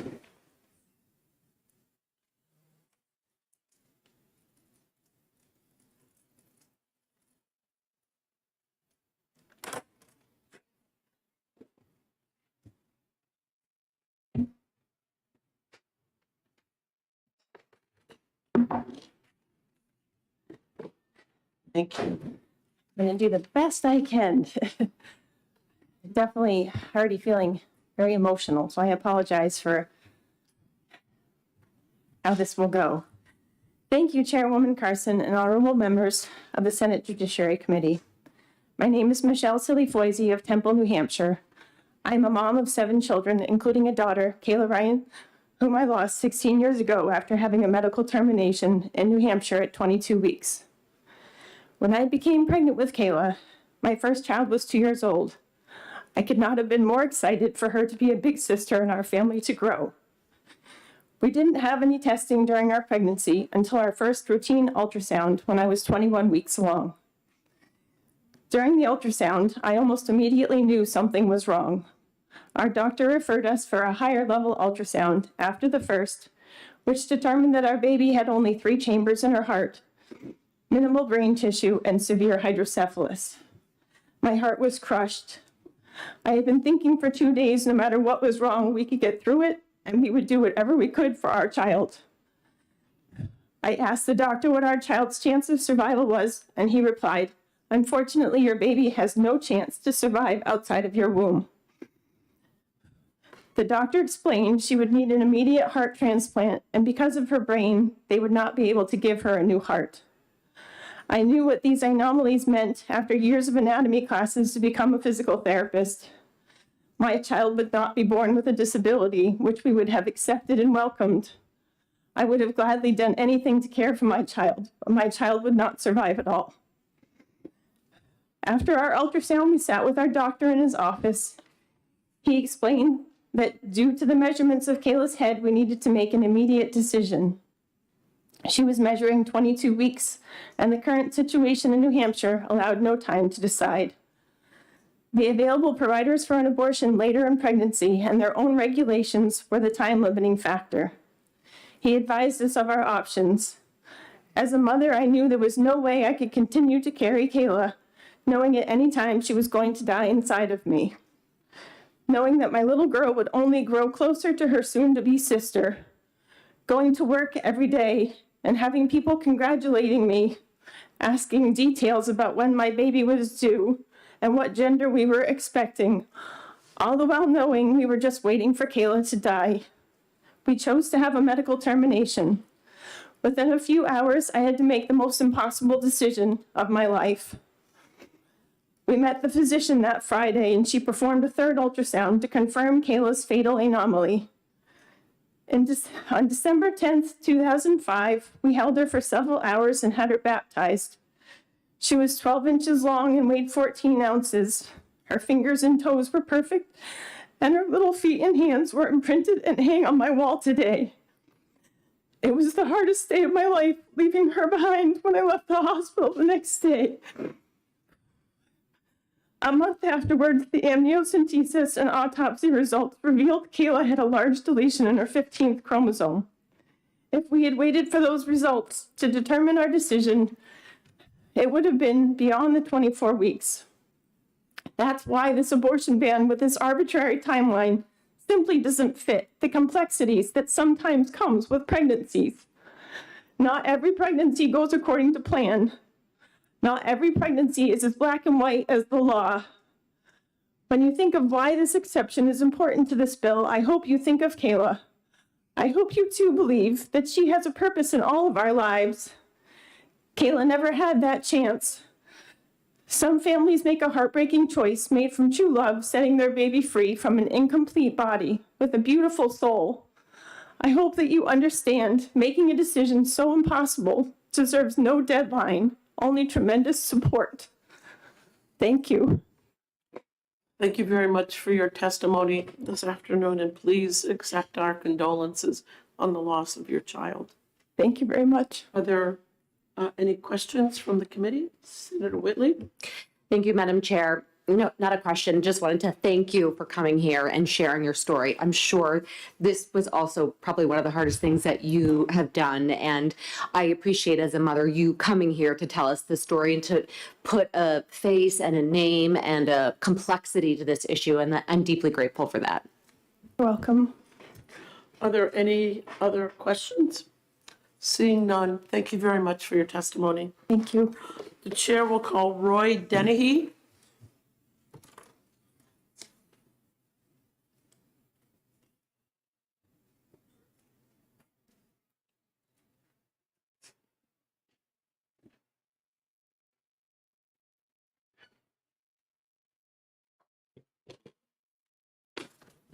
Thank you, Madam Chairman and members of the Senate Judiciary Committee. Give me time to speak. Roy Dennehy is my name, D-E-N-N-E-H-Y. And I live in Windham, New Hampshire. And by introduction, I'm Life Director for the Knights of Columbus here in New Hampshire, representing over 8,000 brother knights and their families. And also, I'm a trustee with the New Hampshire Right to Life organization here in New Hampshire as well. And I'll just make it brief in terms of why I'm here. I vehemently oppose HB 1609 on behalf of all the people who believe and support the sanctity of human life from conception to natural death. I oppose this bill. And the question is why? The House voted to add the following exemption, which we've gone over today. The can't pronounce it, gestational age of at least 24 weeks or older, with the exception of the case of fetal anomalies and incompatible with life. And it's been brought up today many times how vague and how general this statement is.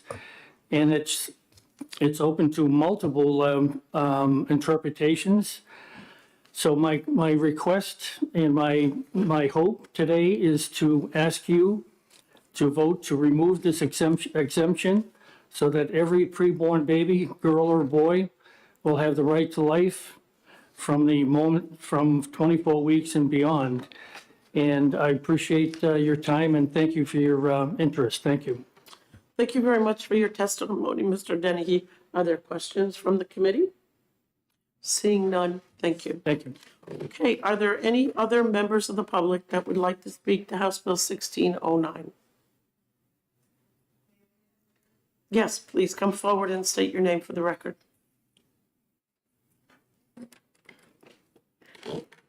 Thank you, Senator, members of the committee. I'm a former representative in ED&A for 3 terms, worked as part of the retirement system, and also I worked with Matt's mom, Ms.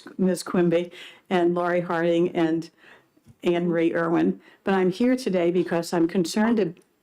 Your name? Oh, sorry, Patricia McMahon, sorry. I'm here because I talked to a lot of neighbors. I was on the select board in Sutton, 3 terms here in the House, and I'm concerned about how sometimes the testimonies are not exactly what people are anticipating.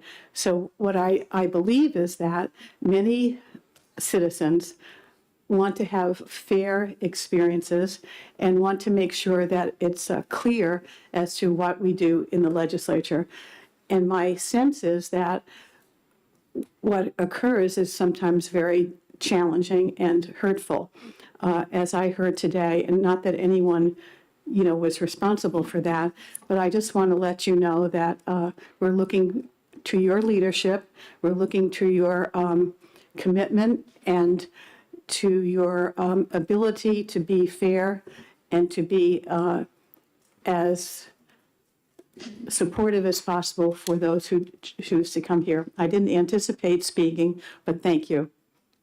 Thank you very much for your testimony. Are there any questions? Okay. Thank you. Seeing none, thank you. Are there any other members of the public who would like to speak to House Bill 1609? Okay, seeing none, I'm going to close the public hearing. And we are not executing today, so thank you all very much. Did I miss something? Because